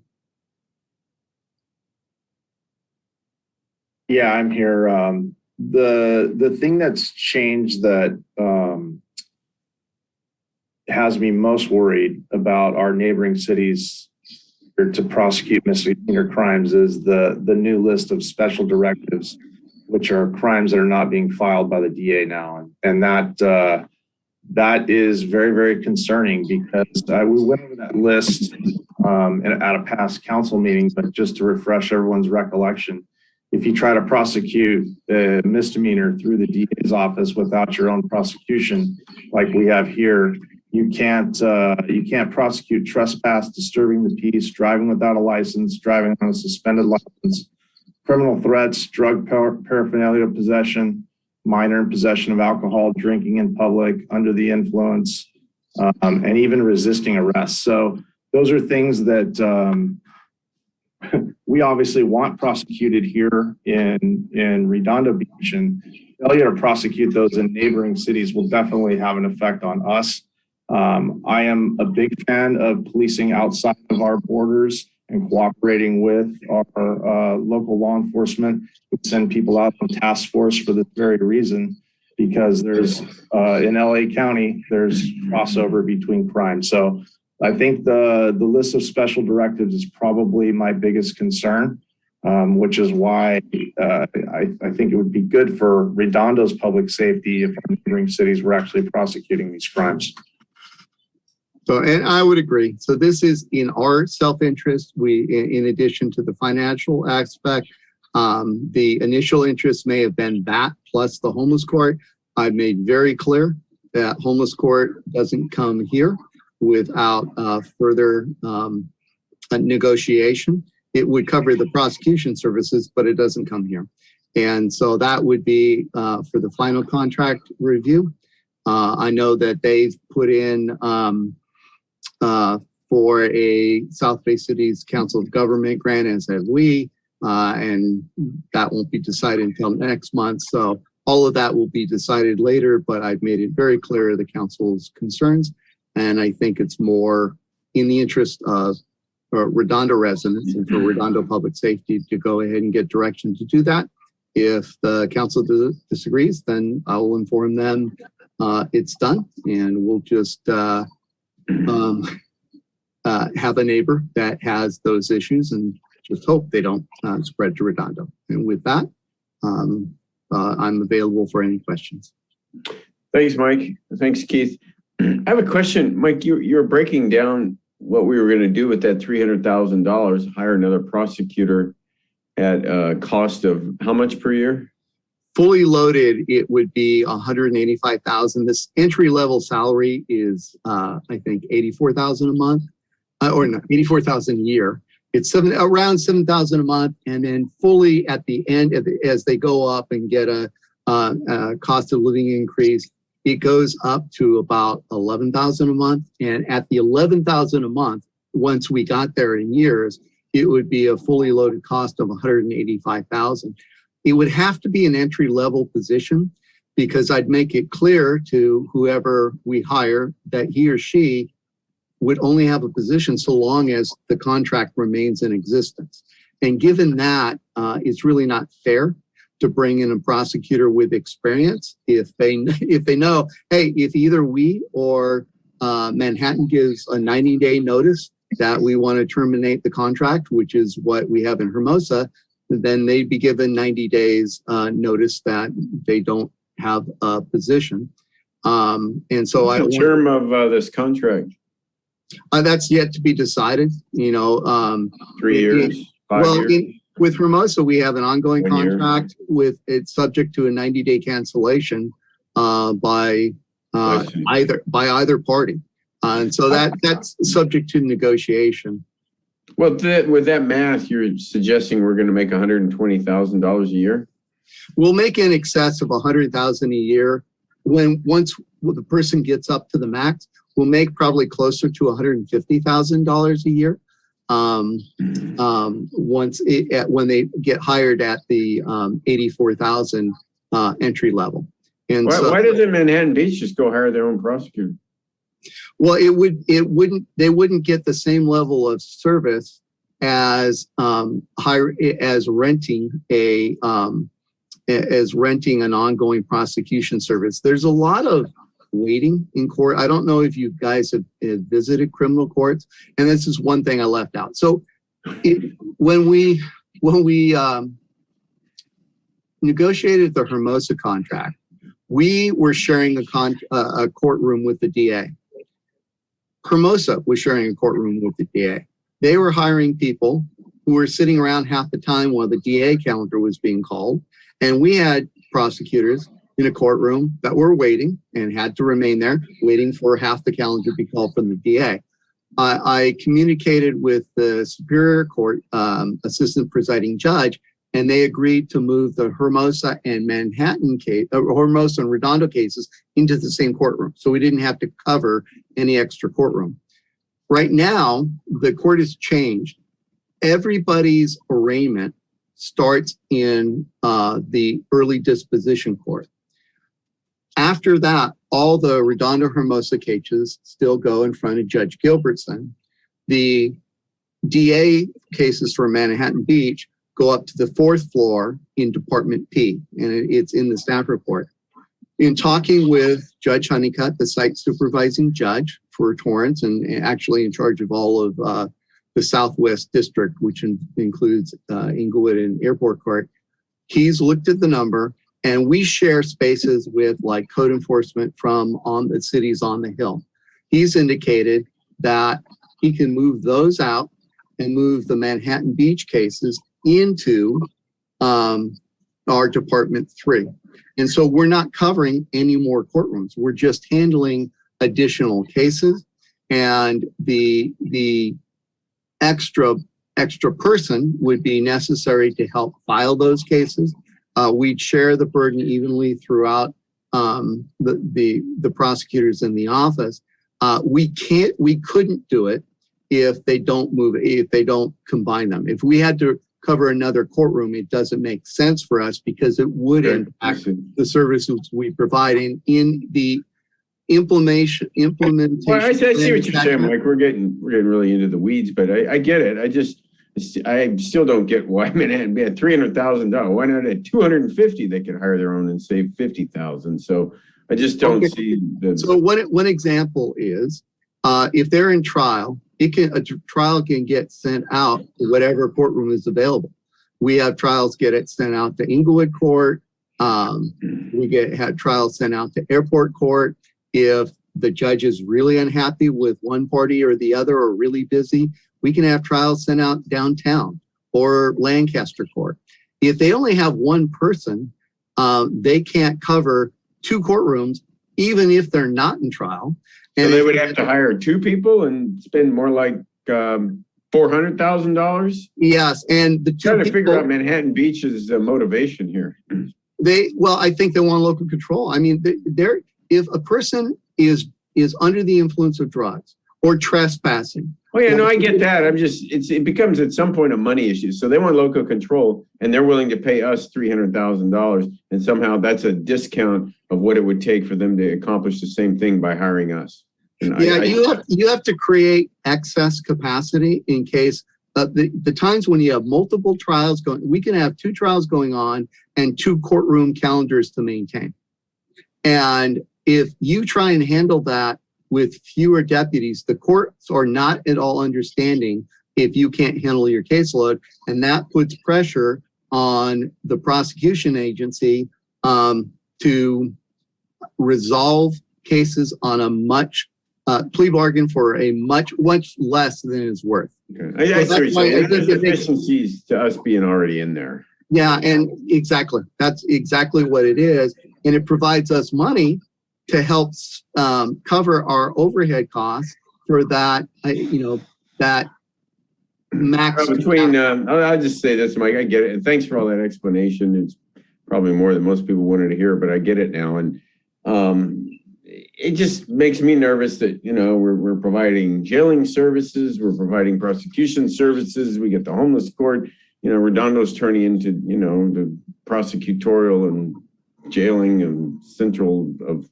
the South Bay. And I don't know if there's anything rational about that, but it makes me nervous.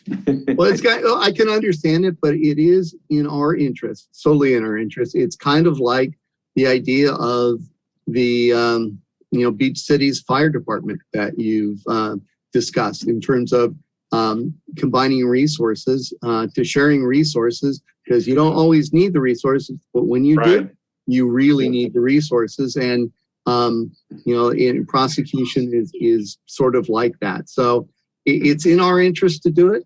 And I wouldn't recommend it if it weren't. And I'm only recommending, I didn't increase our staff when we went to Hermosa because we didn't need to. We would need to increase our staff, and it would need to, in all good consciousness, be an entry-level prosecutor, because he or she is going to know when this contract ends, this position ends. Yeah. Okay. All right. Thanks for all that. Councilmember Obaji. All right. Thanks for all that, Mike. I can tell you really want this job based on your black suit during the interview. It's good. All right, so I know better than to confront you with something written in the paper, because last time it was not something you had said, but something they discerned from a report. But something in the paper said, I think this is an easy reader, about the Manhattan Beach's City Council decision on Redondo Beach prosecution. They said, Redondo Beach City Attorney Mike Webb, who launched the program, has signaled a willingness to allow Manhattan Beach to utilize it, but that may come with a condition that the city also must use Redondo City's prosecutor's office for all misdemeanor and juvenile crimes. So is that accurate or inaccurate? Well, so the context is if they want to go to homeless court. So in other words, they can't say, hey, we want to use your homeless court for two reasons. One, some of you made very clear you don't want homeless court to be for other cities without any participation. Without any participation in a meaningful manner. The other is practical. The cases we take to homeless court, the DA doesn't file for them. So we're bringing quality of life cases. We're not bringing violent cases or, DV cases or things like that. Well, the DA isn't even filing them. So if we have someone with a substance abuse problem and mental health issues, they're going to get into homeless court and ultimately get their case dismissed if we can get the mental health treatment and get them into permanent housing. The DA isn't bringing those cases, and they only prosecute Manhattan Beach, their code enforcement, and it makes no sense to include Muni Code cases into homeless court. It could be specified Muni Code cases, but I believe they do all their Muni Code as administrative services. But we could add it if they were doing prosecution, but that's why it made no sense. It just, when they showed up, I'm saying it won't work this way. You need to convince the DA to go to your city and do homeless court, or potentially if the DA decides that he's going to participate in homeless court, we could rotate it. Now, I could see a situation, I don't know if they'll approve it, but we could do, instead of 12 months, 12 times in Redondo, we could do it 6. Hermosa could do it 4, and Manhattan could do it 2. And that would be a way that we all share the burden. But that's the reason, because the request was for homeless court only, and that does not make sense. And I don't think they understood that it is only because we and Hermosa, like for example, Long Beach has started a homeless court based on our model, because they have their own city prosecutor. Torrance is in discussions to start a homeless court because their city attorney prosecuted. So that's why you can't do one without the other. I got to run downstairs real quick, but I'll yield to Mr. Lowenstein, but I have a couple more. Okay, Councilmember Lowenstein. Thanks. Here's my concern is when I'm reading this report, the Manhattan Beach cases will be handled by the full-time staff, the prosecution division of the Redondo Beach City Attorney's Office. Then you name Melanie, Sydney, Anna, and Joy, and then says we have to hire somebody else.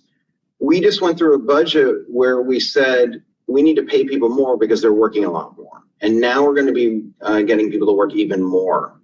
And I'm really concerned about this. I'm concerned about overworking our staff.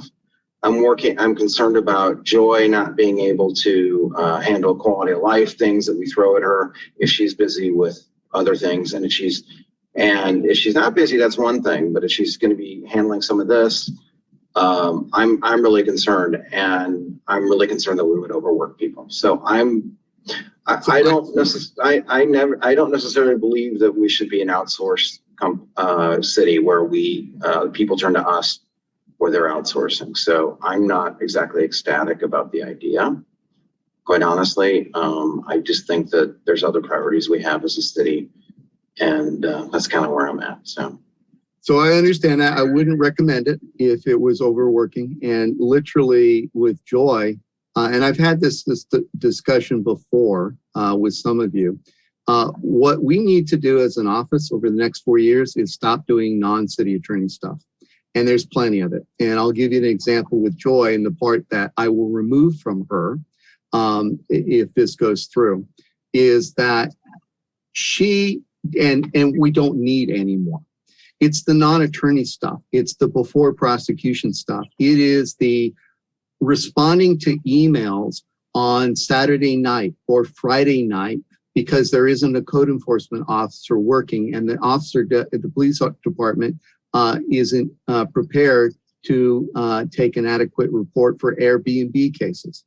Now that we finally moved code enforcement into the police department, that part isn't needed. The weekend part, she'll still do because we passed the budget. She'll still do that for the homeless portion for the balance of my term, and then we'll see if it's still an issue and see if the new city prosecutor, the new city attorney wants to continue that. But for my office, it's the stuff that's not attorney stuff that we've tried to do to be a good team player, to just trying to solve stuff so it doesn't break. But so much of it is stuff that isn't actually in our mission. So I'm trying to pare back on this. This prosecution is in our mission. A DUI is a DUI. A domestic violence is domestic violence case. It's the reason why we're not including like code enforcement, because a Manhattan Beach code enforcement is different from Redondo Beach code enforcement. And so it won't, the way it's, they may be doing, a trial for Redondo Beach for 2 weeks, and then they may be doing a Hermosa Manhattan Beach trial. It just depends on how the cases develop, but we would be treating all the cases differently. I wouldn't recommend it if I thought it would overwork people. And that's why there's, for the first time, this requirement that we have to have the entry-level body, because then they would be working people. So between that and ordering Joy to which I'm going to do anyways, to stop the non-attorney stuff.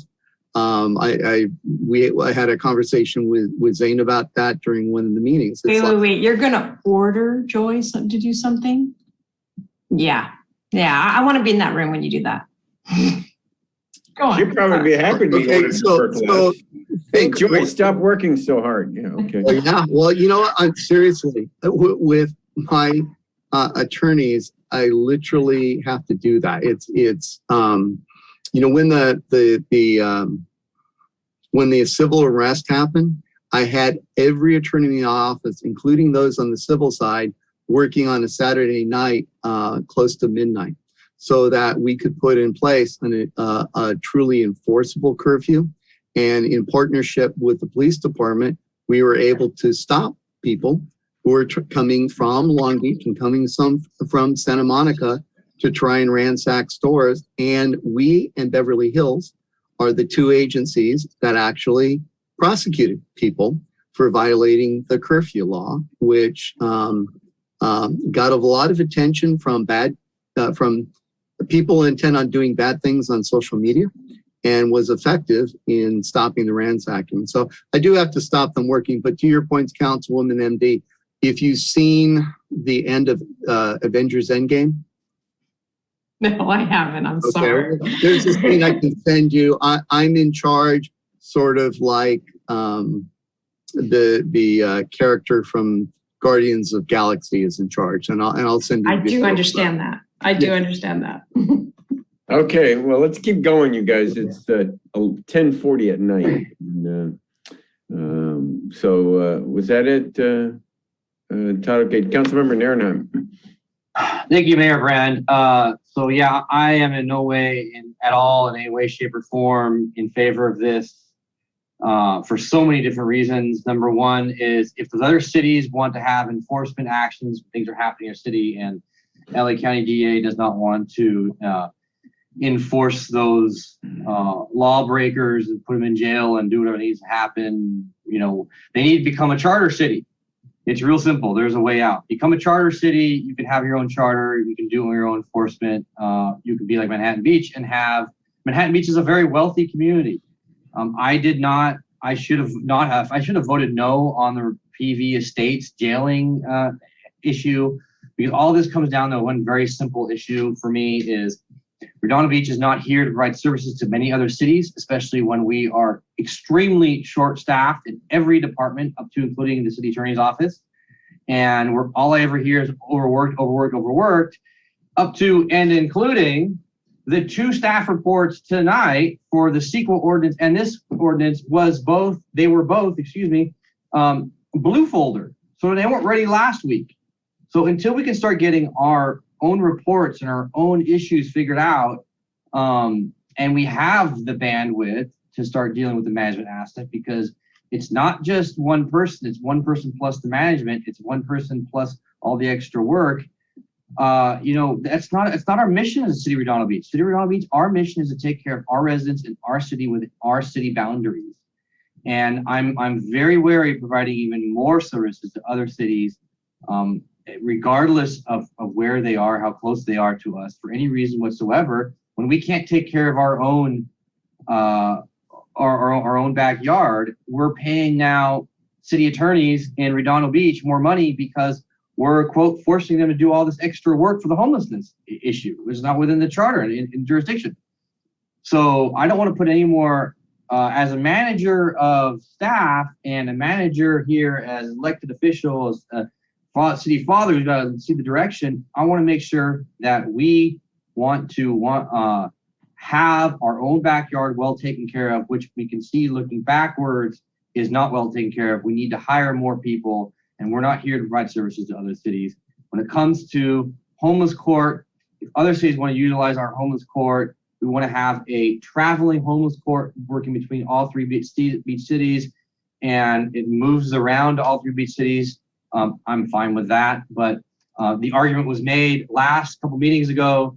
Well, it's much easier to provide homeless court services and much more reason to provide homeless court services to Hermosa Beach because we already provide the enforcement services, prosecutorial services to them. So there's less reason not to do that. So this just goes down a rabbit hole I don't want to go down. So not into this at all. I appreciate the looking out there to the rest of the world, but we got to take care of our own backyard first. And all I'm hearing from our own residents, I'm looking at the e-comments right now, campaign finance reform. I looked at the budget response report again, which I'll be coming back with, that we can't even enforce our own ordinances that we're putting in place. And we need to take care of our own backyard with our own ordinance that we're passing before we start moving to other cities. And if they have issues with LA County DA, they'll need to become a charter city and deal with that on their own. And Torrance is a great city. They provide their own services, so let them do what they need to do. If they want to contract with services with Torrance, much bigger city than us, let them contract with City of Torrance. Thank you. Hey, Councilmember Obaji. So along the lines of Nils' sentiment, I see our city attorney's office growing from a prosecutorial standpoint relative to criminal conduct, but I see that our plate is full with civil issues as well. And in addition, concerning matters that have not been done yet, we've needed an administrative review ordinance for a while now. And it's something that would arm the newly transitioned to the police department code enforcement officers to go out there and write citations for business owners or property owners who are allowing their properties to be in blight. And that continues to be an issue in my district. Like we literally had a parking lot with a couch on it. And then there's still the Yanagi parking lot's got this big cinder block that's like broken off. And yeah, code enforcement can go out there, talk to the owners and the like, but they don't have fining powers.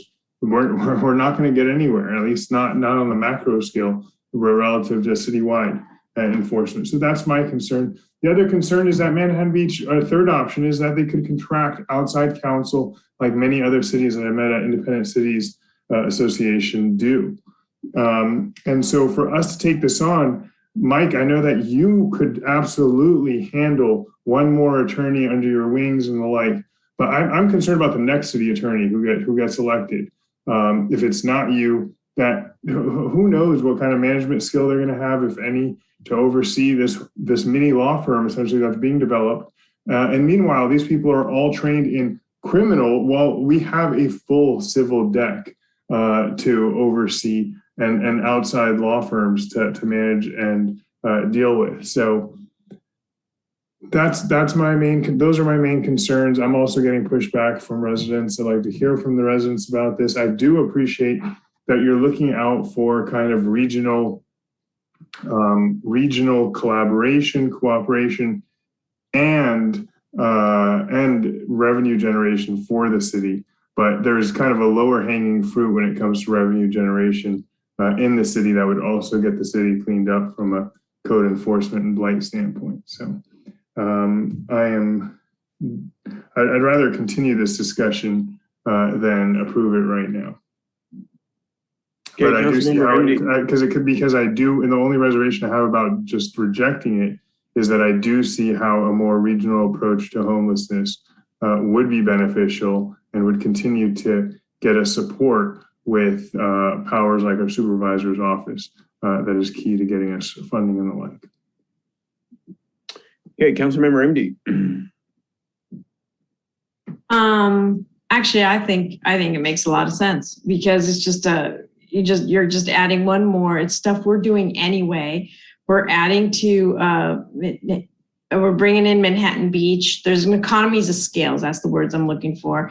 And I think what Keith Kaufman said makes a lot of sense too. People don't know whether they're in Manhattan or Redondo or Hermosa and Redondo, at least especially in around my area. They don't know the difference between them. And there'd be lots of synergy to the different people who are causing the most problems. So I think it makes a lot of sense to me.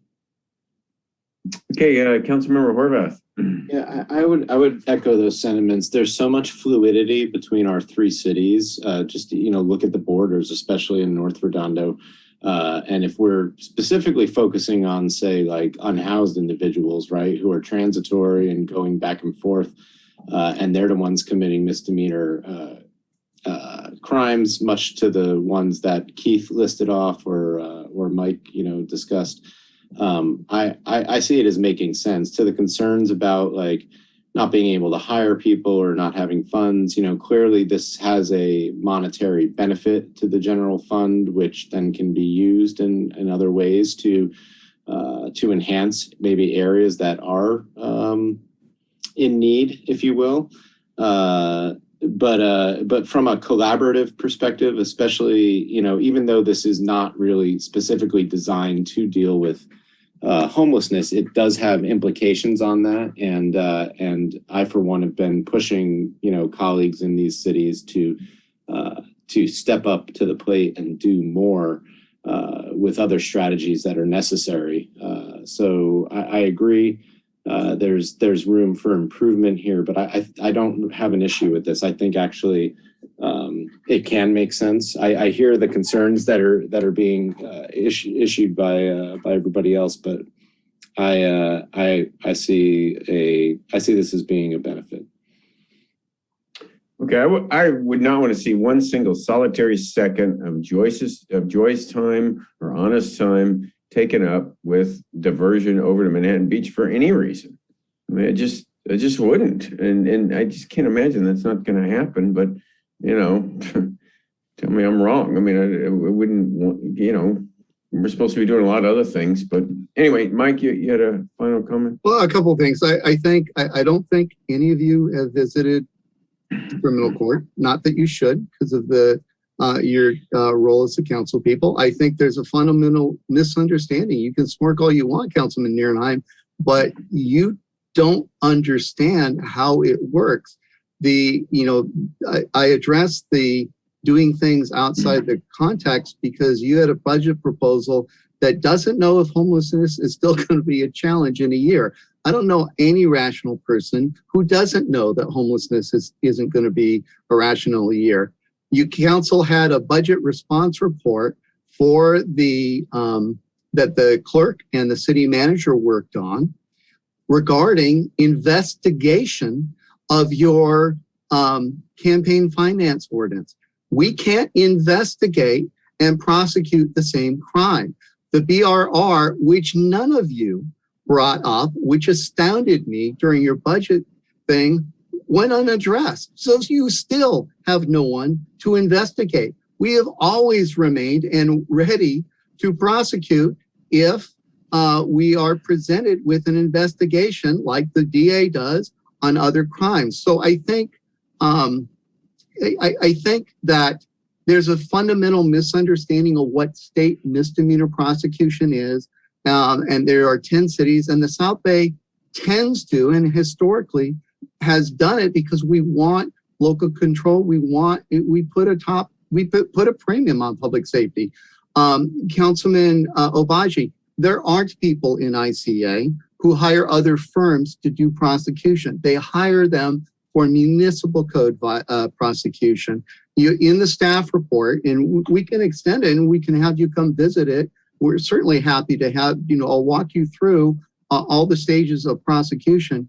No one uses the model of hiring someone to do an outside firm. It's too expensive on an hourly basis. They either have a full-time separate city prosecutor, separately elected, like Long Beach, or they do it in their city attorney's office. In fact, Hermosa, after they decided they wanted a different city prosecutor, they had their current city attorney's office do it for 6 months, and it puts you in a conundrum between having effective, appropriate prosecution and cutting costs, because you have to do trials and it's no cost to do a trial. Our people just do the trials. And so, I will say, I don't think you've been exposed. It's not a blame, but the comments I've seen don't understand the nature of it. It's your choice. We won't do it. But your chief of police, your chief law enforcement official as city attorney, and I've been a prosecutor for more than 30 years, it will benefit the citizens of Redondo if we don't have a neighboring city where significant crime goes unprosecuted. That's just the simple fact of it. You don't have to take my recommendations. Sorry, who's currently prosecuting Manhattan Beach's misdemeanors? Nobody. The DA, and the DA. Okay. Right, and the level of all, and he's not, and that's what Keith was concerned about, not from a regional basis, but from a Redondo-centric basis. It makes sense. I'm totally okay with you deciding no, but the reasons I've heard are just inaccurate, and you haven't been exposed, thankfully, to the day ins and day outs of state misdemeanor prosecution. And so it's in our interest. It's not being selfless. It's always good to cooperate. And on the homeless, if it becomes a rotating show, then it makes sense to maybe do it. The DA may just decide he's going to do, he'll say no, and that's the end of it. Or he could say no and say he's going to do homeless court. And then we're just talking about the traveling homeless court. But from a Redondo-centric point of view, it doesn't help to have a neighboring city where those crimes are going unprosecuted. And it's in our interest, in my opinion, and in the chief's opinion. You don't have to take that advice, but the reasons I've heard are inaccurate. The reason it was blue foldered is because I didn't want to do it. We had a full, as you can see from the hour, we had a full agenda. But I learned that Manhattan was putting it on their agenda tonight because they had other homeless issues that had to go tonight involving the grant and stuff. And I didn't want you reading about Manhattan Beach deciding to negotiate with us in the paper. So I put it as a placeholder and then added the brief staff report that you could look at. If you want to continue it for more time, that's certainly fine. But the prosecution unit is separate from the civil unit in what they do. My role is essentially in managing, in responding to emergencies, just like I do in our city, 24/7. If there's an urgent matter, if we have civil unrest, I'll respond. And then occasionally, in 2019, for example, my prosecutors don't ever get a holiday break. They have to work when the courts are open, and they take fewer holidays. So I handled court for Manhattan and Hermosa for that holiday period. I may do that again. We made changes in the approach. Hermosa, we went to Hermosa to do office hours because they were used to that. It works well. We couldn't make that work without affecting our performance. And I wasn't going to recommend it if it would do that. So Manhattan, unlike Hermosa, unlike Redondo, is going to have to come to us. They're either going to have to submit their filings electronically, but if they want to talk in person, they're going to have to travel either to the courthouse or to the police station or the Annex Bureau or City Hall. And so we made the adjustments to make certain it was still in our interest. And unlike the CEQA ordinance, I'm very passionate about this. Our public demands public safety, and this actually will improve public safety in Redondo. And it's disappointing to see stuff like the campaign finance once again be misunderstood. And I don't know how many times and how many reports we have to say, we'll prosecute it, but you have to find somebody to investigate it. And that may be the 10th time I said that, and it still isn't sinking in. So this is, in my opinion, and the chief's opinion, will benefit Redondo residents, will make them safer. It's not just about doing things collaboratively, regionally. You don't have to accept my advice or the chief's advice. It's up to you. And you don't have to decide tonight if you don't want to decide tonight. And I invite you, if you continue it, to let me know, and we'll walk you through the steps all the way from showing up in the morning for criminal filings, which Manhattan will have to come to us for in custodies, and all the way through courts and the proceedings, and how we would cover the same courts and how that would work with the additional body, and the removal of Joy from non-city prosecutor functions. She'll still handle all the quality of life stuff. She'll still be effective. She'll still probably, when I can't find out, email and answer phone calls on cases that may be stuck somewhere. But by freeing her up to do that, she'll actually have more time to do prosecution and focus on the things that a quality of life prosecutor should do with a fully functioning police quality of life position, which you've now built into it. And so, unlike Seco, I'm passionate about it. I think it's the right thing to do for the residents of Redondo, and I leave it up to you. Anything else, Shay? Quick follow-on questions too, but please brief if you can. Could they not have contracted the Los Angeles City Attorney's Office to do misdemeanor prosecutions? And the second question is, when are we ever going to get an administrative review ordinance? One is they could, but LA would charge a lot more, just like we would. LA doesn't handle cases in the Torrance Superior Court, so they'd have to build in, renting them 2 deputies. So there's not the overlap that would work. I'm not certain the administrative, and I'll check and I'll let you know tomorrow. I don't believe it's with us, because I think the ordinance, as I told you multiple times, is very simple. We can copy the Manhattan Beach ordinance. We can copy the Hermosa ordinance. The problem will be on the implementation side. Who's going to hear the ordinance? Who's going to be making those decisions? Do you have to do it effectually? You can't just hire somebody because it's the courts have ruled against it because they have an incentive to keep the contract going. You can have a series of hearing officers. So I don't believe it's with our office. I don't want to misspeak, but I believe that we don't have an ordinance to write because we don't know who's going to be carrying out the administrative hearings duties. But I'll check on that and make certain I let you know tomorrow.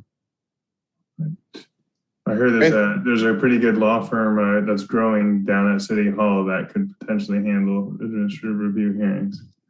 All right, that's it. Well, thank you. But we do. We have our quality of life prosecutor put on the case, and we have Cheryl Park, the assistant city attorney, because there's a separate division and they can't talk other than scheduling our hearing officer and the person charged their dates with their attorneys. So we're on the advisory to the hearing officer, and we're on the putting forward the prosecution case, like for example with vicious dog hearings. But if you're going to, it's already a challenge for the city manager to demand that department heads act as hearing officers. Poor Stephen Proud is kind of the default person now, and he's carrying that load in addition to all the stuff you give him in the waterfront. If you have a list of code enforcement cases that now are hearing officers, that's going to increase that demand. And by the way, that's not going to necessarily make something that's not a complaint. And code enforcement has had citation authority for years. So I think there's a lot to impact. it would be good for you and I to have a Zoom meeting maybe tomorrow or Thursday and go through all that so we can make certain your concerns aren't falling through the cracks anywhere, including in my office if it is, but I don't believe it is. The ordinance I remember telling you would be very simple. It's the implementation that's going to be a really challenge for your city manager and his staff. Voted, thank you. Okay, let's turn to the public. Are there any public comments? Yes, first we have Sheila Lamb who would like to speak. Just a moment, please. Can you hear me? Yes, loud and clear, Sheila. Okay, great. Good evening, Mayor, council members, Sheila Lamb, District 4. I do not support contracting prosecution services for Manhattan Beach for the following reasons. Manhattan Beach residents want local control, which means that they want their own prosecutor for misdemeanors because they are unhappy with the county DA. If they are released, if Manhattan is released from the DA, I believe they would be free then to utilize their own city attorney. Please correct me if I'm wrong on that. Number 2, Redondo Beach should wait to see the county's potential development of homeless courts before offering this range of services to Manhattan Beach. Manhattan Beach has mainly been interested in the prosecution of cases involving homelessness. Janice Hahn has indicated her interest and commitment to making homeless court with the prosecution services a county issue with appropriate responses. Number 3, there will be hidden costs, both in terms of additional personnel time, and other miscellaneous costs that Redondo Beach doesn't need to bear at this point in time.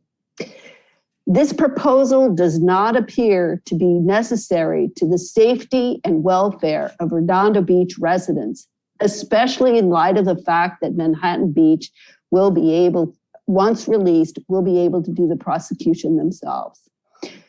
So please oppose this item. Thank you very much. Okay, any more public comment? We do have 2 e-comments submitted. First one from Eugene Solomon. Any contracting with outside entities for prosecution services should contemplate funding or reciprocal services for investigation of misdemeanor campaign finance ordinance violations in Redondo Beach. In the budget response report, the city attorney indicated an inability to fund or perform these investigations, rendering the campaign finance reform passed by the city council to no more than an additional paperweight in our growing binder of unenforced policy initiatives. Instead of, or in addition to actions for other governmental agencies, let's begin prosecuting our own laws. Second comment is submitted by Wayne Craig. Rather than search out legal work from other cities like Hermosa Beach and Manhattan Beach, how about first enforcing laws in our own city? As I understand the issue tonight, the city attorney's office has stated in a budget response report an inability to fund or perform investigations of violation of the campaign finance reform passed by this city council in 2019. This is troubling as it would allow gross violations to continue without any enforcement action. According to Ordinance 3184-18, as adopted on January 8th, 2019, specific campaign donation limits were established for city council as well as mayoral candidates. In the case of mayoral candidates, any donations above $2,500 are illegal and would need to be returned to the donor. A recent case reported to and being investigated by the FPPC, Fair Political Practices Committee, Commission, regarding what could ultimately be deemed illegally concealing donors would be an easy prosecution for the city attorney's office. In this case, failed mayoral candidate and court-confirmed shill, Chris Voisey, apparently concealed a donor who paid $5,856.76 of his campaign expenses and detailed in his election campaign 460 report. Since $5,856.76 is greater than $2,500, how difficult would it be for the city attorney's office to enforce this violation? If nothing is done, it would send the message Redondo Beach selectively enforces the laws of our city so that some people continue to get away with violations while others don't. That completes our public comment on this item. Okay. Thank I you. could please respond to the public comments. Yeah, sure. Go ahead. With Miss Land, they could add their city attorney, but they contract out. And the contract is a firm, which is the firm we often use, Richard Watson, for helping us with the SB 415 or the State Water Board lawsuit. They're not well set up to do a prosecution. And as I explained, that's not a model that any city uses anywhere in LA County for state misdemeanor prosecution. It's not essential for public safety, but in my opinion, in the chief's opinion, it's helpful. It helps because we're having a lot of challenges because of issues at the county level and changes in law at the state level. And it's not a funding issue. We can't, with any grant, I won't talk about any specific cases that may come to us because they've been sent to the FPPC. It's unknown if the FPPC will investigate cases involving the mayor and the council people. They will investigate cases involving city attorney or candidates, city clerk, city treasurer, and the school board, because the council didn't set up specific different donations for them. So it'd be a violation of state law.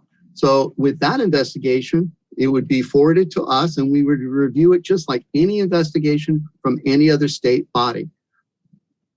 The question of funding is if the council ever decides to fund and identify who's going to investigate it. The city clerk has indicated they're not set up for it. The chief of police, they could do an investigation. I wouldn't do that if I were them. It would be good to identify an investigator, something, but that's why you had the budget response report that got ignored. So this is not, I don't want this to be voted down because of a misunderstanding of other issues. It's not, we can't call up any person and interview them, but that is something that a good investigator is going to do. If they get an allegation of a crime, they're going to investigate, which as a minimum is going to be asking the suspect for investigation and questioning on that. We can't have our people be witnesses. Unlike the DA with felonies, there are DA investigators. This is a separate branch. There are no city attorney investigators for Redondo. You could create one, but I don't suggest you do because hopefully the cases will be few and far between. But that's a separate issue. Whether you vote on this based on a recommendation to approve it or not is still going to leave you at the fact that you haven't identified and funded somebody to investigate the mayor and council races. I believe the FPPC will investigate the ones that you left up to state law because they're charged with investigating state law. The clerk referred all complaints to the FPPC. She and we have not received any investigation to consider to this day, but that is completely separate. And I'm not saying it's any ill will. It's just people aren't, thankfully, that familiar with prosecution. And, with the quality of life and the homeless stuff, you're much more familiar with our prosecutors. I doubt that a majority of you could pick our senior deputy prosecutor out of a lineup. I know the mayor knows her name. I'm not sure if the rest of you, Todd does. But she ran for judge, and so the name should be fairly familiar. And there's no reason you should, because it's really separate. So we're recommending it for public safety. It's your decision, and I'll live with obviously live with it, whatever decision you make. But I don't want it being voted down for things that are not related to it. Okay. Councilmember Narenheim and then Councilmember Obaji, and we need to make a decision, folks. We've vetted this pretty well. Yeah. The last time I was in the court on a city matter, it was city lost the sequel instance for over $850,000 and then lost a lot more money than that. So I don't think you want me showing up for any of those things. That is a completely irrelevant comment. It had nothing to do with criminal prosecution. I would like you to be able to be informed. You're not based on the comments you've made. So I would like you to get information and make a decision based on actual information. So yeah, I would like you to. So yeah, it'd be great. We'll do it some other time. Right now, I'm just going to make a motion to receive and file a report so we can discuss it at a further point in time, get more facts.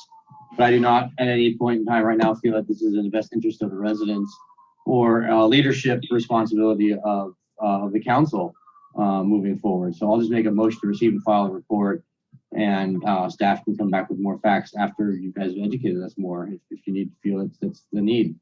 So thank you. Okay, is there a second? Second that. Motion and a second. Councilmember Obaji. Make a substitute motion to approve this subject. I don't even know that this could occur. Subject to the excess funds being designated to an administrative review officer, ordinance judge, essentially, so that we can engage in code enforcement that collects money for the city rather than sends adds on the court work. So the way, if you want to make the motion, it would be to enter into contract negotiations. And at the time this is brought back, bring back a companion ordinance to use the money to fund, to use the excess money to fund administrative review hearings. So absolutely, we can bring 2 items back if you want to do that, because you're just giving me direction to negotiate the actual contract. You can at a later date decide you want to or not want to enter into the contract. And again, you're going to have a 90-day provision so that if any of the issues that you're concerned about occur, you can terminate the contract. So yeah, if that's what you mean by that motion, then we can do that. Yes. So I will make that substitute motion. Not sure I'll get a second, but I'll second that. Well, we got 1 second and probably a third vote. But Mike, if you go back to negotiate, I assume you gotta go talk to the DA first. I mean, I want to minimize, don't waste any time. Yeah, I'm not gonna do a thing until they get approval from the DA. So it was just, we were going to negotiate if either council said no. If you say yes, based on that substitute motion, then I will inform Manhattan via text in a few minutes. And then I'll wait to hear whether the DA wants to approve it. And this is the other comment I meant to mention to Sheila Lamb. I'm working with Supervisor Hahn's office on trying to expand homeless court. If the DA were to decide to participate in a roving homeless court, Manhattan Beach may decide not to spend the money because currently they don't spend any money for prosecution. So this could end if that becomes a possibility. But I won't take any effort until the DA says, yep, I'll abide by that. And I wouldn't even want to handicap that. Okay. All right. I don't see any more hands up. So there's a substitute motion to approve it with the caveat that you come back with direct negotiations to proceed. Yes. And come back with a companion item that dedicates the excess money towards the funding the administrative hearing process. Okay. All right, I'll do a roll call vote. Councilmember Narenheim? No. Councilmember Lowenstein? No. Councilmember Horvath? Aye. Councilmember Obaji? Sorry, Ms. Lamb, and this is the first time I part from my colleagues, but yes. Councilmember Imdi? Yes. Okay, there you go, Mike. All right, thank you. Thank you, Mayor. Now we have 01 report or city manager items. Let's do city manager items, and then Hopefully, we're going to have a very brief report on the COVID-19 emergency because it is now 11:15. But go ahead, Jill. Yeah, this Only really, somebody would make a motion at 10:30. this really was a placeholder item. As you'll recall, the governor's executive order waiving the Brown Act requirements for in-person meetings and allowing meetings like this was scheduled to expire September 30th. At the time we put together this agenda, it was not clear whether the companion bill, AB 361, would be signed by the governor. He has since signed the bill. So really the update tonight was to let you know that we do have the ability to continue with remote meetings like this for city council and commission meetings based on the passage and approval of AB 361. We will need a motion from you every month, and actually it doesn't have to be a resolution, but just a minute motion that basically finds that the emergency continues to directly impact the ability to safely meet in person. So we'll need a motion that says that, as well as that we're continuing to recommend measures related to social distancing. So we're going to have to do that really for the month of your meetings in October. At the end of October, you'll have to make that same finding if you're going to continue with remote meetings in November. And basically, you're going to have to make actions like this every month. So I sent Beach Cities Health District home, realizing that this was going to be a late meeting, so we don't have to give you the update on the number of cases. That's what they were here for, but we can certainly do that another time. So this really, all we need tonight is a motion from you saying that the emergency continues to directly impact our ability to safely meet in person, and that social distancing is a necessity really for the month of October in your meetings. And you can continue to do meetings remotely like this. So that's the report. Okay, thanks, Joe. Is there a motion? So moved. So moved. And adopt a standing monthly motion to the same effect. Can that be on the consent calendar, Joe? Every month? Is that what you're talking about? Well, it can be on consent every month, but you're going to have to do a roll call vote. That's the other requirement, that all votes are roll call votes. Oh, okay. These are additional requirements in the new bill, and that's why you have to define. So they don't want you putting it on autopilot. They want you to determine that there's still the health and safety risks. And so that's why we have this item on here, because you need to do that if you want to continue it beyond October 1st. Okay, sounds good. It'll be an item every month till it's over. All right, we'll do a roll call vote. Councilmember Nierenheim. Aye. Councilmember Lowenstein. Aye. Councilmember Horvath. Aye. Councilmember Obaji. Aye. And Councilmember MD. Aye. Okay. Mayor and council directions to staff. Councilmember Nierenheim. Yeah, well, now we got all this stuff done.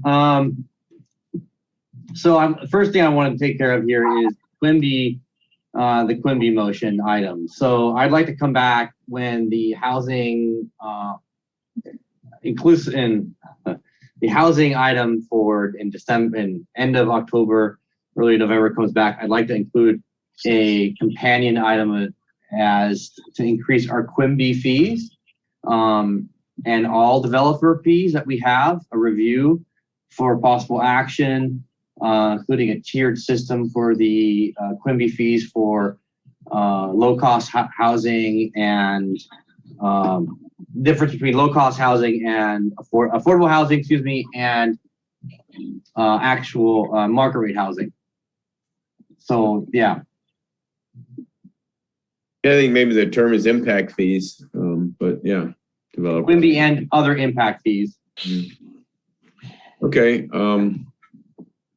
I guess that's a motion. Is there a second to have that come back? Second. Okay, still roll call vote. Councilmember Nierenheim. Aye. Councilmember Lowenstein. Aye. Councilmember Horvath. I'm going to say no because we just did Quimby like 3 years ago. Councilmember Obaji. Who likes parks? Oh, yes. Councilmember MD. I'm going to say no because we just raised them. Okay, What else? No. I'd like to come back with the update the fee schedule for appeals, and the appeals, particularly the sequel appeals. I'm not sure if that's going to be the city clerk's office, or if that's going to be Brandy Ford's office for the appeal section. But I'd like to bring it back to the appeal. Yeah, have it come back in December for a discussion and update the fee schedule for the appeal fees. Is that okay, Joe? Yeah, so we would bring back a report describing options and then you would schedule the follow-up action to adopt the ordinance or conduct the public hearing, whatever the process is for amending the fee schedule. Right. Be a two-step process. Yep, that's fine. And then is there objection to that? A second? What, discuss this. I'm hearing much discussion here. No objection. All right. Okay. And the last thing I want to come back with is the report in December. We just talked about it quite a bit during tonight, was the campaign enforcement budget response report. I had it on my to-do list. Might as well get it going sooner than later, to bring back a council discussion on the budget response report that was brought up during the June budget hearings for enforcement action possibilities, or investigation possibilities.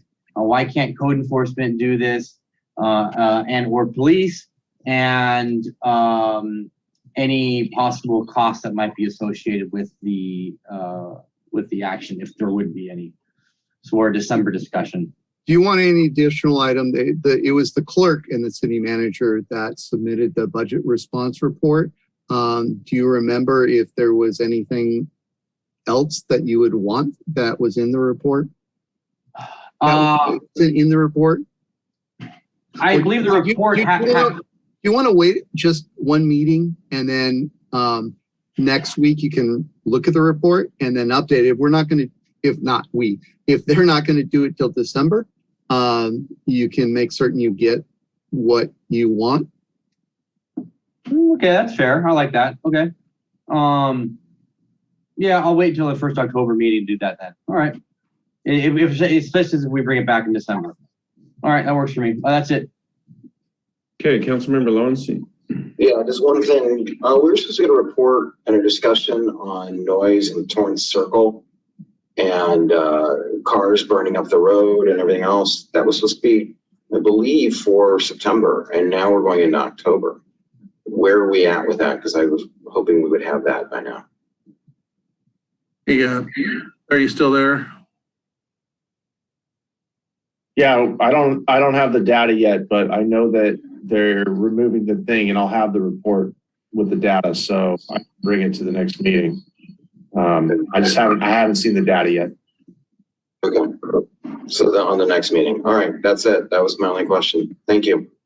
Councilmember Horvath. Nothing. Thank you. Councilmember Obaji. Nothing. Thank you for Public Works for cleaning up the streets and filling the cracks and the like. Yeah. Councilmember MD. I don't have an exact date on this, but I think at some point we need to start having conversations about how we need to address parking requirements and what we're going to be requiring on new construction in light of SB 9. Yeah, are there any other, objective standards that we can tweak, add, related to what's happening with SB 9? I mean, it doesn't take effect till January 1st. I would assume there might be some window of opportunity for us to implement something, but that would be kind of a question, like exactly what Councilmember MD is talking about. There's probably other things, but maybe things that'll help our quality of life based on this mandates that we have to go through. Yeah, they relate to public safety and health. So, I think that would be great to have Brandy Forbes come back and talk about that.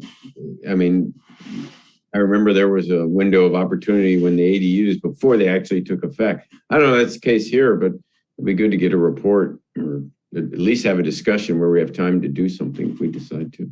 Agreed. We're willing to assist Brandy with that report. Okay. Any objections to that? I seriously doubt it. Okay, sounds good. That was a good one, Laura. Anything else, Laura? No, that's it. Thank you. I want to know where we are with getting a facilitator for our strategic planning that we're supposed to be doing that has really fallen through the cracks. And I mean, it's important. So, Joe, have you guys made any progress on finding a facilitator or doing an RFP or something along those lines? I have not worked on that at all. I would call on Mike Wazansky. I don't know whether that's something that he's put any effort and time into. Well, the problem without, having had strategic planning and milestones and dates and department heads assigned to it, staff just ends up working on what they want to work on based on what they heard on the last meeting. And so we lose track of stuff. And it's important to do strategic planning. So I know we don't have anything planned. So I don't know if Mike's still on. I see he's still on. Doesn't mean he's there. Oh, there he is. Hey, Mayor. Yeah, made a few calls. Don't have a recommendation for you yet, but it's definitely on the to-do list. Yeah. Okay. We're good to get it done. I mean, here we are, September. We usually have them in September or October, and nothing lined up. So, yeah. When do you think you might have a recommendation? Should have a list of options for you. Say second meeting in October. Okay. Okay. Well, that sounds good. To go with that. All right. Well, I guess that's it, folks. It's been a long night, and I will just entertain a motion to adjourn. I'll move. Second. Okay, motion by Councilmember MD, second by Councilmember Horvath. Any objection to adjourning? I didn't think so. All right.